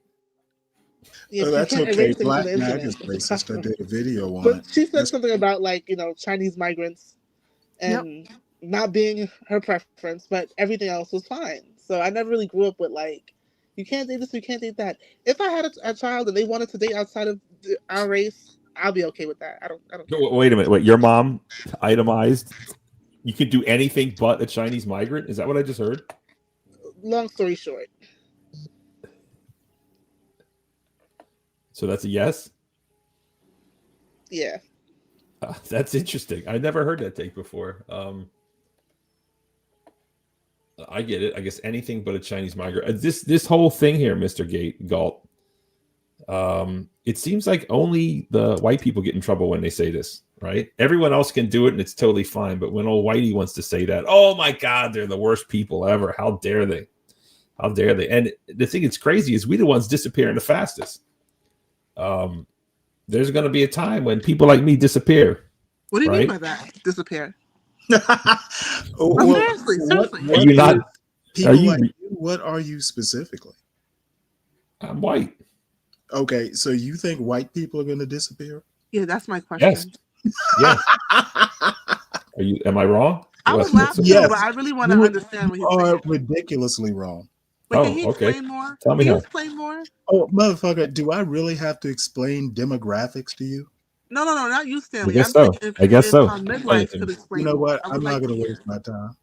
I would like to hear what he's saying about why do you think white people are going to disappear in midlife? Just look at the numbers. We are.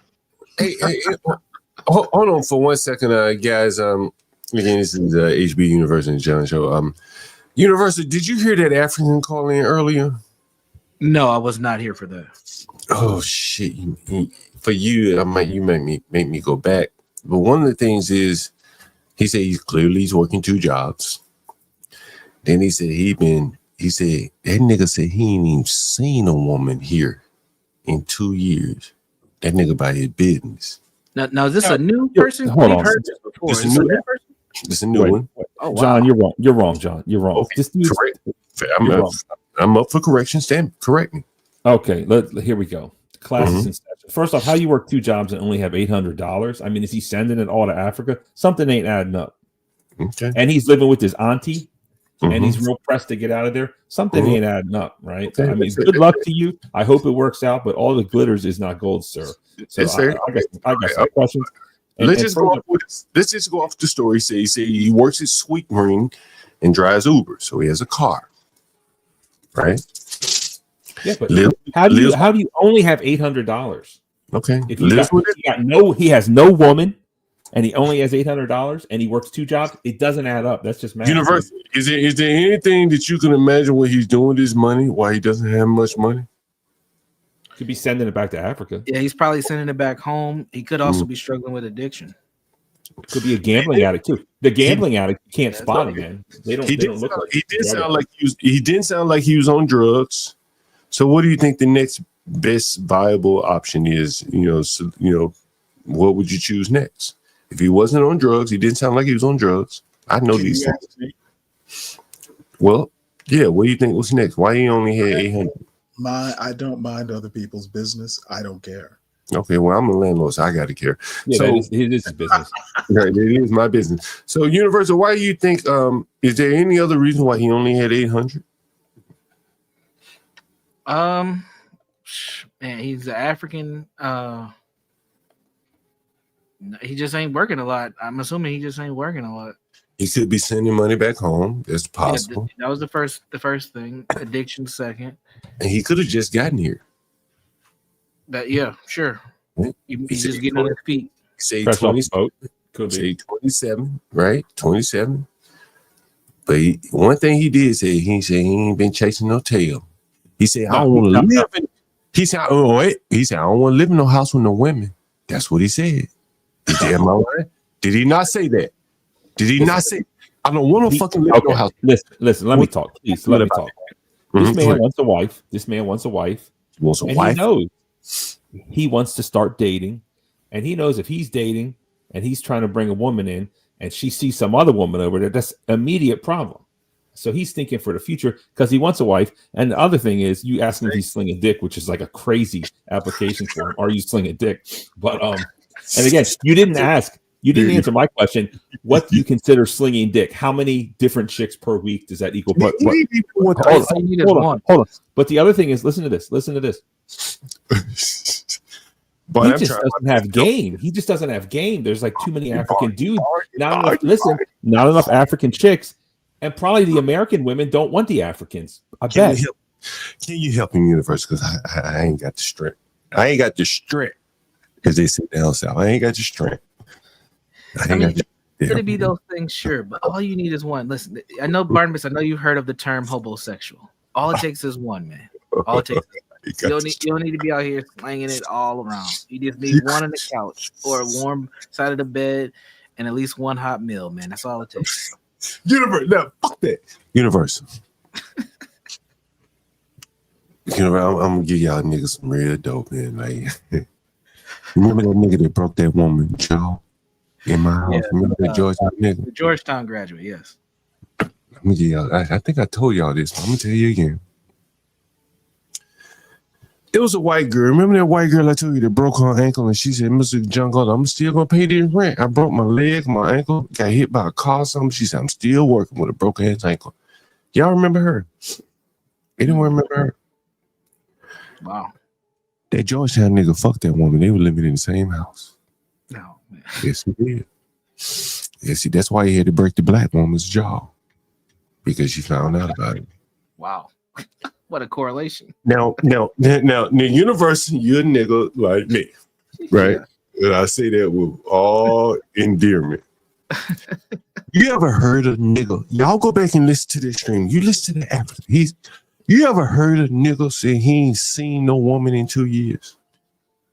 No, not unless he. Yeah, no. You ever heard a nigga say?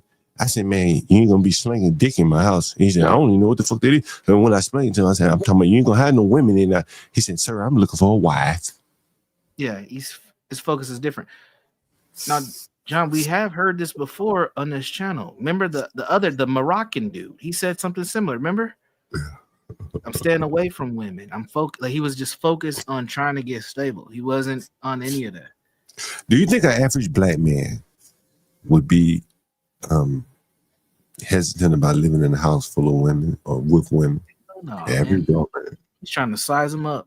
What's the lineup? He gonna rank them. He trying to figure out what's up in there. For real.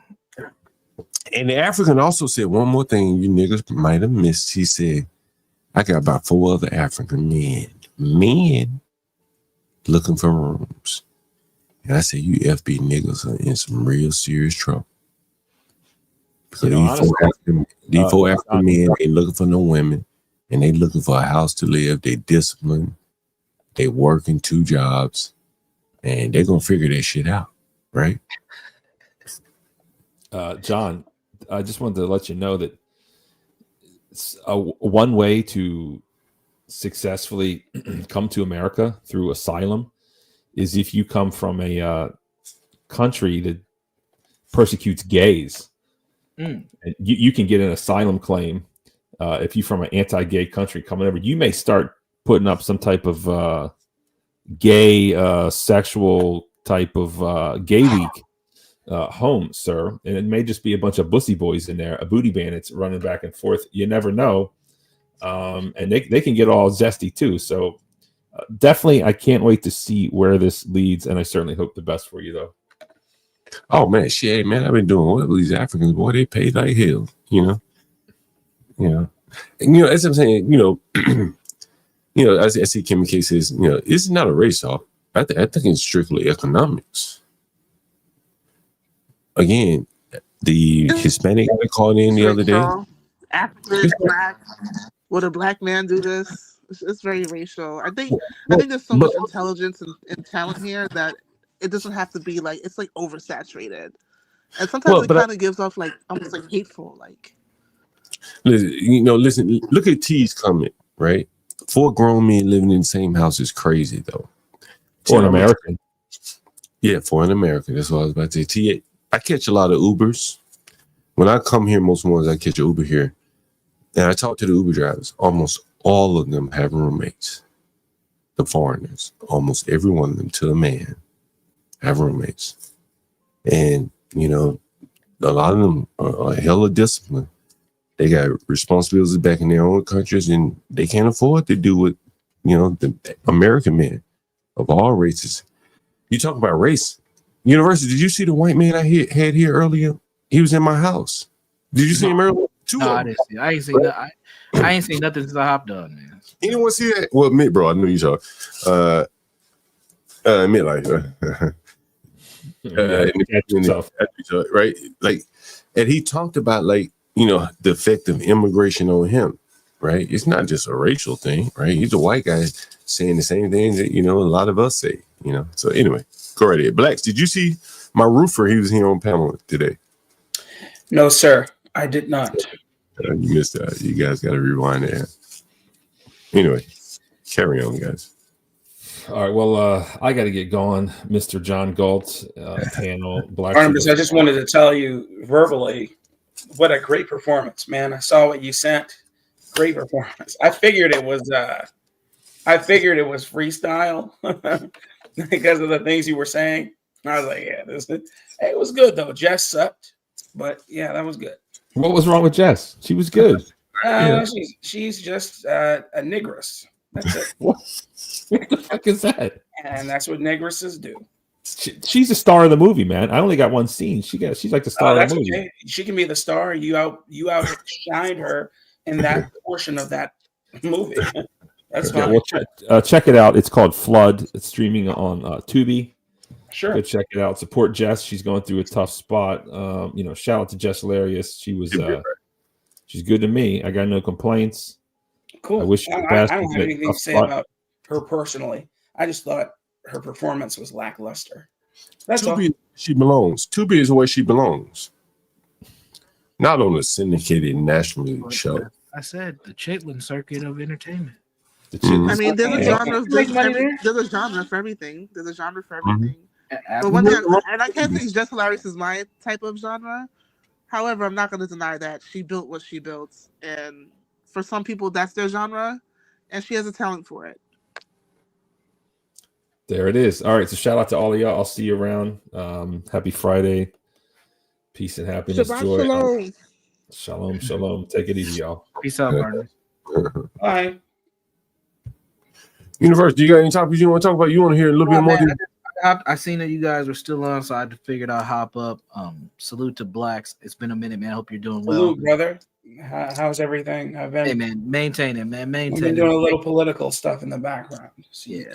Universal, let me let you guys hear a little bit more of this Jets Universal. We got about 30 minutes left. All right. No more. That's how it was presented. So I'm like, all right, cool.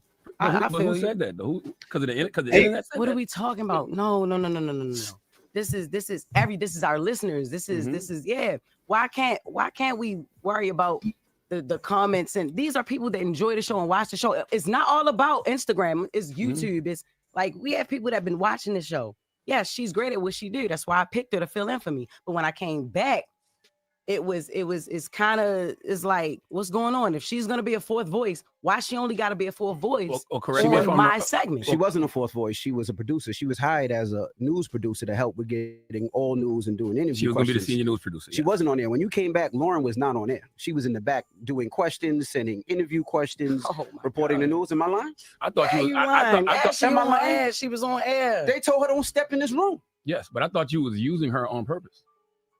What? You thought I was using Lauren on purpose? Yes. No. What are we talking about? No. She didn't leave when I came back. The first day we had a whole situation like, all right, look, this was going to happen. And when it's time for us to roll, it changed. No, the first question was about the only person who asked me about my baby maternity leave was Envy. All right, I walked in.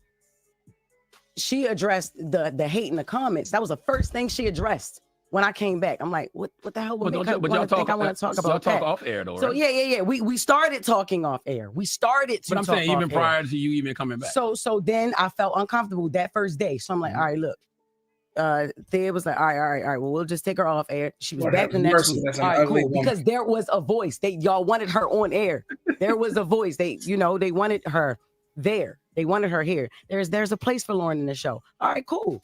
If there's a place for her on the show, you wanted her let's here do too, it though. another way. Yeah, because you said you wanted to change the segment from Just with the Mess to the Lauren. That was eventually, Okay. even when it came down to it still being called Just with the Mess, and then I'm introducing her to introduce stories. That was pointless and it was stupid. It's no Just with the Mess. Just make it Brown Girl Grinding or Lauren with the latest or Lauren's Legal Corner. I'm giving ideas. I'm like, yo.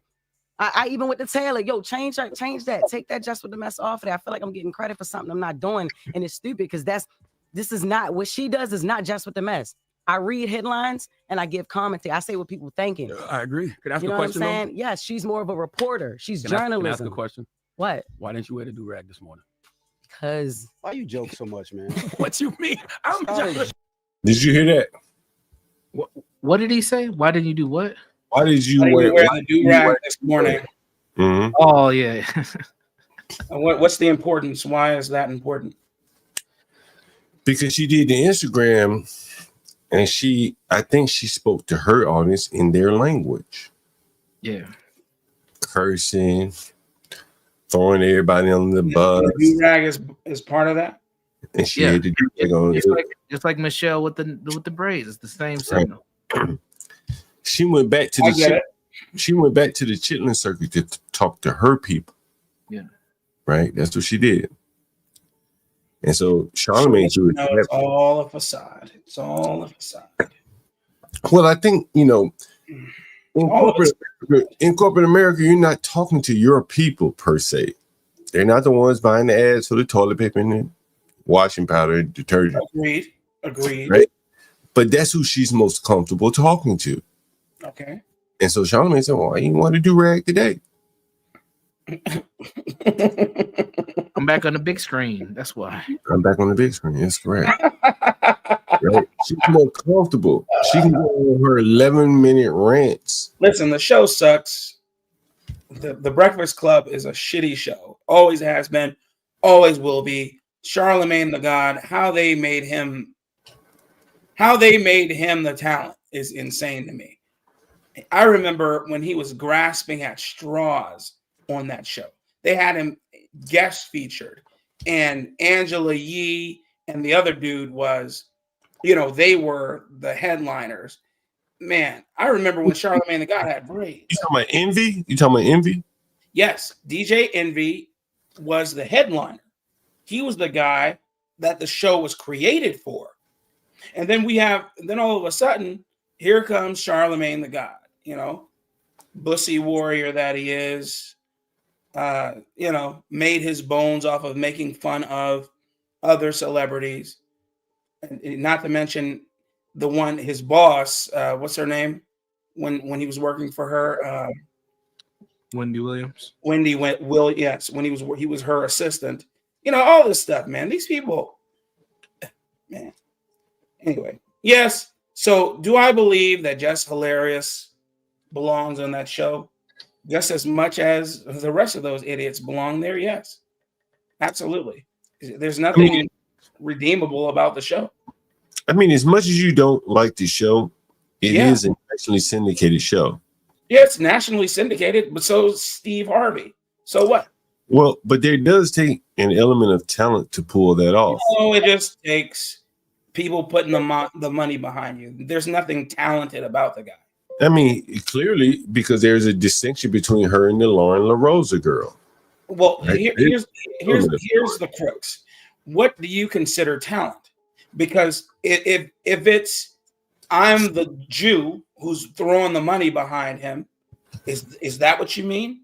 Or do you mean this person can carry a show because of his charisma and because he's just a all-around good person to look at and to listen to.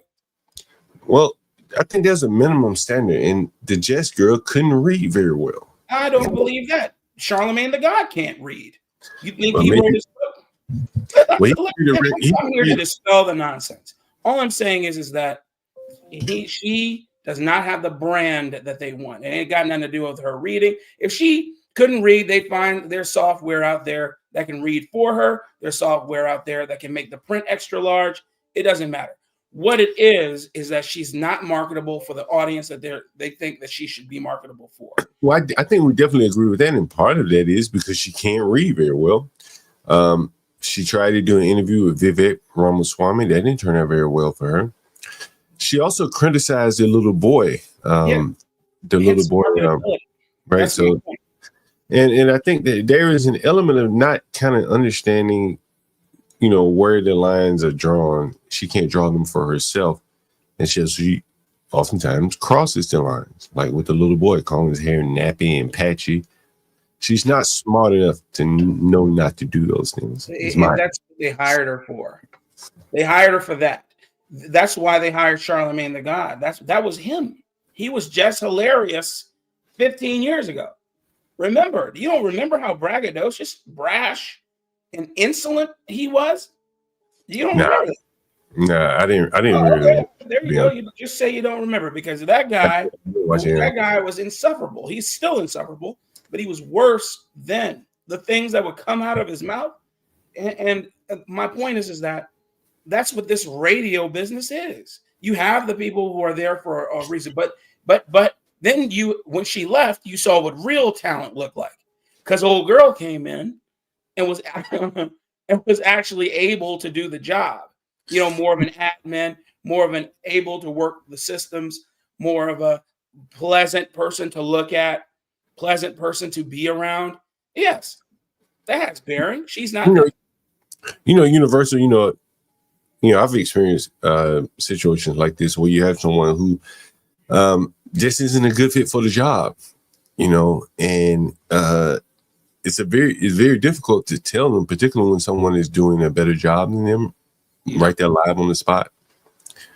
And then you bring in the element of, maybe it's another woman that looks better than her, particularly if you're white and you have to tell this to a black person. It's a very difficult ground to tread there. And you see the way she's crashing out on Instagram, that makes it much more difficult to deal with from an HR perspective, from my opinion.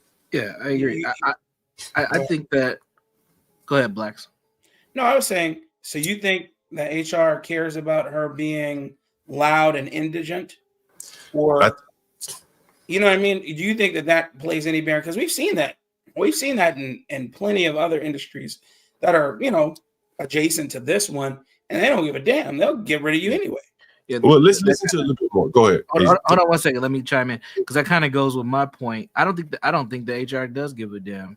The fact is, they done talked about this for the last 2 episodes. Like, why bring that onto the forefront and make that your main core content? That shows a lot about just the quality of the show. Well, I think again, I think in their situation they had to let her air her grievance out, because she wasn't going to do her job properly if you didn't. And I think you'll sense that if you listen to more of this interview here. Sure. I'll play a little bit more. Listen. And it's not a do-rag, it's a silk scarf, nigga, but it's not. It's not a joke. I'm If you're serious. gonna bring it to the radio, I want to laugh. It's not a joke, okay? but it's not a joke. It's a serious issue about it. It is a serious issue. Okay, And let me just now- sit back and watch this, because I'm not Joe Clark. Because it's not. I am actually. Give me my baseball bat. No, it's now, Envy, that's what I'm saying. No, nobody has even tried to clean up the narrative that I'm a villain. Man, You're not a villain. Who said you a villain? Yo, stop acting like you don't live in them comments too, Charlotte. Stop Now this is more or less the A Mike guy. Yeah. You heard that? Now this is on air live. What did I hear? You guys didn't hear that? No, I did, but I'm saying, what was the importance of me hearing that? Like, you're on more or less with your manager. Charlemagne is the talent there. Okay. And she talking down to him. Stop. You would be in the comments too. Like, let me ask you this. TYT, the Young Turks. Isn't that what that Mexican lady does to Shank Yogurt or Ugar, whatever the heck his name is? She just did that to him recently, and called him a bitch. Well, I'll just say called him a bitch. Well, if that was a woman doing it again, it's not a racial thing. Pussy. Again, it's not a racial thing. This is, No, that's not. I'm not saying it's racial. I'm not even injecting race. I'm saying that what's good for the goose is good for the gander. This is the business. This is what they do. Unfortunately, I don't like it, but I'm saying that there is no true hierarchy in that regard. He doesn't own the show. It's not like, but TYT, Shank Ugar does own that show, and that woman knew that she could talk flagrantly to that man, about that man, and he wouldn't do anything because she brings in the ratings. All right. Act like you don't understand. What do I always tell you? I say, stop listening to the internet. Stop listening to the comments. Stop listening to the folks on YouTube. Don't let them trick you out your position. So he's trying to, like, as a manager, he's talking to her. Do you notice that at university? He's trying to speak to her like as a manager. Yeah. We hired you for the personality, and you're gonna hear more. He's trying to appeal to sweetie. Don't crash out. Listen. What you did last night is what they want you to do, and you can't let the internet win. No, but look, it's not even about what they want me to do. I did last night what I wanted. They wanted. Hold on. You see that? Did you hear that, Universal? Yeah. What did she say? It's not about what they want me to do. It's about what I want to do. But she's still, damn it, still playing to her base. I mean, right. I expect to do that. That's who made her, the internet. Mm-hmm. Yes, American Millennial TYT sucks, but you guys don't see the quicks here. First question was about only person who asked me about my baby maternity leave was Indy. All right. What does that say to you, Universal? First person to ask me about my baby was Envy. Yeah. Ain't nobody else ask me about my baby. Nobody care about me. Nobody love me. I mean, that's what negresses do. Yeah. But I don't know how you're reading that he's trying to talk to her as a manager. I don't see that at all because he doesn't manage her. All right. I walked in. She addressed the hate in the comments. That was the first thing she addressed when I came back. I'm like, what the hell would make her want to think I want to talk about that? Y'all talk off air though, right? So yeah. We started talking off air. But I'm saying even prior to you even coming back. So then I felt uncomfortable that first day. So I'm like, all right, look. Thea was like, all right. Well, we'll just take her off air. She was back the next week. All right, cool. Because there was a voice. Y'all wanted her on air. There was a voice. They wanted her there. They wanted her here. There's a place for Lauren in the show. All right, cool. If there's a place for her on the show, you wanted her let's here do too, it though. Another way. Yeah. Because you said you wanted to change your segment from Just With the Best to the Lauren. That was eventually, Okay. even when it came down to it still being called Just With the Mess, and then I'm introducing her to introduce stories. That was pointless and it was stupid. It's no Just With the Mess. Just make it Brown Girl Grinding or Lauren with the latest or Lauren's Legal Corner. I'm giving ideas. I'm like, yo.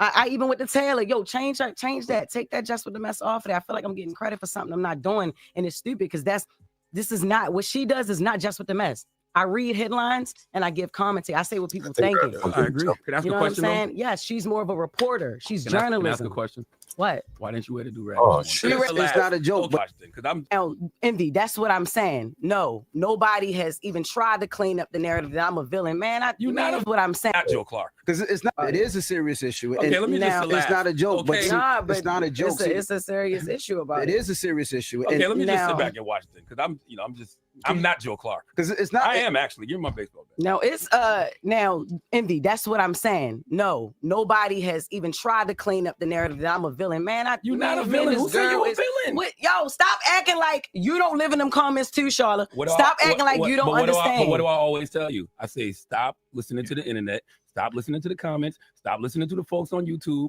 Don't let them trick you out your position. What you did last night is what they want you to do, and you can't let the internet win. No, but look, it's not even about what they want me to do. I did last night what I wanted to do, what I felt like I should have been dead. I've been. Yeah. That's the difference. So, and he might not be talking to her as a manager. He might be also just talking to her as somebody who's been down this road. Yeah, that makes more sense. And it's just trying to hip her to game. Like, this is a transition for you, Jess. You're not on the you're online, but you're not, like, we're trying to help you elevate to this stage. Even if it's ratchet and the greatest quality, it's Breakfast Club. It's still different. It's mainstream. Let's just be honest. It's mainstream. Mm-hmm. And she could be mainstream, but she just doesn't. She don't get it. She doesn't can't do get it. Yeah, she doesn't get it. She can't do it. Which and that's okay. She has brought as many followers as she can. She speaks to a base. It's the chitlin circuit, but and that's okay. That she has made a great living doing that. There's a reason why she took that leap to the Breakfast Club. It opened her up to something new people, new experiences, but she doesn't meet the qualifications to be there. And her producer does. Her producer outdid her in a short amount of time, and she's upset about that. And she's also upset because she didn't like the way she was being treated there. She felt like she was being replaced in all angles at that job. Which she was. And that's okay. And because that happens. That happens. And the point you're making earlier, a man would just have to suck that up and move forward. Yeah. And probably should not go on social media complaining, but we do see that happening too. That would be bitch behavior if a man went on social media. I got replaced. They demoted me to second string. That'd be like weak, man. Come on, let's right? Right? That'd be very weak. Take your L, to charge to the game, as we say. Charge to the game and keep pushing. You can't do stuff like that.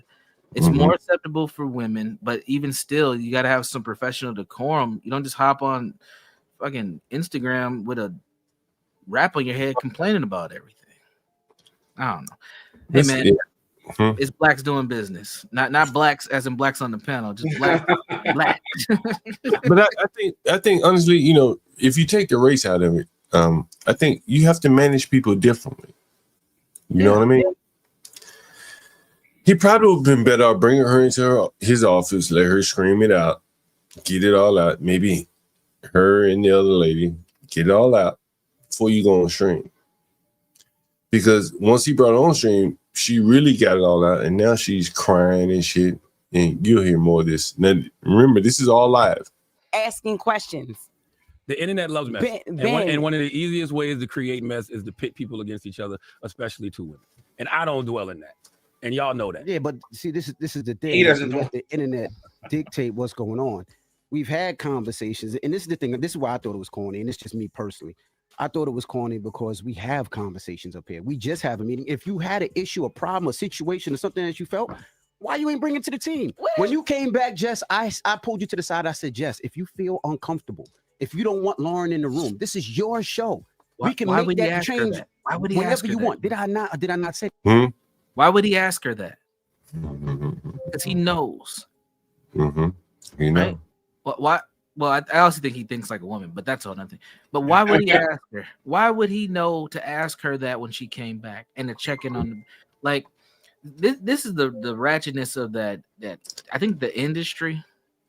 But there's a reason why Angela Yee left. And she can be ratchet too, but there's a reason why she left. Like that is just a poor organized operation. Now it works because it's a platform, but it could be a lot better.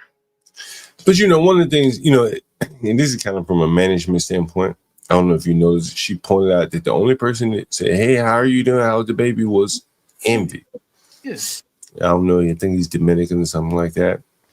The black girl, she ain't ask her shit. I mean, the other black girl, she ain't ask her shit. She's childless. Charlamagne childless. He ain't ask her shit. And she said Envy's kind of family oriented, so he's the only one that asked me. Man, when you're dealing with, like, here's some inside information. When you're dealing with certain people, you got to treat them differently. There's cultural, points that you want to touch or don't touch. And so if you have, let's say, a black employee, she just had a baby, you need to ask how the baby is. Even if you don't give two shits. That's how the baby is. Girl, how your baby do? You just had a baby, girl, how you doing? That's how it works. I've been dealing with these niggas for a long time. I'm laughing because it's true. I've been dealing with these people a long time.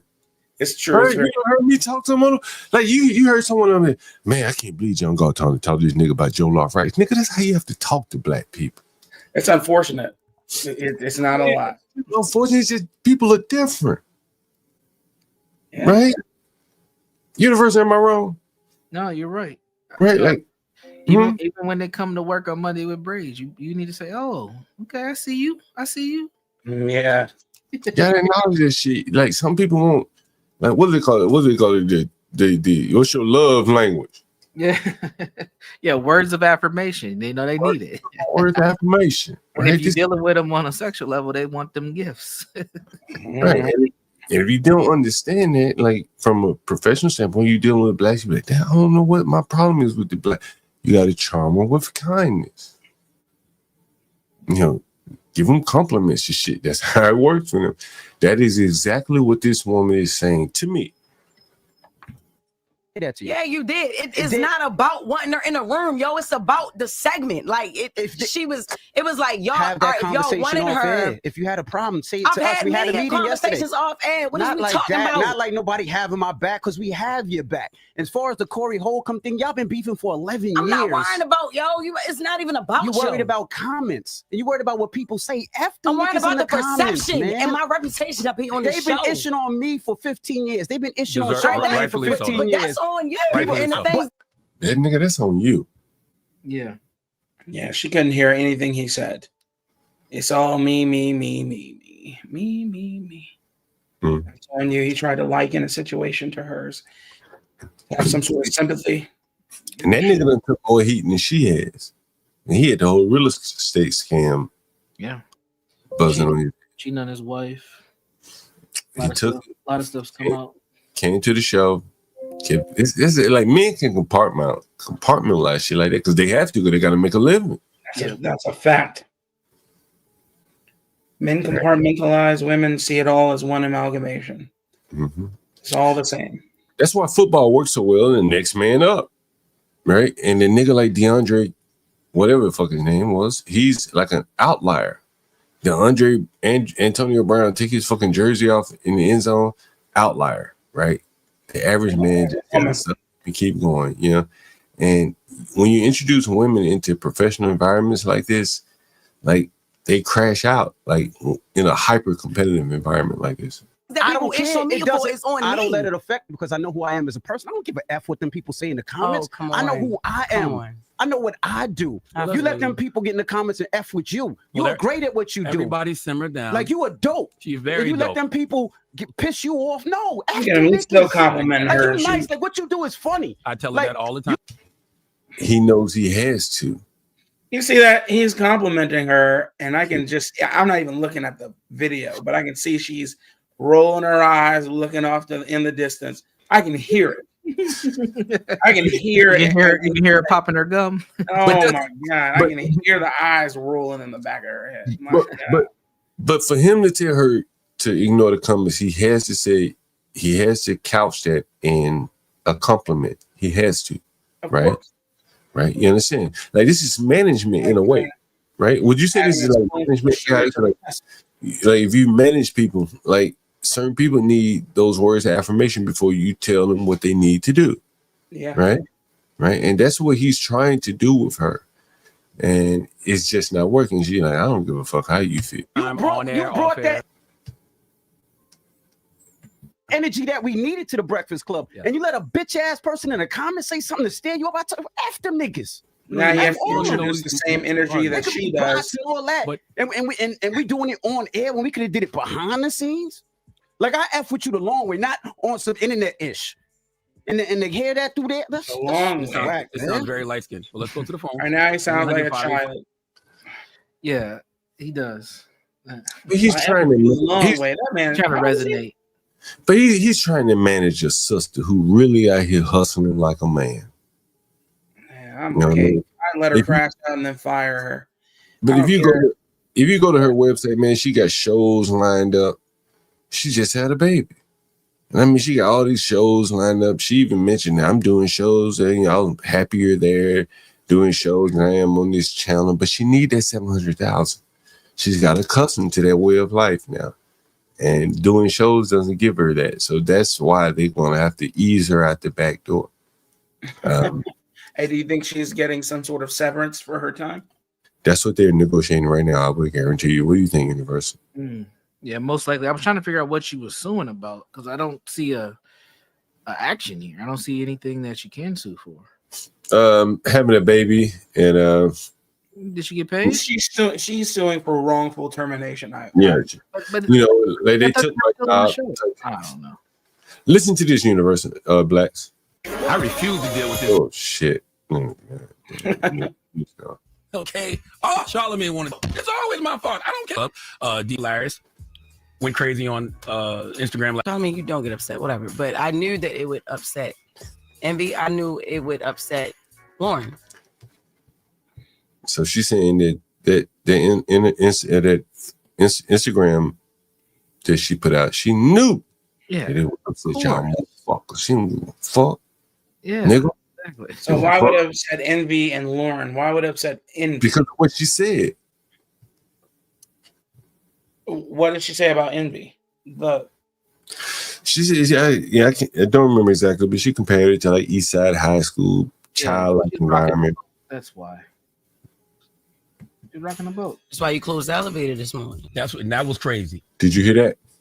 Let me play some more. Now, why would you do that, Lauren? I just I wanted to. They pulled up at the same time. At the same time when we parked, and she was in front of me. She saw Jess. She didn't know what Jess was on, so she rushed to the elevator. She hit the button. You remember when Q was on Juice and he thought Jess was behind him? I hit the button one time, and this was why I heard the button though. I said I felt like I didn't know what to say to you because I was so thrown off by parts of that live yesterday. I'm like, bro, we be talking at least enough. Like, we don't got to be friends outside of here.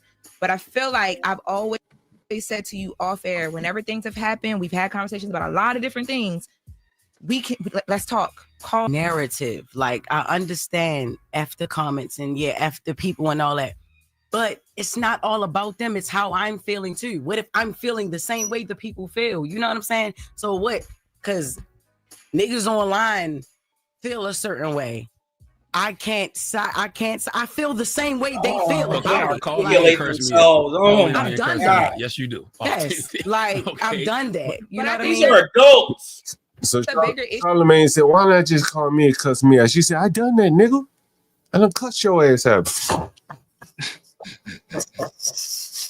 But even that, is that the right way to handle the situation? I mean, damn. Man, I don't even understand.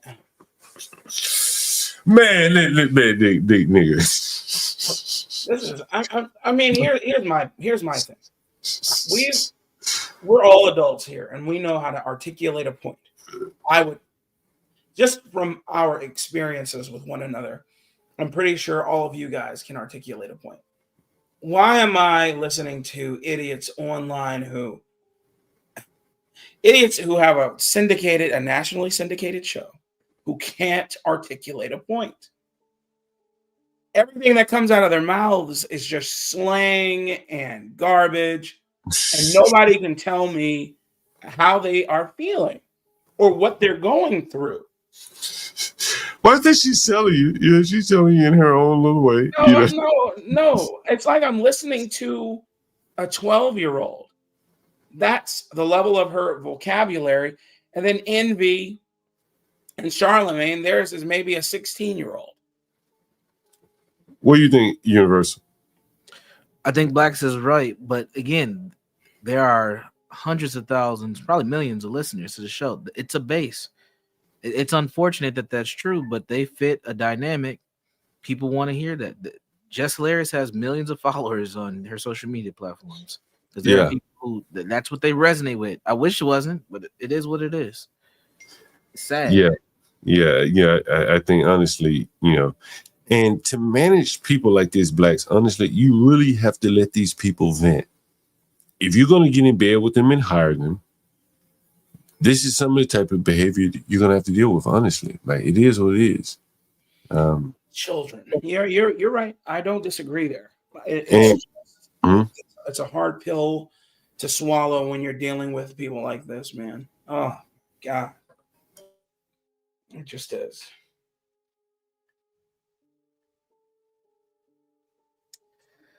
it's tough, man.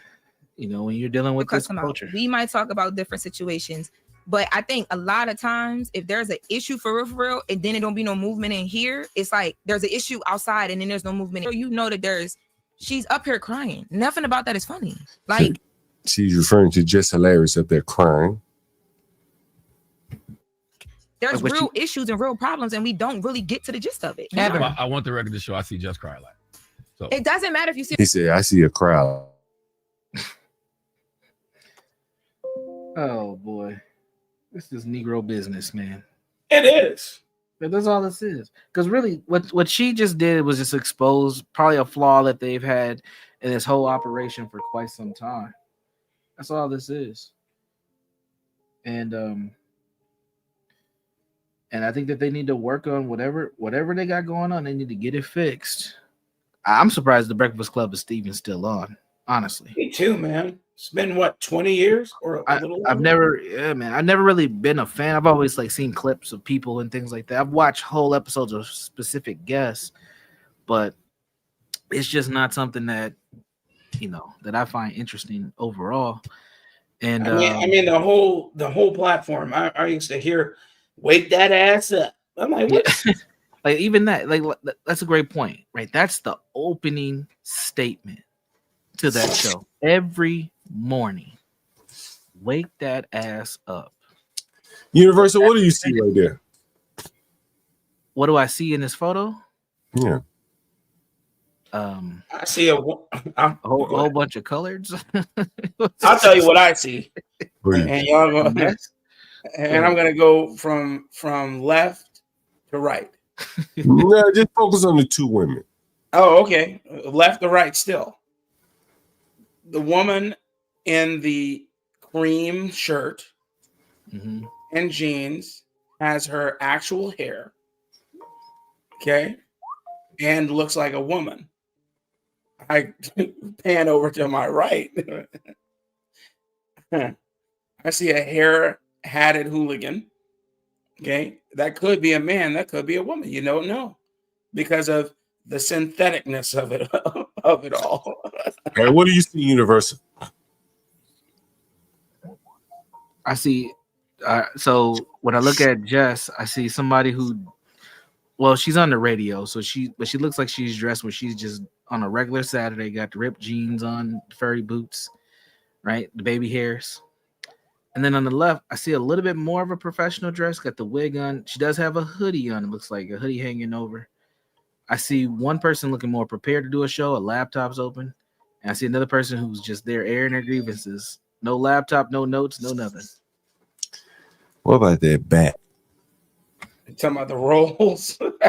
I mean, she just had a baby. Come on. hey, I'm just saying that's part of the environment here. Yeah, I mean, if I had to size them both up, obviously the young girl's a lot smaller than Jess. Jess has had some surgeries as well. You know, she's got the boobs done, the booty done. That ain't the gist in the Barnabas TV show, is it?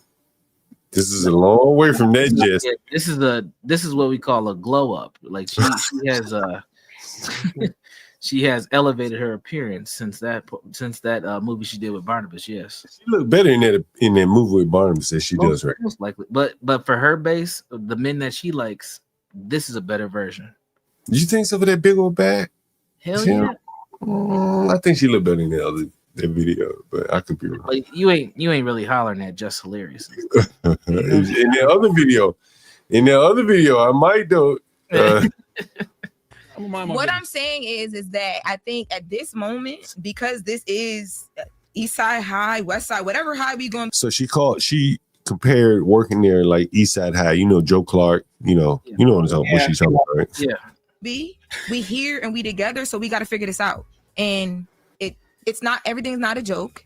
And I can understand some of where you was coming from, but bro, part of that live I thought was crazy. I'm like, what, Jess? Like, what part did you think was crazy? What part? Because like, it's not like you didn't hear anything in that live that I haven't said to you. I heard a lot that you didn't say to me. Okay, so what part did I not say to you? Okay, so the part about the talking over each other and the hush, be quiet, because you talk about how you feel in real time, right? Yeah, I'm feeling in real time. That be quiet. That was crazy. The shut up. I was like, oh, okay, because what we really giving up here? Like, what's up? Okay, right?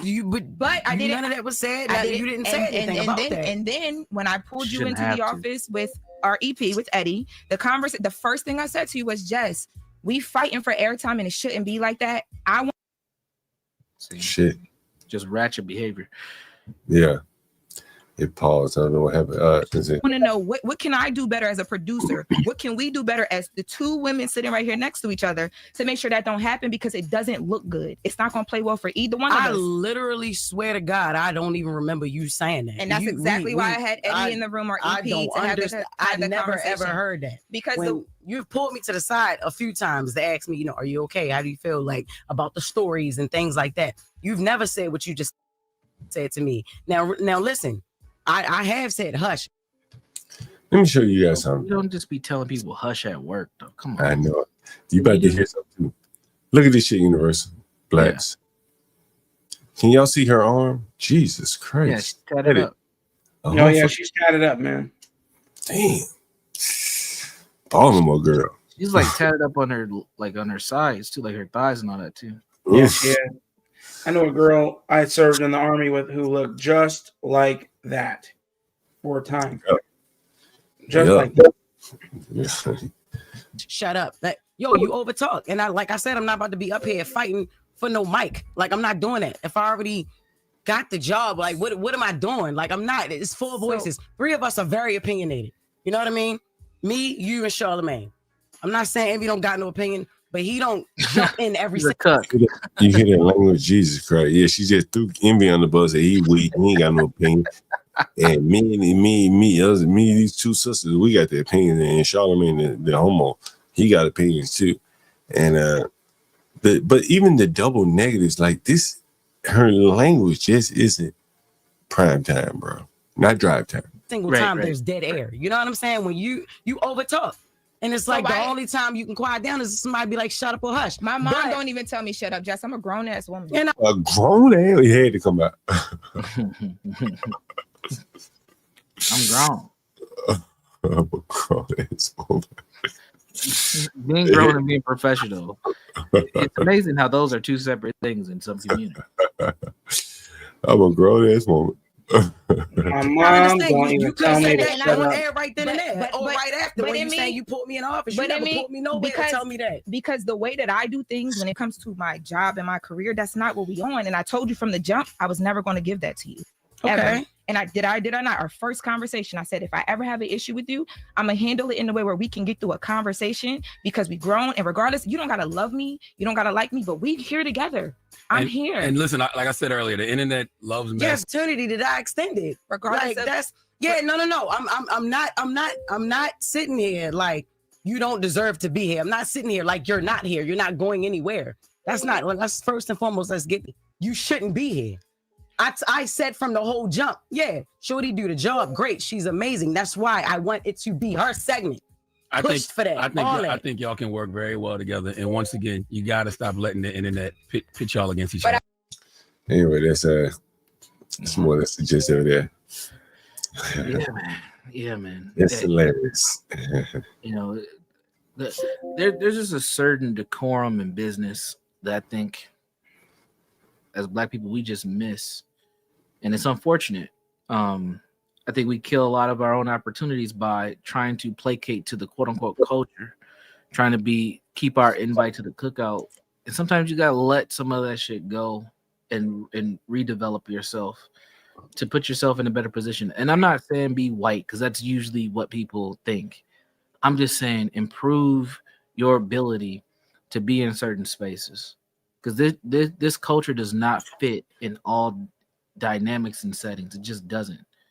I was talking to my wife this morning. She sent me a video of Michael Jackson and Roberta Flack doing a segment on a show that was on PBS back in 1972. Can't remember the show. Could have been the Electric Company or a different show called You Could See Me Now or something. I can't remember. Yeah. My point here is that Black people have been able to go into rooms and into places that we've been told now that we're unable to achieve or to roam in for ages. They even created some of the spaces. Sure.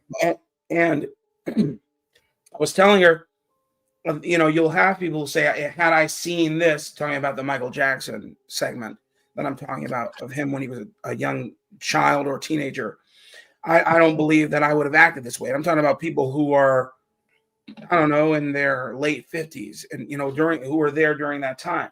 Problem here is that it was deliberately kept out of their purview by Negroes, and then you are fallaciously told that being black is, you know, insert Jess Hilarious and the rest of these idiots, right, and being white is insert Universal, insert John, insert Blacks Who Defy, acting white, when that has nothing to do with either of those things. Like a famous person whose name I can't recall, you know, you can't take my black card. I'm black. And if you want to take my black card, nigga, then you're going to have to pull it from my cold, dead hands. Period. You know, you don't get to dictate what being black is. You don't get to tell me that because I don't speak like a DJ Envy or a Charlemagne or I don't know, one of these terrible hood rappers that can't speak English, that I'm not black. And that's what it means to be black. And if you're not doing that, then you're white.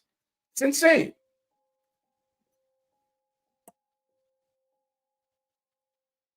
You're on mute, John. Let me show you this. This might be one of the last few clips. I'll show one or two more clips and we get out of here. Take a look at this. I saw this on Twitter today. This is in Baltimore, and then we're going to cover the guy Mo Chicken. Remember him, Mo Chicken? Mo what was it? Mo 3? Mo 3, yeah. Boss Mandela. Are you talking about how Yellow Beezy just got hemmed up for his murder? Yeah. Here's take a look at this right here. You can see my screen, right? Yeah. No, not yet. You're not sharing. Oh, your screen? No, I do not. Yeah, there it is. There it is. Yeah, there we go. Look at this right here. I've seen this. You saw this? See, I gotta just start sending the stuff I see. All right. Yeah! Yeah! Oh my God! Oh shit! Oh my God! Oh my God! That's a big sister with a gun, and apparently, if I can show the caption here. This was right down the street from Barnabas. I think Barnabas' house is one of those windows, right? He could have had this finish. Right? Apparently, she shot the wrong person, Universal. Yeah, I know. I seen this. Yeah, she was. Let me get your take on this, Universal. Say that one more time. What's your take on this, Universal? Well, from what I understand, somebody came to her house looking to fight, and then I guess they, you know, went to some fisticuffs.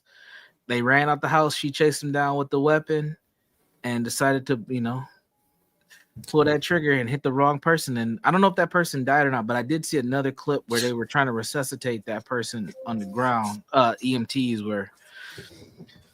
This is life in Baltimore. It's every day, and be more right here.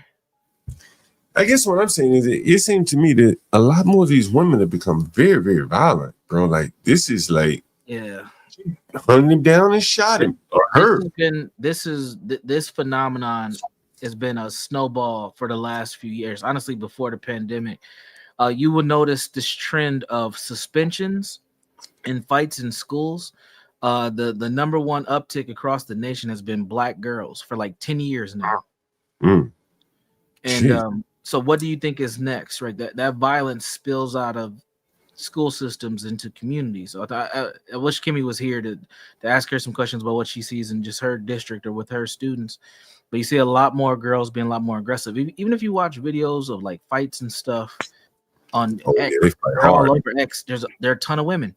Another example, look at the body cam videos. I don't know if you've been paying attention, but if you subscribe to any of these body cam videos channels, there's a lot of women, and a lot of those women happen to be black. I don't know. I'm just saying. Black and bull dykes. They Top for heavy. me, this has been par for the course since we were in high school. Universal. Yeah, You and absolutely. Yeah. No, I don't think so. I don't remember women running down. I chicks. remember this. I think Blacks is right though. It kind of, I think our generation kind of kicked off this aggression. It wasn't as bad because remember, Blacks, me and you in the club, girls used to dress like they were going to work, right? Business casual. Yeah, that's true. I just remember growing up on the south side of Chicago and girls setting it off all the time. They were bringing blades and locks that did not go in their lockers to mess somebody up. And they were fighting dudes too. Fighting dudes. I mean, picking the fights, not protecting their dude or whatever.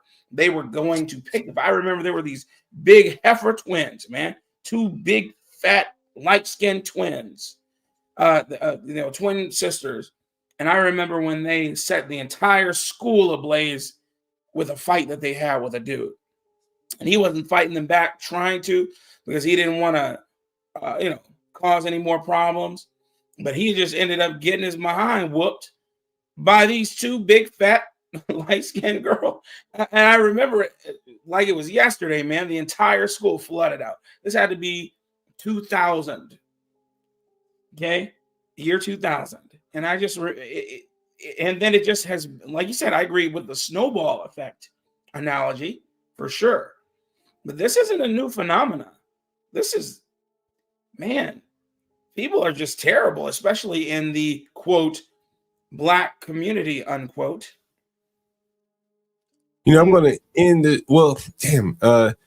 Let me show this to you guys. It's kind of a business. Got something new. Are you about to end it? And you keep I got one or two more I want to cover before I end the stream here.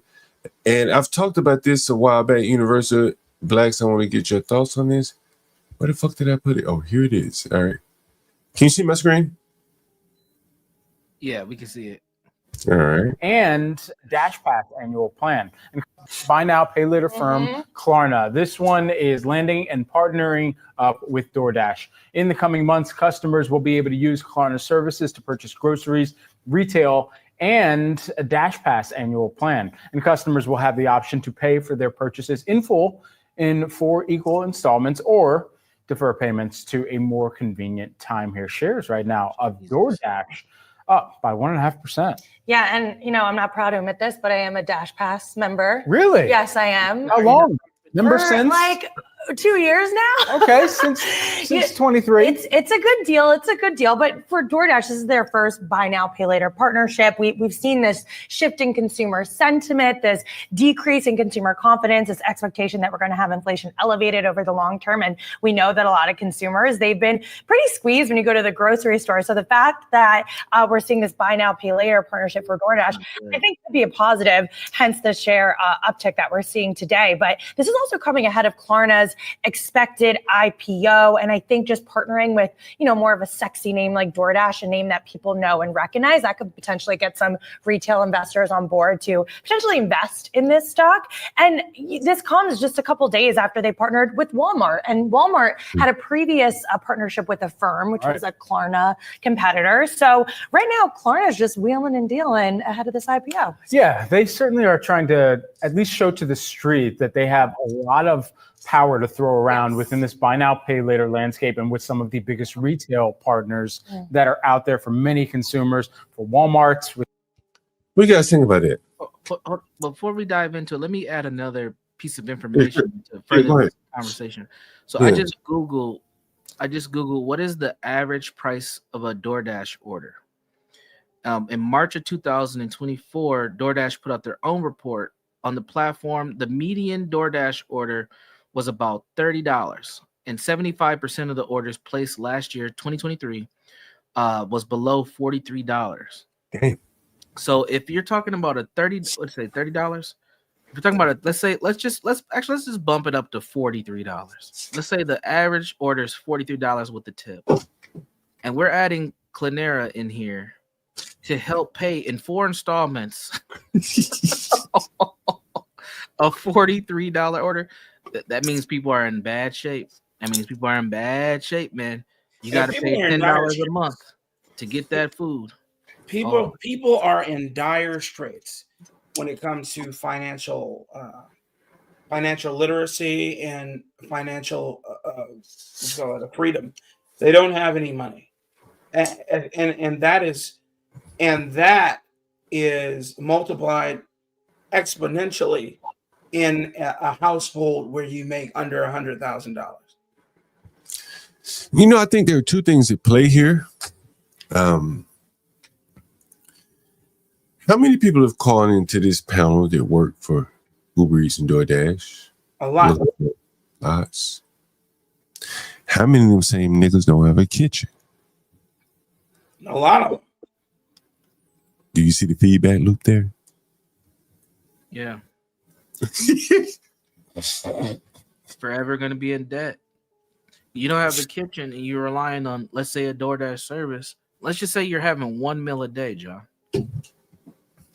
You know, you're extending that payment out a month. You might spend $400 or more on DoorDash. Mm-hmm. Like you, bro. Do you remember what I told you guys the other day? I think it was on one of the streams. Is John Galt stream, and I talked about remember normal. Does anyone remember that? Well, I said remember normal, and I say like there are people like me that are trying their best to prevent people from ever getting back to normal because this abnormal living is very profitable.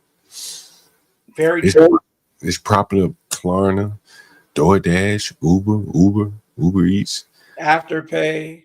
Mm-hmm. And all these people are more or less in a feedback loop in that they're working for the company, then they turn around and ordering from the company, going into debt to pay for the shit that they're ordering from the company.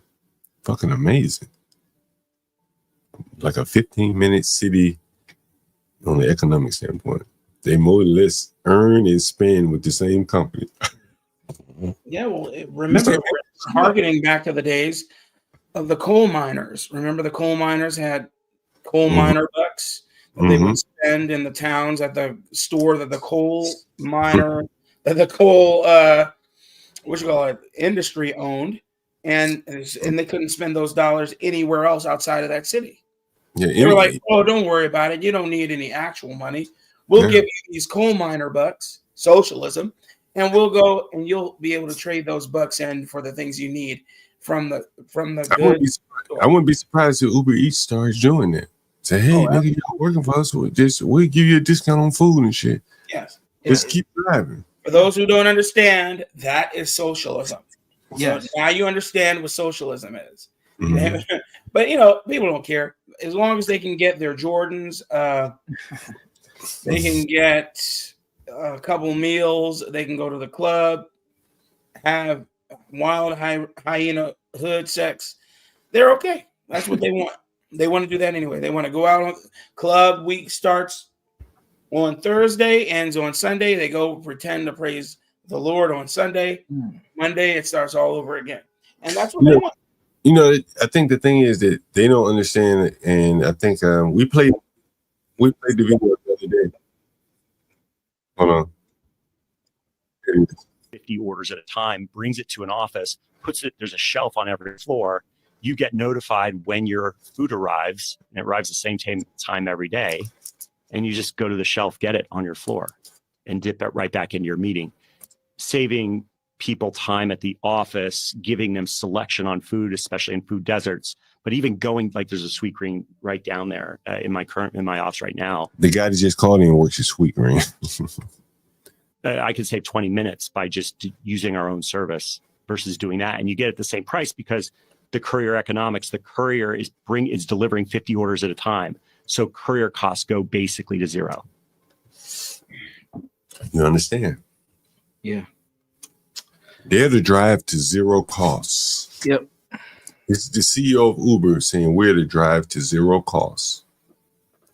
And if you're driving Uber, boy, you're in the crosshairs of these people trying their best to cut it down to zero costs. And you're the one going to get squeezed. Right there. Mm. And while you're getting squeezed, another company says, hey, we have an out for you. But it ain't an out. It's really an in. Because you're going to be locked in. Yes. Remember, Universal was not Universal. Uber was billed as the out. Be an entrepreneur, they said. Yeah. You remember that? Well, that's Yeah. all I remember. They used to have kiosks. Yeah. At the job fairs on base saying billing Uber as the way. They had it in Army Times magazines showing me veterans who live the life they want to lead by driving Uber. I mean, it was insane. And I knew it was the okie doke 15 years ago, let alone I'm like, man, if you're telling me that spending miles on your vehicle, having to maintenance your vehicle is the way, you're out of your mind. There's no way that the cost benefit analysis. Well, I think you can make it work, Blacks. If you're in one of these immigrant groups where you have a good mechanic. No, yeah, but see, that's something different. Okay, that they're doing it a completely different way. I'm just talking about the average Joe. The cost benefit analysis is skewed to Uber, not you. You lose.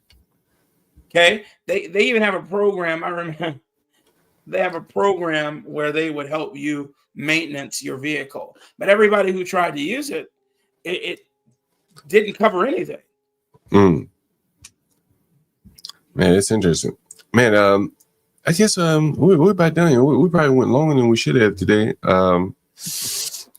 I'll let you guys chime in. We can you guys chime in, not necessarily upon words. Any thoughts on anything? Go ahead, Blacks. You go first. Stay away from niggas. All right, unless your business is niggas like John Galt. We're not all as fortunate to find a way to monetize Negroes the way he has. I mean, like the plague, stay away from them. I stay away from them. You have no idea. Blacks. Blacks. I have an interesting thought since you mentioned that. And University, you chime in, feel free. You ever heard, I've given the analogy of the Stringer Bell, Avon Barksdale model, right? And you're a guy from Chicago. You don't necessarily want to deal with the blacks, but you probably have enough money to finance someone who does or who is willing. Right. You be the Stringer and someone else be the Avon. And I think it's such low-hanging fruit that those people maybe can't find the financing or don't have the smarts, but they have the big U aura. That nigga's going to jail. Go ahead. But that can move through these neighborhoods. You know what I'm saying? And I think that's what's sorely missing. They got the big U's, but they don't have any smarts. And so Big U just reverts to his brute nature. There's no Stringer Bell to explain him the nuances of how to really do business without having to beat people up like Charlemagne. That never would have happened to me if I was there with Just Hilarious. But because I know I deal with blacks, Charlemagne doesn't really know I deal with blacks like that. Yeah. So I think that's what's sorely missing. Anyway. I just wouldn't have hired her. But once you hired her, then you got to deal with her. Exactly. I just would not have hired her. But you're right. There is a way to monetize it. I believe you found the formula. Me personally, I thought about giving out micro loans to people. I just don't have any way to enforce them not screwing me over. Well, I think that's what you need to focus on is the people that you don't have to enforce it. That's where the element of trust is missing. Yep. There are some blacks within your network that you probably wouldn't have to go with a baseball bat and beat the hell out of them if they didn't pay you. If I have whites, same thing. You know what I'm saying? If I have whites who will do me in, I know I got Negroes who will do me in. For instance, I didn't give out a micro loan, but there's a guy I was seeing almost all the time, every day, let his child play essentially free baseball. I had only received a couple payments from them. They still owe me $800. I've charged it to the game. But the last time I saw him was at a Walmart.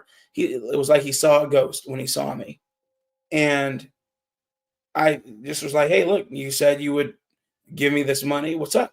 Better or more or less. We had subsequent conversation. Then he said, go ahead. oh yeah, I'll never do that to you. This and the I promise. Next week, this, that, and the third. And then, of course, next week never came. My point here is, if that white bastard would do that to me, I can only imagine what some of these Negroes will do to me. Hey, Blacks, we had a white man on the stream. He voted for the first time for Trump. Did you see him? No, sir. Go ahead and tell me about it. You see Universal? No, I did not. No. Damn, y'all gonna make me go back and show that shit. Oh my God. Nah, okay, you can go back and watch. But anyway, he was my roofer, and he came over with one of his helpers.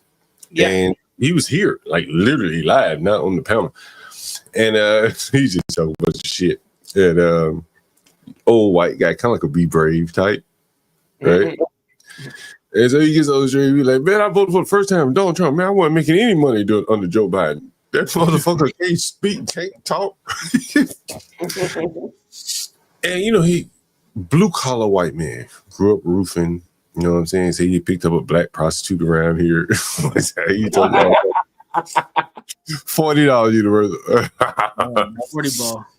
Anyway, so he said it. I asked him, I said, do you ever think about black people? He said, no, hell no. That nigga broke. He's struggling to pay his own fucking bills. You can't think about black people, right? And I was just asking about racism and all that kind of shit. Like, man, like, he said, I do know some people that's racist. I was like, are they acting on it? Yeah. Hell no, they're too old to do it. You know what I mean? So it's like one of the things, like, I think blacks think that whites really think a lot about them. They do. And to see this old redneck white man who he's so concerned about trying to make money because he can't compete against the Mexicans. And he said it on the stream. And he was thankful Donald Trump getting these Mexicans out here so he can get some work. Anyway, I thought it was very interesting, the white man that probably would be called a racist don't even think about niggas. Exactly. Yeah. It's hilarious. And then you have the white people who play into it. Yes. Or trying to prove that they're not. I don't know, man. I think it's all that's a feedback loop for your behind. But it's all a facade. It's all a game. I just choose what portion of the game I want to participate in. And I really, chasing people down for money, I've lived that sort of life too. I don't want to do that, man. I want the money to flow to me. And I don't want to have to converse with you. I don't want to talk to you. I don't want to have any sort of dealing with you. I don't want to talk to no niggas. I don't want to talk to no crackers. I don't want to talk to Indians. I just want to find a way to allow the money to flow into my hand like reverse osmosis. Okay? Yeah. I'll find it one of these days because it's not like I'm just sitting here and wishing. I'll find it. It ain't rocket science for sure. All right, Blacks, it was great having you up. Universal. Chris Reed. Oh, damn, my bad. I meant to drop you down, Blacks. Universal. Chris Jones said, should we go back to yellow cab service? I think they're going to want to go back to yellow cab service at some point, honestly. The closer you can be to your customers, the best way to go, I think, in my opinion. Yeah, you got to cut the middleman. Yeah, Airbnb has come up with a way that squeeze themselves in between the driver and the customer, and that's not a good place to be. No. Universal, man, what should we talk about next week? Next show? Yeah, I think on Monday I found an interesting case where an OnlyFans model accidentally killed her boyfriend through a BDSM incident. So we'll have that on the docket. And it is a biracial couple, by the way. Pretty brown black woman and a white guy. So we should see how that all unfolds. A swirling, huh? Yeah, definitely. It's a swirling gone wrong. You know what? Before we get out of here, Universe, you know who I need to call? That lawyer nigga. Oh yeah. Oh, he's still. Oh man, John. We got 35 people in chat. Anybody want to adopt an FBA? Because this is his last day. Adopt an FBA. This is his last day. Adopt an FBA and help them stay. Now listen, What What do is you he think? at today? 250? What is he at? 245? Listen, I with these niggas, you got to give them some charity. Like, bro, just come up with a number and we're going to start over. See if you can do right. That's what I'm offering. I'm going to say, bro, if you come up with a reasonable number, we can start over. Right? We're going to start from zero. Otherwise, you got to go.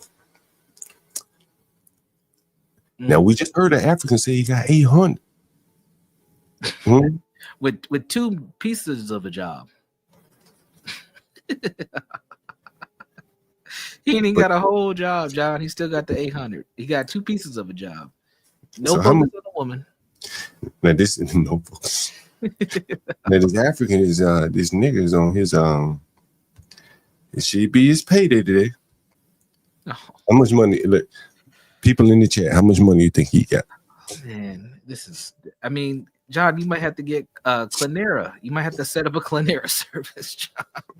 How much money? And people in the chat, how much money? Before we call him, I want to know. Put it number in the chat. How much you think? I'm gonna ask him, how much money, nigga, do you got? He ain't got it, John. He ain't got it, man. But how much do you think he has? 175. That's gonna be my guess. And that's me really pulling for him. We're doing the prices right here. Like anybody want to be like the prize will be. We'll shout you out on the next show. Anybody want to be in on how much money as an African American has? The university is coming in at 175. You could be above or below that. And I think the maximum should be 1,000. Ain't no way that nigga got 1,000. You can say 1,000. You I ain't got. He had 1,000. He would have called you. Hey, Russell, you want to get up on the chat, man? We're allowing content creators, anyone that has a channel, you come up in the chat. We're just doing some topics here. We're about to call one of my tenants, wrestler. And so we just had an African call in. He said he had $800. And so we're taking like a Price is Right survey to see how much do you think a Black American attorney has, born and raised here in America. How much does the Black American have? Universal has 175 on it. I'm going to say $100. All right. So I'm coming in under you, Universal. All right. I'm gonna have a little faith in them because it's payday. That's the only reason. But I don't know. Payday. Negro payday from a Negro. Russell, if you want to come up, give us a shout out. What do you think? 100? I meant 100. I mean on 100. I mean on Universal's at 175. How much does a Negro have on payday? We know the African got 800. Oh man. 36.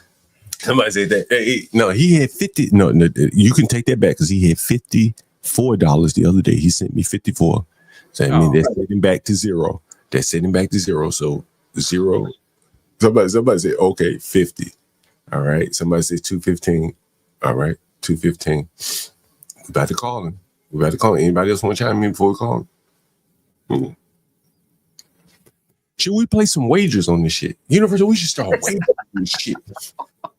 How much money does a poor ass Negro have? We need to put a prayer down for this man. We need some divine intervention. Universal, one of the things that this really shows is Shatterika went from standing in my room with no money to what? Clapping them cheeks down in NOLA. Nigga, do you got cheeks? I ain't seen the updates. Nigga got cheeks. He can say them cheeks. We just had Fleece Johnson on this bitch. Nigga, feel your cheeks, nigga. How much do you think some Negro cheeks would be worth? Well, it's worth at least a man punching a hole in the wall. We got zero. Niggas is zero. Somebody is zero. You see what okay, we got one more question. Did the nigger even pay that motherfucker today?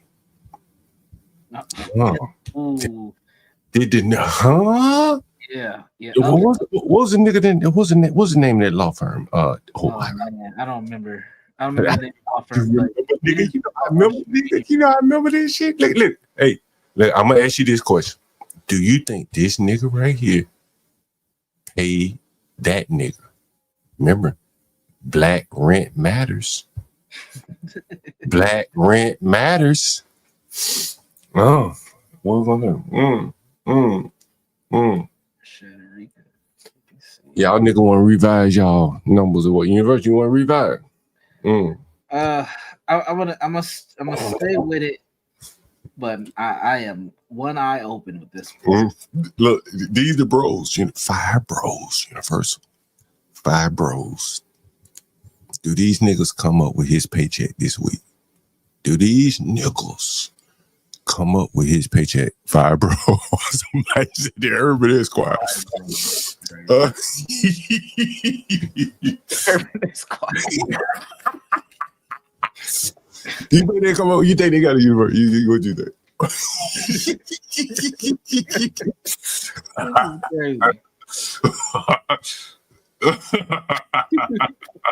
Black bro. Oh man. What do you think you do? What do you think you do? You think how much you think you got? You say, or you want to revise your offer? I'm not gonna revise. I'm gonna stick with the 175.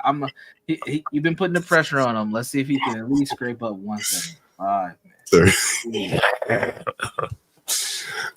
Okay, we got 35, 5, 0, 215, 15. I'm at 100, so all these niggas bid more.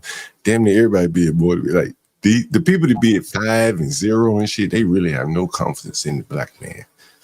Go out here and get that shmoney. Get that mud dick a day. Like we're back against the wall, man. What did you think about when you put down 0 and $36 on a black man, able-bodied black man? What are you saying about him? I'm curious to know.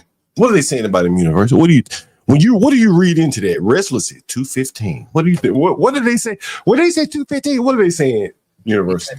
Well, he's saying he still ain't got enough to pay his rent, but he got a lot of hope. Right? He's got faith in the black man. 215 is hope. Yeah, 215 is yes, sadly, yes. Oh, it is 5 brothers. I was joking. I thought that was a joke. No, that's really the law firm. I didn't look at the screen. Lord, he might not have got paid today. He might not have got paid today. You go back, he get paid. That's what you saying. Damn. 5 brothers. 5 bros. University really makes me think about what he said. Damn. He said now he owes like what? Like $850? Yeah, I'll tell you, I'm gonna let the nigga reset University. Look, if he can come, if he got $500, I'm gonna let him reset. Cause he been here so long. University, man. If he got $500, it's what, man? He ain't got 500. Do you think so? All right. Yeah. All right, let's see then, 12 man. All right, let's see. All right, let's see, 12 man. Let's see. All right. You got to mute up, but we're gonna call this nigga with a law degree and see how much money this nigga with a law degree got. You think he got more money than you? You think he got more money than you, 12 man? Is that what you think? Probably. I bet you $50 and he got more money than you, 12 man. You want to bet $50? Really? You want to bet $50? We bet $50. I ain't betting no $50. Let's call this nigga. I didn't come on here to gamble, John called. Hey, 12 man, let's call we'll wait for football season for that, right? Let's call this nigga with a law degree, see what he got. What you say, 12 man? Right. Nigga with a law degree, see what he got, 12 man. See what the nigga got.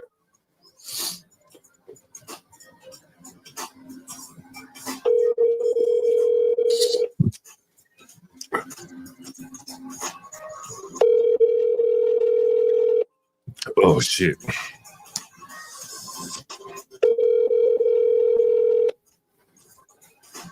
Hello. Hey, what's up, man? How's it going? Hey, how's it going, man? All right. Yeah, I was just giving me a call to see how you able to money. I'm still waiting for him to hit me up here. How much you expecting from him? 200, another 200. And can you pay anything now until he pays you? I got like $5 in cash on me. That's it. All right. What time do you think he's gonna pay you? To be honest, sir, it could be any time between now and I don't know, 10 and 8. All right. Well, just give me a call back and let me know. I'll let you know. All right. What you think about that toy, man? And nigga ain't having money. 12. Oh, that was from last time. I thought you just caught him. Yeah. What this on the She suddenly jumped through the open passenger side window. I want to know how much money can a black man make in a week? Oh, you got 2 arms, 2 legs. Trump putting these migrants out. Man child in the promised land. What y'all think that nigga done done? Did the nigga that he worked for paying? Do y'all think the nigga, I guess we probably should ask enough. Do y'all think the nigga that he worked for, the fire bro man, you think they ain't paid that nigga? It's Friday. It's late in the day too. I mean, he should have hit you with something. He should have hit me up if he had some money. Wouldn't he? Yeah, He had some money. So just to get you off his back so he can enjoy his weekend. Like, here, it's all I got right now. Don't call me today. yeah, Kimmy K said he goes to work and gets paid something. Yeah, he's a 1099 employee. And so this black man is taking advantage of him, knowing he's a 1099 employee. And he's fucking him over by not paying the nigga. He know the nigga ain't got nowhere to go in, can't go get another job. He ain't gonna go work at Switzerland. He ain't gonna drive Uber Eats. He ain't got no car. He ain't gonna drive. He ain't gonna ride no bicycle. Wicked world. How much do you think a black man, an attorney who works for these black men, had in his? We about to call a black man. We're playing Price is Right today, Wicked. And I want you to place your bid on how much do you think a college-educated black man with a law degree has right now. Wicked, before you answer, I want to play this for you so you can hear this. Probably got more money. You think so? All right. I'm calling this nigga with a law degree. You ain't got my money. I bet you $50. I bet $50. Let's see what he got. What you say to him?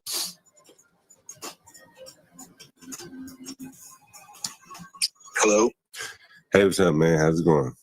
Hey, how's it going, man? All right. Yeah, I was just giving me a call to see how you able to give me money. I'm still waiting for him to hit me up here. How much you expecting from him? 200, another 200. And can you pay anything now until he pays you? I got like $5 in cash on me. That's it. All right. What time do you think he's gonna pay you? Be honest, sir, it could be any time between now and I don't know, 10 and 8. All right. Well, just give me a call back and let me know. Wicked, before you answer here, I want you to listen to this as well. I want you to listen to this as well. Wait. Hold on. Hold on. Hold on. I want you to listen to this now, Wicked. You heard that, right? Did you hear that, Wicked? Yeah, I heard that. Okay, now I want you to listen to this. This was a week later. Remember, he had $5. Now I want you to listen. I ain't gonna lie, this shit's been stressful as fuck. I ain't gotta tell you that. Yeah, but how much money do you have on you right now?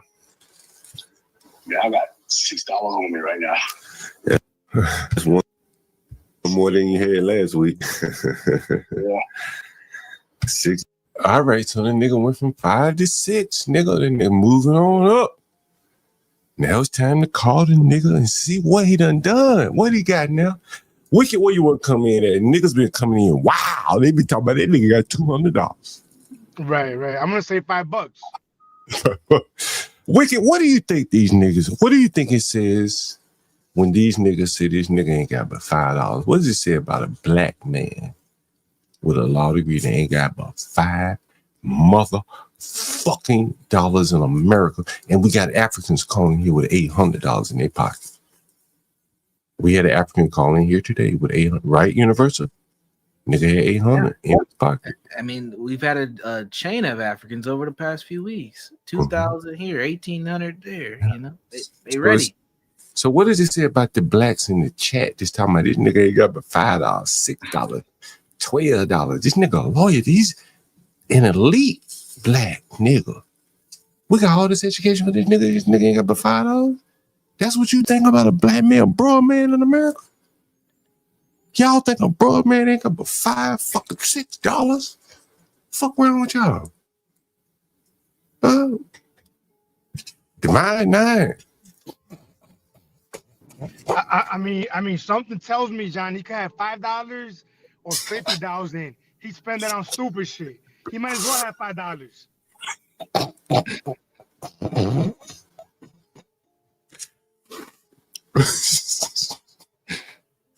Let's keep it real.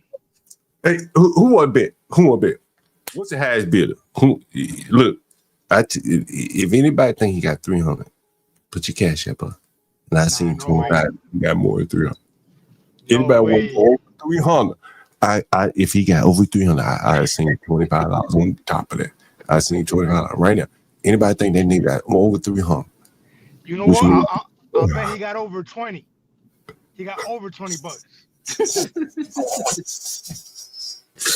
Man, y'all must really think lower black people, black men.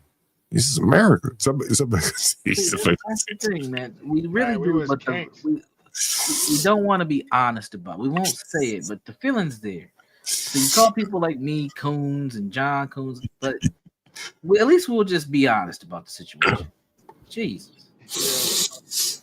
Man, John, at this point, I think I fuck with Coons. I'm rocking with the Coons, man. Fuck these people, man.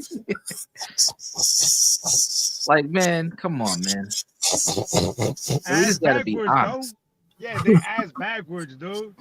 You say something, you hate black women. It's like, no, we're just pointing out what the hell's going on. Wrestler, when you say I think you done back down to $5 there. This is gonna be my new image. I was right here. I was up to say he had at least 215, but after I heard he had $5, I was like, God damn. Wait, but you went from 5 to 6, bro. You went from 5 to 6, bro. He had $5 one week, then you heard him say he went to $6. It's gonna be 7 this time. I was thinking he at least got skipped to 8. You know what? 755. You got 755. We need to start playing prices right with these niggas. I got one more nigga to call. The prices. I got one more nigga to call. Hey, Resla, can you put your channel link in the back chat? Yeah, put your channel. I was trying to find your channel. I couldn't find it yesterday. I check on Reddit. Man, I listen to you more than I hop on your panel, but I do hop on your panel probably more frequently than most people panel there. Are you cool with us sharing it in the chat, Resla? Yeah, absolutely. It's good. Perfect. All right, I'll share with everybody else too once you drop it. Anybody want to go over 300 before we call it, nigga? Right? 300? Nah, I'm gonna go over $10. And I'm betting. John, you saw my number, man. I ain't changing 0. It is side bet. Anybody want to take a side bet? Like, you want to bet his employer didn't pay? His employer Listen, you know he didn't pay. You know he didn't he's pay. a lawyer, man. Yeah. Is he Matt I think his Murdock? employer He worked didn't up pay on him. fish, potatoes. Like, I bet you that he's not gonna answer. Why would he answer? He answered it. You know, you've heard him twice. He asked. He's answered twice. He answered last time. Here's the thing. Man. He's gonna answer. If the man was bold enough to say he had $5, right. If he was bold enough to do that, I would never say that. I would lie. Yeah. Nigga, you lie, I'll be like, well, send it to me then. Yeah, I would make some shit up if I only had $5 to my name. Yo, do you think he really a lawyer though? Do you really think he's a lawyer? Yeah. I just showed you the law firm that he works for. Oh shit! Right, I just showed you the law firm that he works for. You know, we are running a campaign here. It's periodical, but time to time, man, I think this is a perfect thing. Anyone want to adopt a little African? Well, he's a big African baby, a man child. Adopt the lawyer? Adopt an African baby. Like back when I was growing up, you could adopt an African. Oh, the commercial? We're adopting today, yeah. Today we're adopting an FBA. Does anybody want to adopt an adult baby FBA? In the eyes of an angel. He ain't got no flags around his mouth. He ain't that cute like a baby. He's a baby dirty lad.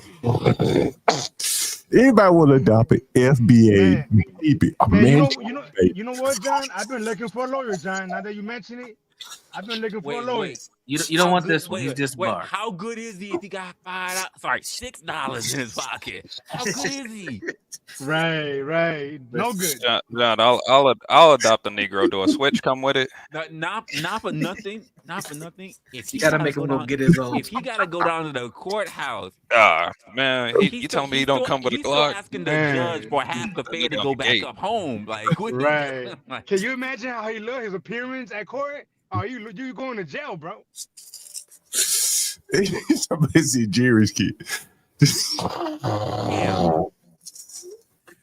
Does anybody want to adopt a baby? An FBA baby? Please just call him. Damn. Help them say adopt a FBA. They come full size. They come full size. They already go. Right. Yo, John, you don't get enough credit for what you do, bro. Being a landlord in that neighborhood, you don't get enough credit, bro. Oh, hey, Wicked, I don't even have to ask for no credit because you know what, Wicked, listen to this. Great, by 12 black men. Well, not that. Wicked, I was meant to play you this. And I'm blessed. I'm blessed that you're a brother and you call me back, man.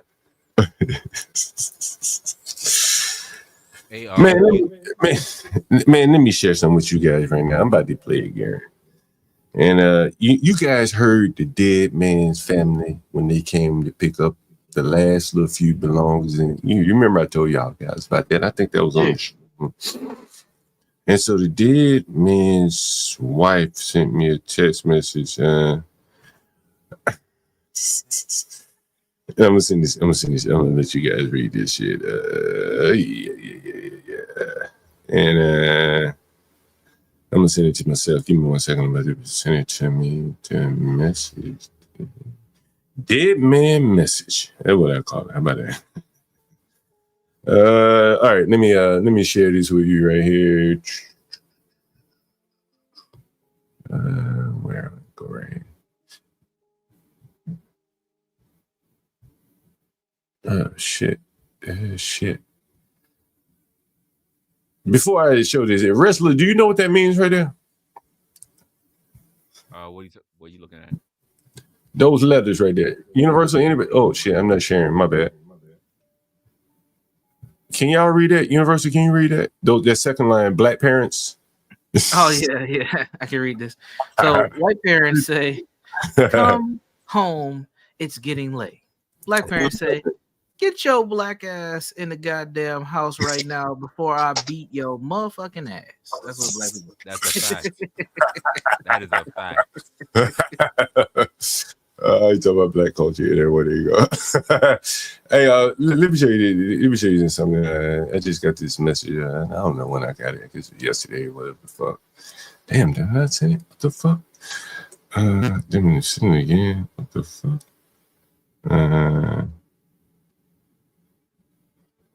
What?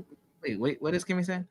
I think your statements about black women are two-faced because when I was in college, black guys wanted those toxic queens. White men had the sense of what they mean. I don't know exactly what comment you're referring to, but I do think that there are toxic queens, and I think, yeah, they do get a specific type of guy. They're obviously having sex and having engagement. And I think that there are certain type of guys who don't want toxic queens.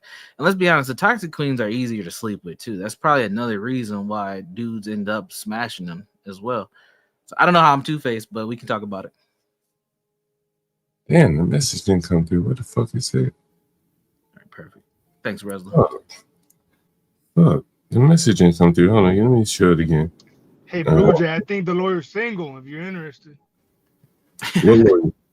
Well, This is a black. This is a man. I'm good. What the fuck? Did the shit come through? What the fuck is the message? What the fuck?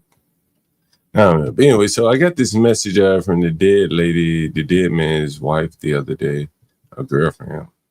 I don't know why the fuck it didn't come through. But anyway, she's asking me for the recording. Is that it? No, that's not it. Anyway, so she's asking me for the recording of the phone call where he called in. She wants to hear it. So, there you go. So I got to send it to her. Yeah, make sure it's clean though. You guys probably laughing and shit in the background. Anyway, so let me call this guy. Anyway, hold on 1 second, John. Before you call that, we do have another person who wants to join the panel. Jason, are you there? He may not be there anymore. Oh, they left. All right, John, go ahead and do the call. Actually, I'm about to hop off. Go ahead and do the call. So we can start the vet. If Jason comes back up, Portia. Yeah, he just came back up. All right, Jason, are you there? Yeah, I'm here. You want to adopt? You calling in to adopt a FBA? I'm actually here to adopt an FBA. Yes. Oh, that's fucking Linwood. What up, Linwood? Oh, that motherfucker, Linwood. Oh, that's Linwood. Linwood, how much money you think you got, Linwood? Yeah, motherfucker. Yeah. Put your bets up, Linwood. No, I'm asking Linwood. I'm just asking Linwood, how much you think he got, bro? This black I have. I mean, well, I don't get into that whole spiel. FBA, I think it's fake. I think it's just a social media movement. Not really. I don't take it too serious. So he got $5. You say he got $5 on him right now? Ain't nobody buying them clowns, man. Them clowns. John broke my spirits early. I was giving high hopes. I literally said 215. I heard that 5. I was like, God damn. I mean, I had no $5 on FBA. Linwood think this black king got $5. His lawyer. Man, look. I'm not buying into the whole FBA thing. I think them dudes is nothing more than pro-black thimps who are riding around with white conservative values. That's all they are. But we expect the pimps Hold on, Wiki. Hold on, Linwood. Universal. If they hadn't heard all of this, and I just said, here's a black lawyer, and I said, how much money do you think he got? How much do you think these niggas in the audience would have been typing? 50,000, 100,000, 150,000. Universal, what do you think? Universal stepped up. Wait a minute, is that Jesse Kessel up here? Oh, is that Universal? Is that goddamn Linwood? Oh, that's Linwood. Linwood. All right, so if you hadn't heard about the $5-6, and I told you that a black lawyer was my tenant, how much money would you thought he had? I probably would have asked some questions like what kind of place he was living in, but at the base, I would have said he at least had 10 G's, 10, 15 G's in his name. 100,000. And then John said Nigerian. And I was like, he's not Nigerian. Oh, okay. He's Black American. Nigerian. No, he's Black American. Nigerian. If he was Nigerian, he would have the money. Yeah, they're the most ambitious. The Nigerians are ambitious. So I don't know. They be that pyramid. So again, what I'm trying to talk about is like there's a difference in what reality and what the perception. True. He's a black lawyer. He had his degree, but it didn't work out for him. So we going around here. We need more black lawyers. This shit ain't working for him. It's not worth it. It ain't. Look at the motherfuckers he worked for. It ain't working for them either. We've gone through them, right? Man. These motherfuckers could keep their fucking law degree. They can't pay him. Look at these niggas. It ain't working, bro. Try as hard as you might. You can wish it into existence, but it's not gonna happen.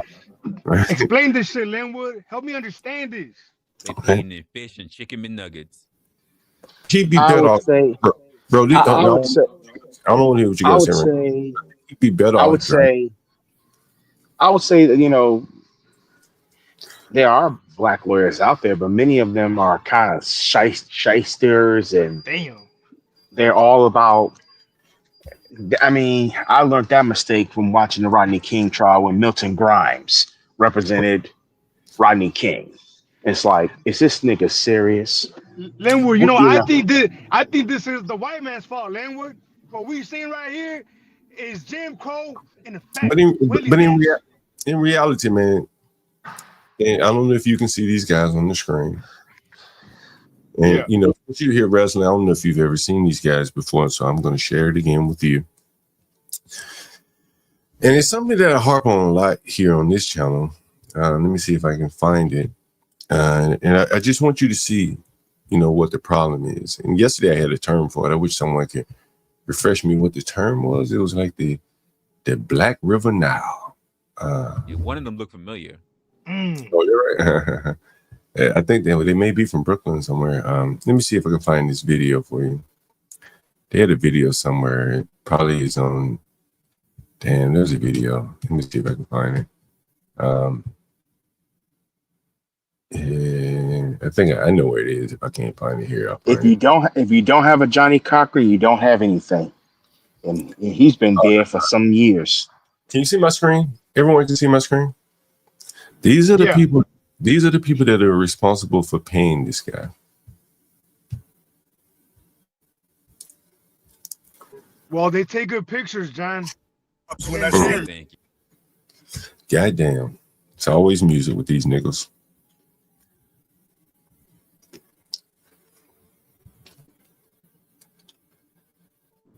You know, white man did their website. You know that.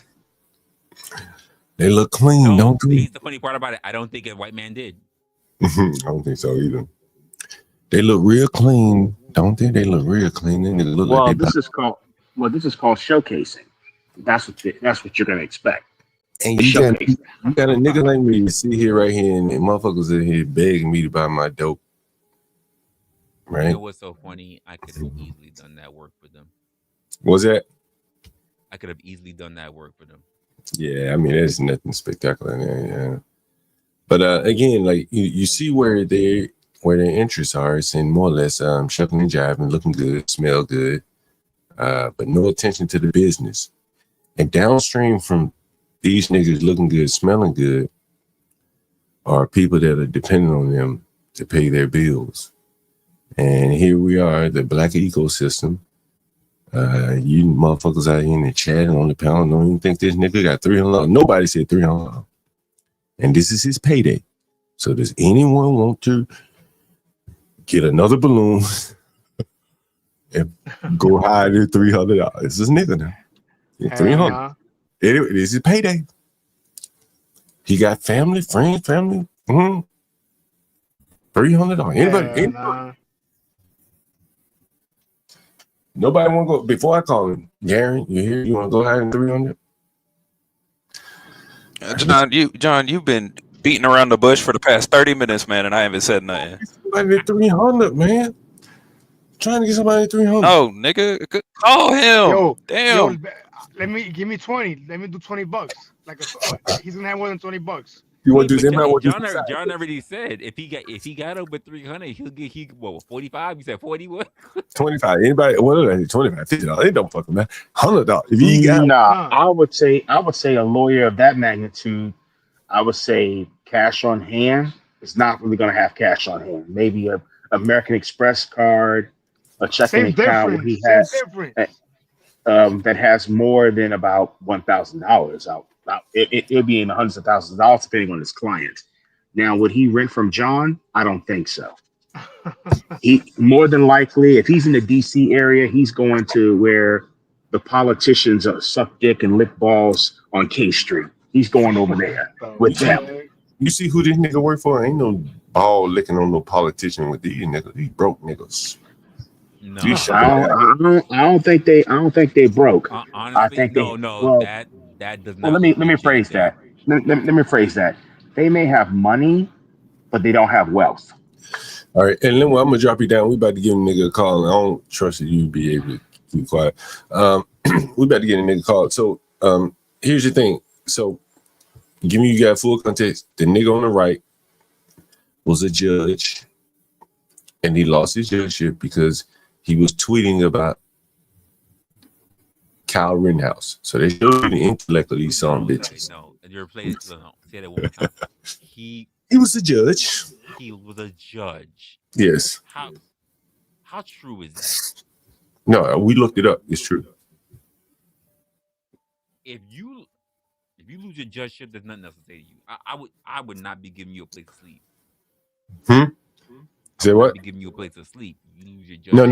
No. This is one of his employers. The guy on the right in the Burberry shirt. He was a judge, and he lost his job. This is the employer, right? So this is who y'all niggas got to bet on here. That these 5 niggas came up with his paycheck. These 5 niggas.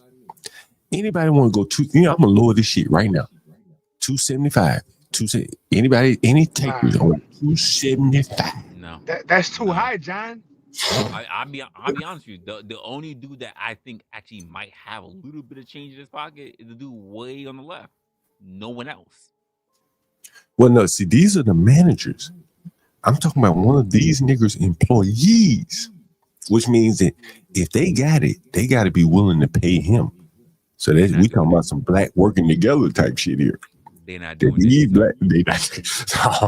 Like, do you realize what y'all niggas are saying about Black America? I can't fucking believe y'all are saying this. Do they understand what they're saying about Black America? Nah, they don't understand the world, bro. They don't know what they don't know, but they don't know right here in the moment. We are exposing what blacks think about other blacks, and other people think about other educated blacks. You're right. Motherfuckers don't believe it. Educated black got $200. Nobody willing to take me up on $275. Right, because here's my thing. If I went to go work for a business, if I went to go pick up a client that said they were a black-owned business, I'd be skeptical. I'd be backing away. I'd be on my heels. But there's something else that you're missing here, Wrestler. He can get money from his friends, family. There's no network here. I've just had 2 calls today. Well, this week, an African talking about a network and a Hispanic talking about a network. There is no immediate family network that this nigga could call right now, because I could set his ass outside with the touch of a few buttons on my phone. Honestly speaking, it's the same way as me hiring someone. If you tell it, unless you are literally of the teenage age, you cannot be telling me that your reference is your family. Can't. Yeah, I agree. Cannot. I should show you this reference. If you are in your 20s, I do not want to hear about your mama, your aunt, or anything. Unless they got a business, I don't want to hear about your mama, aunt, or anything. So you got friends and families that no, I'm not trying to hear none of that. I need to hear someone who's a stranger. Resler, you want to see what an average black man's resume looks like? Oh God, he gonna show no one with the girlfriend.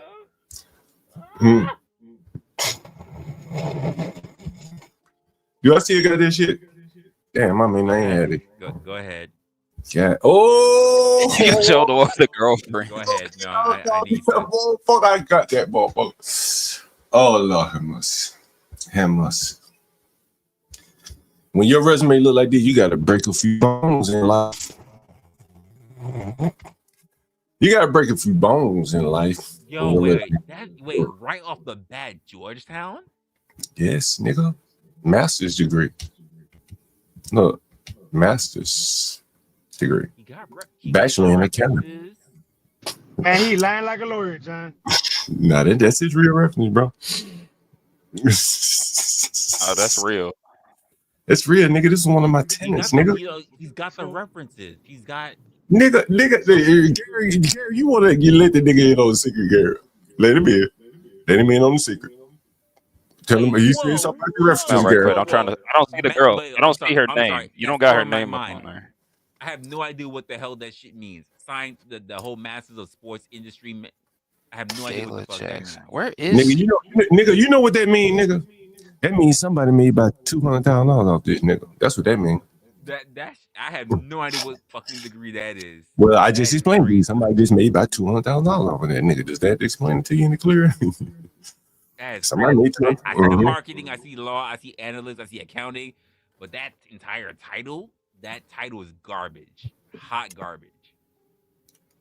And so that is there. And this guy here, he can use and living in a room too. He can end up paying his rent. And right here, you see this right here? He broke this bitch's jaw. Right? This bitch right here. Beauty advertising. You see it right? Nah, You see it right? I don't see no people on your screen. I just see the paper. Y'all don't see my screen? Nah, but I you see see like the the resume. You don't see the names on the right-hand side? Yeah, we Oh, see the yeah, the names. names. Yeah. We see the name. You see it where it says beauty? You see You see it at the bottom. You're At the gonna have bottom. to. You're gonna have to zoom in on the bottom, John. Oh, Leah Rogers. Okay. Gotcha. And what is she? Wait, singer, freelance makeup artist. And a bitch with a broke jaw. He broke her jaw. Come on. Reference call. That would not be on my resume.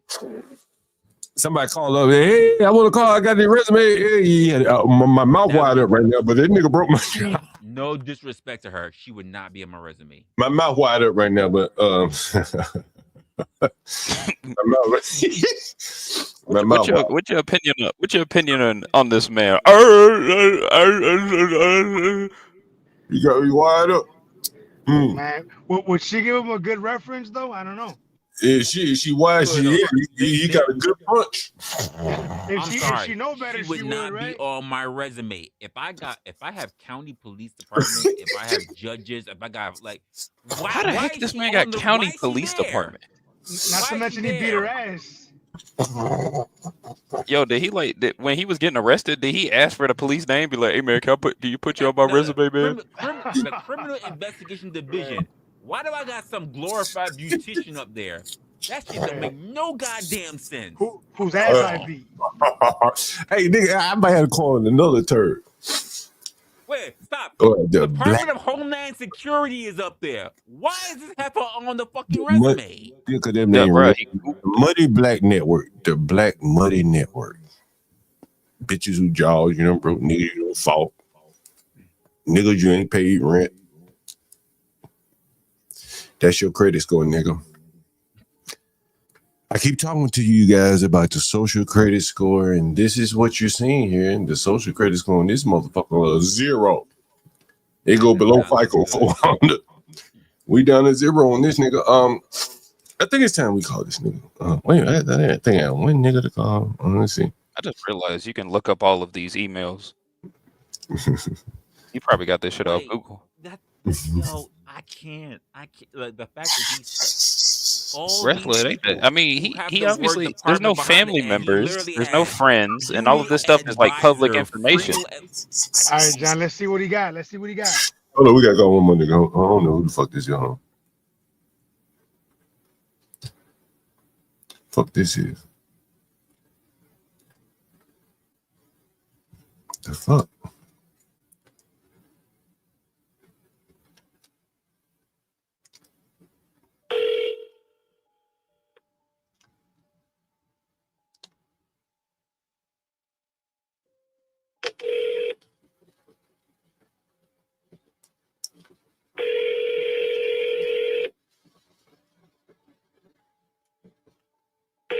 I'm sorry, the person. All right, let's call it broke nigga.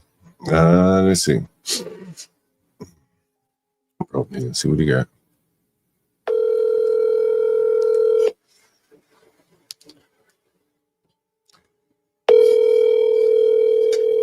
My Bluetooth ain't working. I gotta hold the phone up to shit. I'm gonna tell this nigga to call me back. Y'all have to be quiet. Hello. Hey, what's up, man? How's it going? Hey, how's it going? One day at a time. I have came in for you here in a couple hours. How much you think you're gonna have?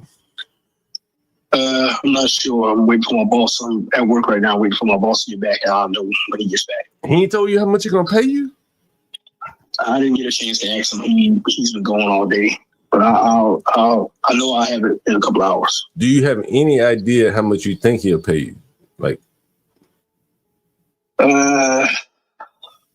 you gotta have an idea. I know it's over 200. Is it over 300? I'm not sure. I don't want to lie to you. Cause I know I have it for you in a couple hours. All right, give me a call. Okay.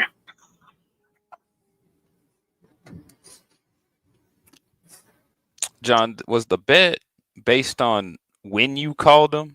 Well, he ain't got shit right now. I should ask. Yeah, that's what I'm saying. Technically, I win. Technically, I win. I said Technically, $0. he does win. Yeah, he did say Technically, that. I win. So, No, is he gonna call you, John? Is he gonna reach out to you when he gets paid or not? He's gonna call him. He's not calling him. No, what he'll probably do is just send me whatever little bit of money he has. You know what I'm saying? If it's 200, you know, but I'm telling him, like, I'm not, well, I ain't get a chance to tell him, you know, I was hoping he would know how much he has. But, you know, I think, you know, you already see, like, he's already said this much, bar low, I ain't gonna get more than $300, right? So this is the shape hand. You know, their network is, you know, man, I've been on this tangent for a very long time, to be quite honest with you. And if this is what you got, bro, with, and he's probably 40, with 40 years of living, bro, you might well cut everybody off, you know, start over. Because them people ain't worth a shit. Damn. You understand? Your friends, your family, whatever you done to like get yourself in the position that you can't go to anybody for $400. Well, at best it's a push. You need to start over, bro. Like cut all that dead weight. It's hard to say, but you got to try to make you a better network, and that ain't working. Sometimes you got to reset, man. Sometimes you got to reset. That's what I'm talking about. He needs to reset. You know, try to find him some people that, you know, maybe be able to, you know, have his back. He had their back. And they ain't gonna be financial. None of these niggas probably gonna have money that's gonna want to be around him. But someone that can, you know what I'm saying? Let me ask you this, John. Can I ask you this, and let me know if it's not too personal, but how much should he be paying you? Like how much you be charging, or what should he be paying you? Okay, so he started at like $55 a day. And you remember I keep telling you guys about Remember Normal. And so all of these people are trying to pay month to month, week to week. Someone's calling me.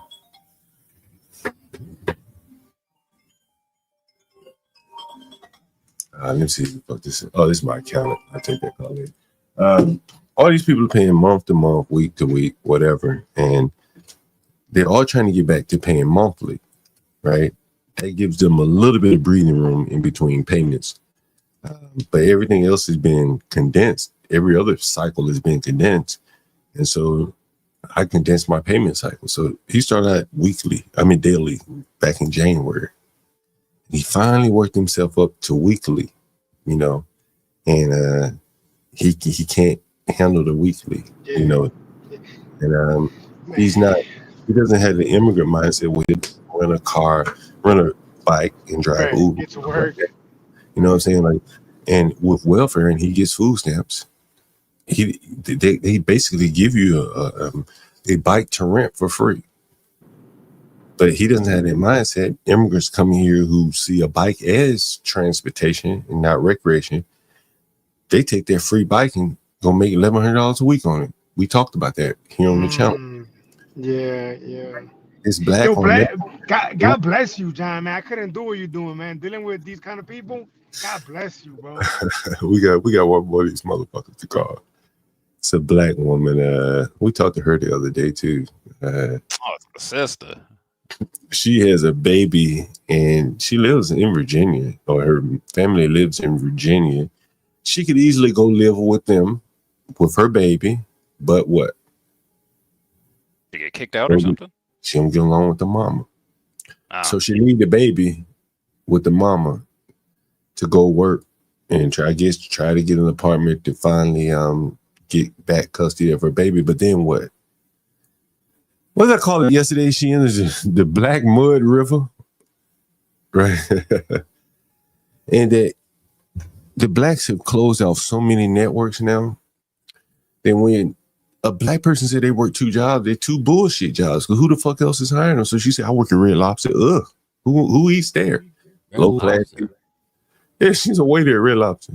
What? And then I showed the other restaurant. She's a waiter at Urban Crab. Niggas. Wait, is that that bar with that with that trainee reading hour? Yeah. I heard about that on the news, man. That shit is getting flamed to hell. In a ghetto neighborhood in Washington, on the outskirts of Washington, D.C., wicked, if you understand, it's probably be like working in Dalton, Illinois, or some ghetto black neighborhood, right? You know what I'm saying? Ain't no money out there. You working 2 jobs, but they ain't worth one. Because you depending on tips from the poorest people, right? Damn. Red Lobster and the urban nigger crab boil. Good luck, right? 2 jobs don't even equal 1. Well, why don't you get one good one? Ain't nobody hiring these blacks. Why don't you go work at a better restaurant? No one is hiring these blacks in front of the house. We've seen them crash out in the Amazon, UPS trucks. A black crash out in a restaurant, bro, that could be thousands of dollars in a tab gone, because ain't nobody gonna pay if a black in the front of the house crash out. Yep. Any fucking thing, bro. You know what I mean? That could be the whole week, a whole month worth of profitability going down the window. Man, that's tough, bro. That's You tough. understand, right? And so we have someone like Jess Hilarious do her nigger bit on Twitter. You can't have that shit where the profit margins are real thin and shit like that in the restaurant business. So hence they can't work in restaurants where, the higher end restaurants. So she can't work there. She's relegated to Red Lobster and the urban crab boil, right? So she doesn't have her rent either. And she doesn't want to live with her family because the family connection is broken down. And so what? She's renting from me and can't afford to pay it. It's called her. See what she gets. Damn.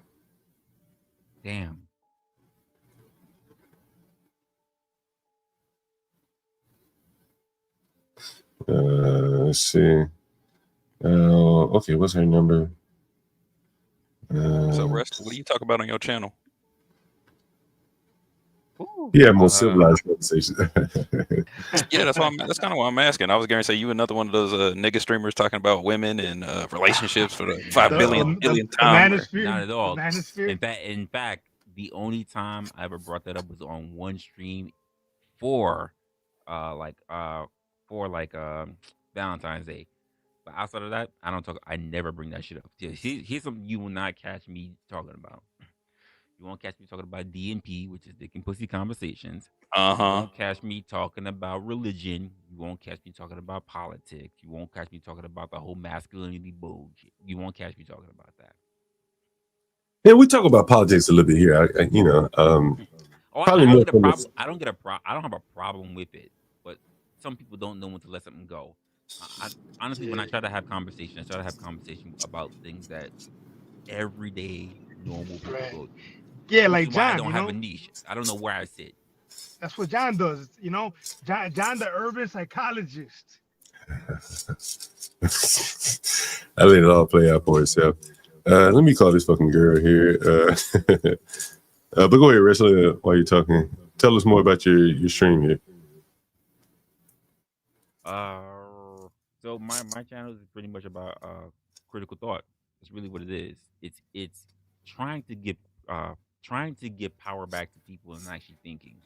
A lot of us, we get on the internet and we so used to getting on these panels or watching panels of just people who just feed us into echo chambers. And I'm trying to get people to think about pulling that shit back. Because too many times I get into talking with people online and the shit they fly at their mouth, I'm like, I've heard this before. Because I hear it on every other channel that I go to.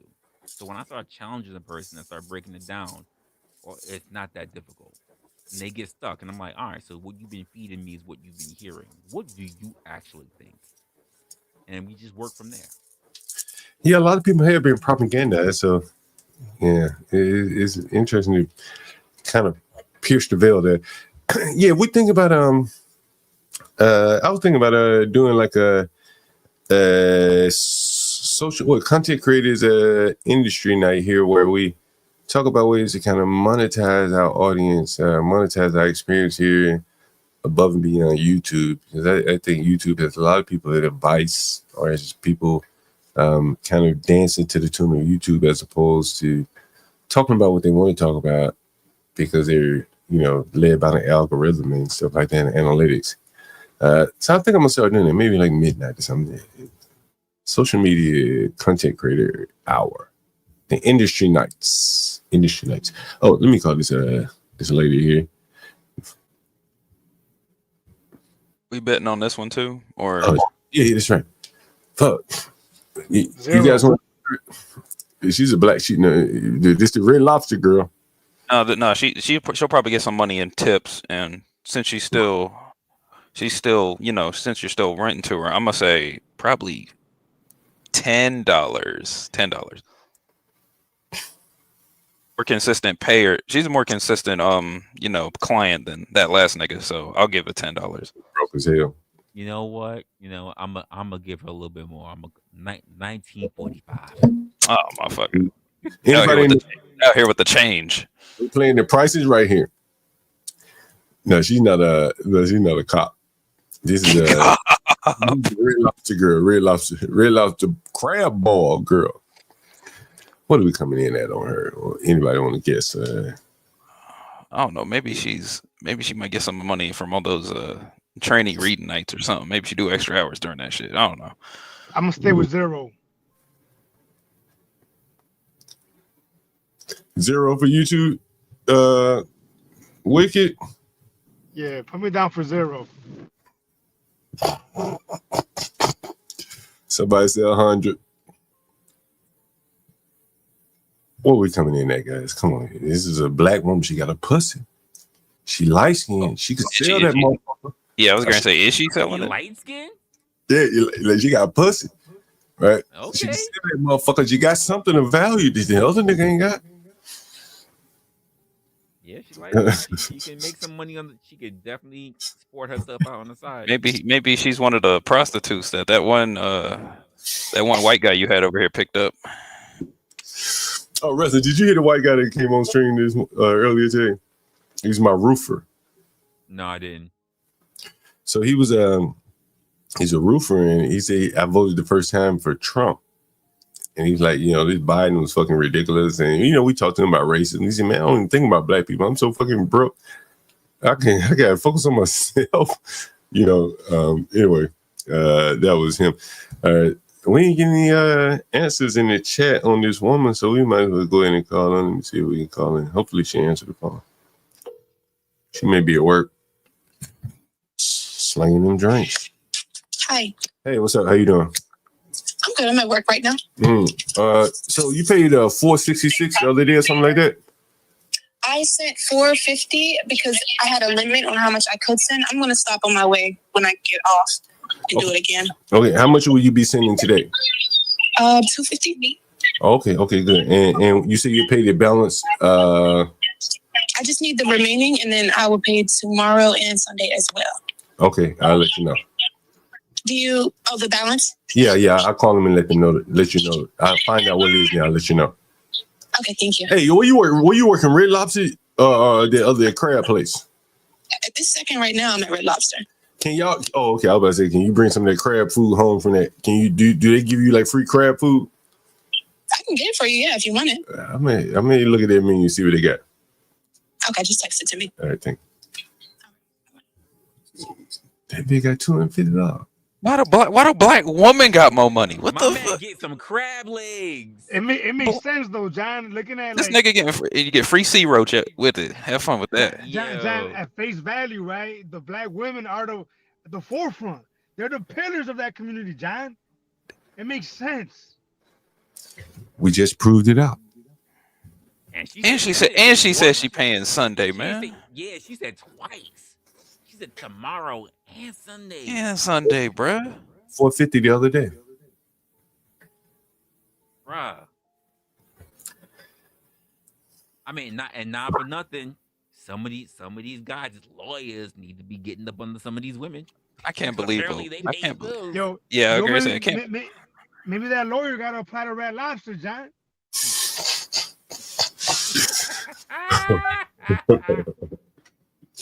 He should apply. He should apply to the Urban Crab Boil too while he at it. That's a fact. You need to put them in touch. Man, give me some of them crabs. I mean, somebody got to wash the dishes, John. He got too much education. He probably think now to wash dishes. John gonna be racking up a tally. I get crab legs and a consultation. Yeah, I get rent and cheddar biscuits, nigga. What you doing? Maybe some puff. Two types of cheddar biscuits. Man, you know, I showed you guys that Popeyes are right around the corner from me. I showed you guys the video, right? I showed it to you. I think I did. I showed it from my phone. Yeah. Oh, the guy with the Hispanic working there? Oh, yeah. Well, that was the day that he was going to work. One of the Hispanic workers was going to work. Now, this is on Martin Luther King and Malcolm, actually, the intersection, the corner. Bro, it was all Hispanics working there in the fucking ghetto, bro. Man. Martin and a Popeyes, nigga. Popeyes. I bet that chicken was good, though. I ain't eat that. It was good. Nah, funny thing I'm about not eating. Yeah, not Popeyes. Funny thing about the Popeyes in my area, it actually went out of business 2 weeks back. Guess who was working there? Oh, the blacks. All the niggas. We don't even got that many niggas in my area, man. All the niggas work. Okay, all the niggas at least in my area, they work in two places. They work in Popeyes and Taco Bell. Taco Bell's still going, so maybe I guess they got the smart ones or something. But the Popeyes that was working there, that bitch closed down real quick. With the Popeyes, man, you can you know, you have to really be on top of your inventory, the chicken and shit like that. With the tacos, you know, you got a little bit more leeway throwing shit away, you know, as opposed to that chicken, you know, overcooking the shit, you know, like cooking too much. And the niggas will be doing this shit. They'll cook too much so they can take it home. You know, if you've been in the restaurant business. Yep, same thing for Chipotle. Can't fuck around in there. Yeah, I wanted to share this message with you guys. Let's see if I can find it. Yeah, here it is. I don't know why I didn't. Okay, let me send it again. All right, let me send this message here. I want you guys to see this.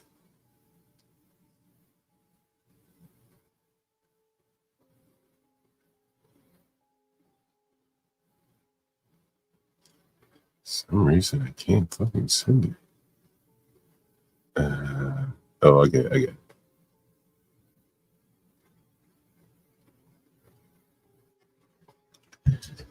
All right, here it is. Here's a message from the dead guy's spouse or whatever. She says this right here.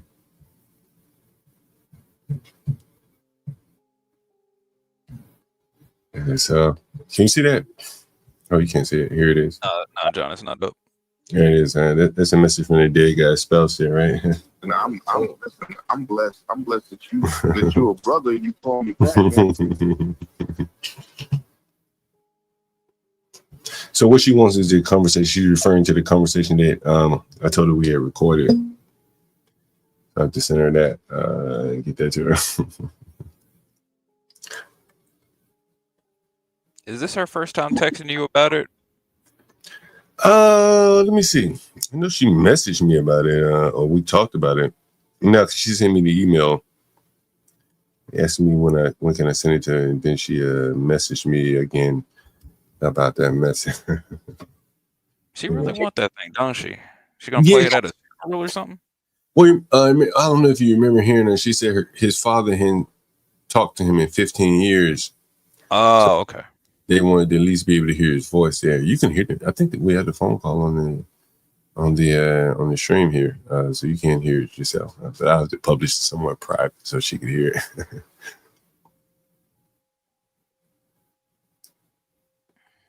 But anyway, guys, man, this has been a great stream. We've been going almost 7 hours. We're supposed to be out here an hour and a half ago, probably more than that. Wrestler, you got any last words? No, good. No. I saw you on. Just said, hey, whatever. I'll just come step by real quick. I'm about to go cook, and I still got to prep for a show tonight. Man, anytime. Man, you're always welcome anytime, man. Wrestler, you do open panels? I do open panels. I have currently I have a main show that's called Opinionated with yours truly, and but I will start doing some other things. I got some other things that I'm working on, but right now, yeah, I'm gotcha. Tonight as well as tomorrow. Well, I'm gonna subscribe. I'm gonna check you out. What's your strategy on like fully more monetizing your site? You have what's your strategy? You have a strategy For monetizing my site? Oh, not monetizing, but like making more money off your site. I'm assuming you want to make more. You have any strategies toward that? I do have a strategy, but right now it's really about not chasing the algorithm. Yeah, I agree with you on that. A lot of people they try to do anything, and because the algorithm is so quick to get in your head that they, the moment you get a bit of views, they start running for it. And I'm not to say I haven't thought about it and try to falter with it, but I try not to focus on the views. I understand that the kind of content that I do, it's not ambulance chasing. So yeah, at least I know that the community I build is authentic. I think the quality in your audience, I don't know if you can build a good, strong quality audience, ambulance chasing, unless you're very, very good at ambulance chasing, because someone likely does it better, you know what I mean? And then you're trying to figure out, compete with someone who may do it better than you. And that's always, Well, the thing about ambulance chasing is that you're never the only person doing it. So Yeah. you're competing to who's the better, who's the better person standing at the ER, basically. That's what it is. You're stuck in a niche. That's how you get into the quote, like the DMP conversation, something like that. Who's the better grifter in those spaces? When you bring forth something that people are not used to, you run into different challenges. So you run into the people that want it to be more like what they're used to seeing, or you get people that come in and they come in the door and they bullguard it because they want to hijack and make it something different. So and me, I'm learning those things as I go along. So the message is gonna stay the same though. It's all about critical thought. It's all about getting people back on track for themselves.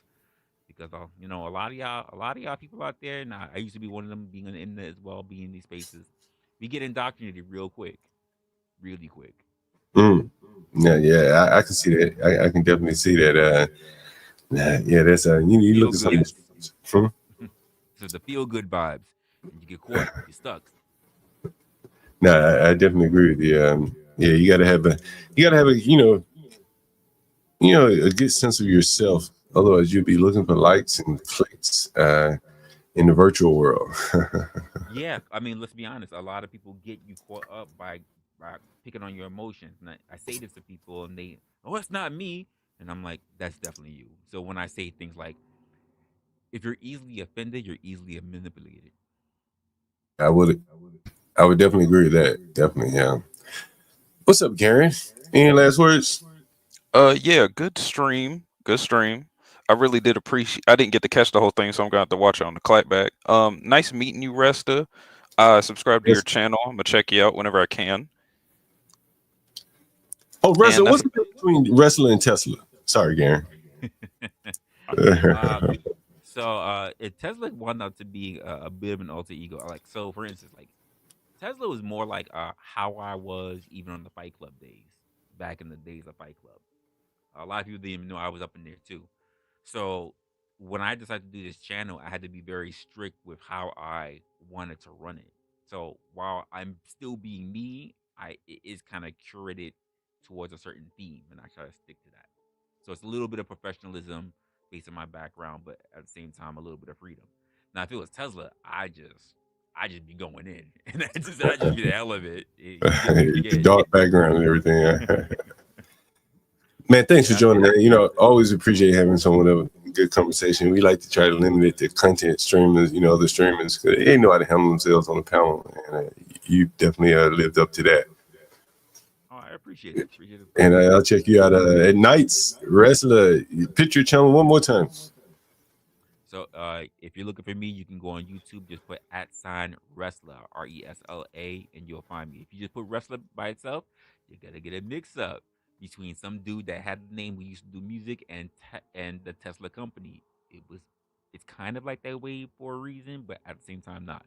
So @Wrestler, and then you'll be able to find my channel. And there you have it. Guys, thank you all for joining. This has been great. Another edition of HB Universal and me, John Galt here. Make sure you support this channel. You see the cash apps on the banner. Except Stream Labs, and we're going to start doing something kind of different here. toward the beginning of the show, this is just a thought that came off the top of my head, so I'm going to spring this on Portia J and on. I think toward the top of the show, I think we're going to solicit someone to kind of support the channel or support the show. What they call it, sponsor the show. There you go. And maybe we have someone every show that's willing to step up, lead off the show with a sponsorship for Portia J. So with that said, thank everyone for joining. Please support the channel and hope you enjoyed this stream. This was a little bit different because we had like a guest in the house here, Mr. Johnson and his buddy there. Again, thank you for the show. Make sure you hit the like button on the way out and make sure you support the channel. Thanks. Feel like I should, feel like I should, feel like I should, feel like I should go. Go. Feel like I should go. Feel like I should, feel like I should, feel like I should, feel like I should go.